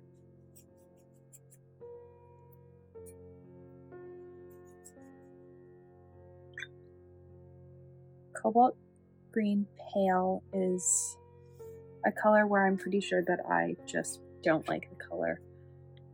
It likes to separate from its binder quite a lot. I tried mixing it in the tube, I've tried mixing it in the pan, and even as it dries it separates, and then as soon as you wet it, it starts to separate. Pine next to it does the same thing. The difference with pine is it sort of stays with its binder once you mix it. Cobalt green pale doesn't. It's such a thin color that once it's down on a page, like you've got the whole like halo effect that you get when you've just got binder on a page. And I don't love that effect in paints. Cosmic Creations Pine is PG26. I love this color. It's super opaque. And it doesn't get as much love as it used to just because of how opaque it is. But unlike the Daniel Smith version down here, you can see that even as I wash out pine, like it's got the same sort of binder separation on the top of the pan, but you don't get the same sort of halo effect on the sides where it's yellow like it is down here. Like you can just work it out, and I really like that. I do have a pan of this color somewhere. I can't find it though. So it's too much paint. Just gonna put some on the page. Winsor Nude and Winsor Green. I got a 15 ml tube because it was the only size that I could get. I don't like this color. It's too bright. I think it was only used in one of the super granulating colors. What color was it used in even? It was used in Haze Black. Haze Black used this. And it was the only color in the entire set of 10 palettes that used it. And I don't like it at all. There are so many other colors out there. There's so many other greens that you could choose. I don't know if it's just because it's a Winsor Nude version. It's the only one I could find, and it's so neon green and so like fluorescently bright that I don't like it. This is actually cobalt teal blue. I always write it as cobalt blue teal, but no, it's cobalt teal blue. I love this color. I've had this color for years, and it will probably be the first Daniel Smith color other than Cascade Green that I repurchase. I used it in all of the mixes where I needed a PG50. I did have a different PG50 available, but it's my favorite one. It's such a pretty color. There were two different ultramarine blues I used. I used Lapis by Cosmic Creations, which is a very dark ultramarine blue, and it does granulate quite nicely, but it doesn't have as much of the texture as the second ultramarine blue I chose. And there were a couple colors where I did have multiples. Cadmium Red was another one like that, and so was PBR7, where I couldn't get all the mixes to work with the same color. I'd be surprised if they all use the exact same color. Schmincke has so many different versions of these colors in their normal lines for just the single pigments that I'd be surprised if there weren't some that use different versions, so I was okay with using different versions. This is the Jasper Stardust Viola Lee Blue, and you can see just how much brighter it is, but it also granulates a lot more.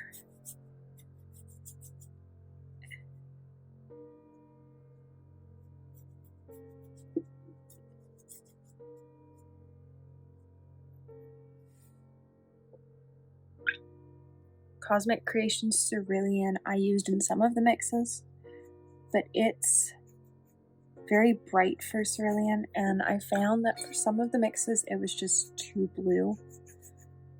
And so I ended up using the White Knight Cerulean Blue, which I didn't have when I did my swatch cards, but worked quite well, especially for any of the colors where it was just like sort of blue undertoned, or it had blue but it didn't look blue.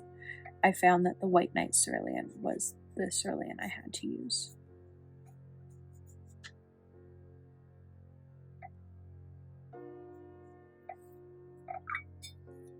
Stormy Seas is a PBR.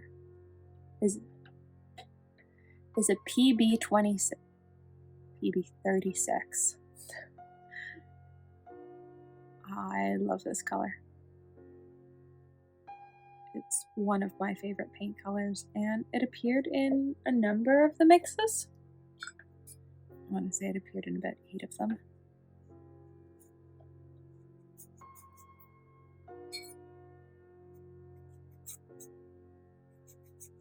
It's a really pretty granulating teal color. Cobalt Blue Deep by Roman Small is a very pretty blue. It was one of the colors recommended to me when I didn't have Yin Min in my palette yet, and I wanted a comparable color. I would say that it is quite comparable. It's a little too purple for Yin Min, but it's pretty close. I think this only appears in maybe 2 or 3 colors in the palette, but is still a very pretty color just to have in your palette as a blue. Permanent Mauve was another color that I had to purchase for this project. I didn't have it. I had no PV16s in my palette, which was shocking. Seeing as I do love purples, but most of my purples granulate, and so I didn't have a single pigment version of this color. I had many colors that included PV16, but not a single pigment. I ended up going with the Winsor & Newton version, just because it was what I could find. A lot of the ones that I had to purchase for this video series were just the version I could track down, either at local art stores or through trades, friends, or on Facebook. There we go. So we're gonna let this dry, and then we're gonna go on to the last couple colors. So apparently I can't write at this point because I once again labeled all my PBRs as PBKs, and so I fixed those, but they're a bit messy.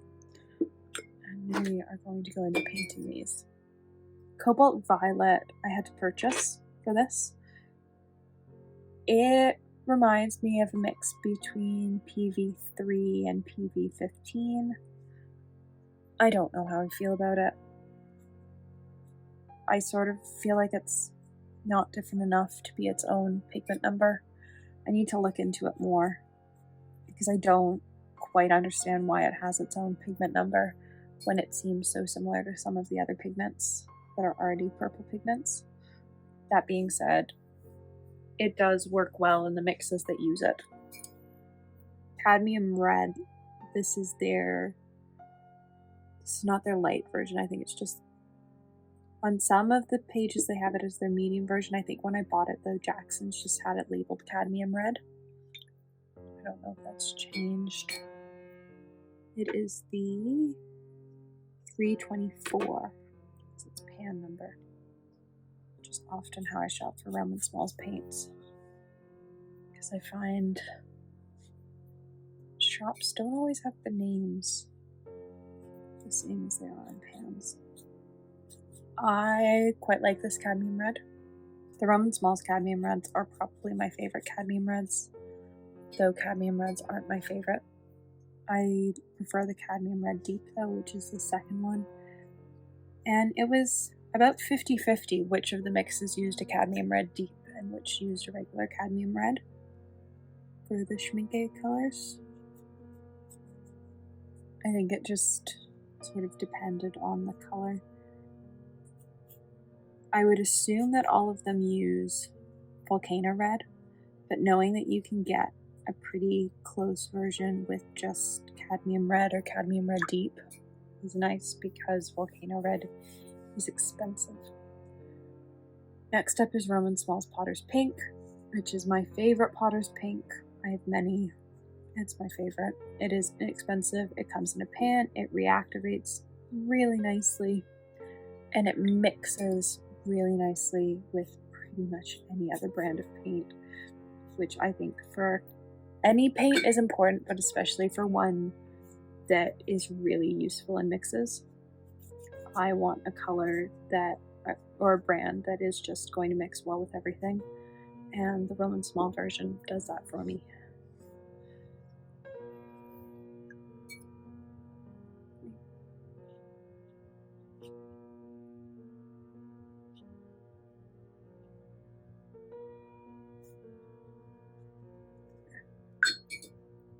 Make it a little less liney. Mars Brown I had to purchase, mostly because I wanted to try the Schmincke version. I have a version from a small shop, but I didn't know how different they would be from each other, and looking at swatches online, they looked pretty different. And so I decided to actually buy Mars Brown, and I'm glad I did because there is a difference in hue.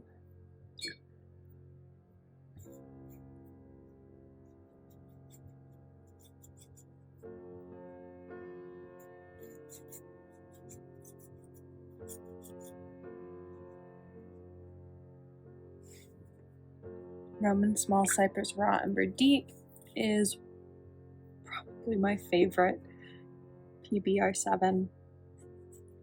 I have, I think, 9 of them that I used in the PBR video,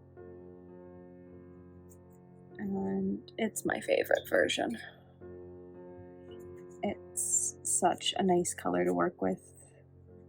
It's the lightest and sort of most neutral one I've got in my palette, and I love it because it's so neutral, and also because it's so neutral it works well in mixes, but it wasn't neutral enough for some of these colors in the Schmincke video series, and so I had to use the Daniel Smith Raw Umber, which is even more neutral.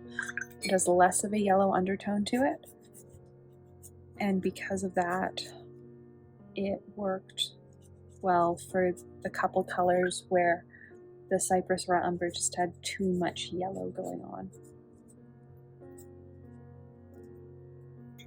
Mahogany Brown is a brown that I didn't have in my palette either, and I had no interest in getting until I did this video.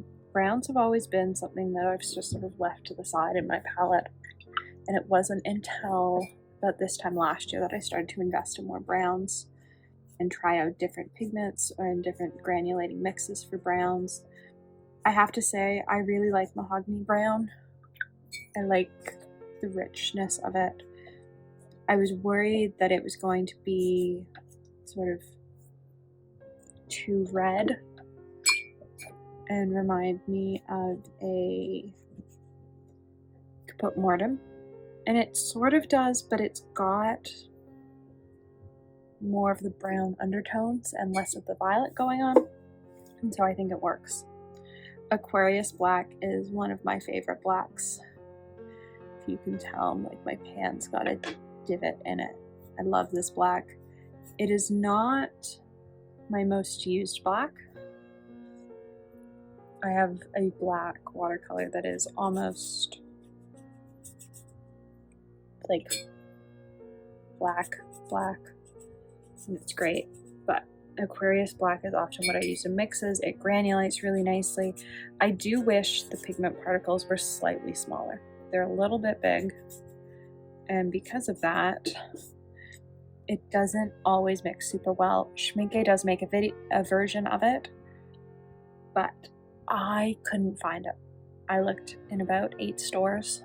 We called some other stores. Nowhere that stocked Schmincke stocked this color, even if they stocked Schmincke open stock. So I don't know if they've discontinued it or they're just having supply chain issues still with getting the pigment for it, but the only version I could track down was the Roman small version. And I was happy to even be able to track down the Roman small version.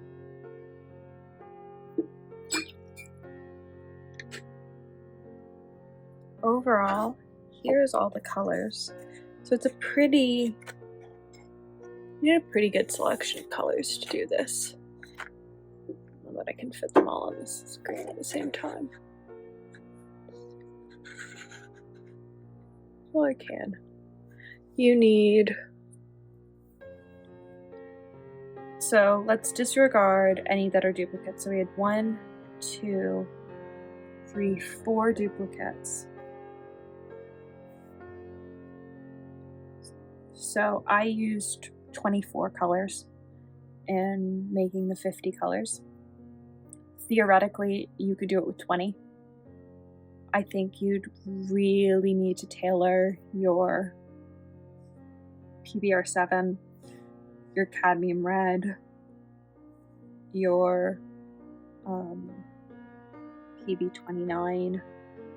You probably just get away with this lighter version of a cerulean. Though there was one that it didn't work and you needed the more turquoise version. So it's an interesting palette to look at everything all together, because really it does take a whole bunch of different pigments to do. I sort of want to pull these into like a travel palette my next trip. That's an idea. This being my travel palette. Maybe. We'll see. But you could theoretically do it with 20 colors. You just need to tailor them really well. And have a black that has smaller particles, because that was a big issue in many of the mixes with the size of this black. It's too big. There is one more video left in this series where we are going to go over all of the different colors. Which ones do you need? Which ones can you probably get away without? Which ones are really similar to each other? I've swatched them all out individually on cards. I have sorted them all out by groups, and we're going to break it down. What is actually pretty much identical to each other and what isn't, because there are some.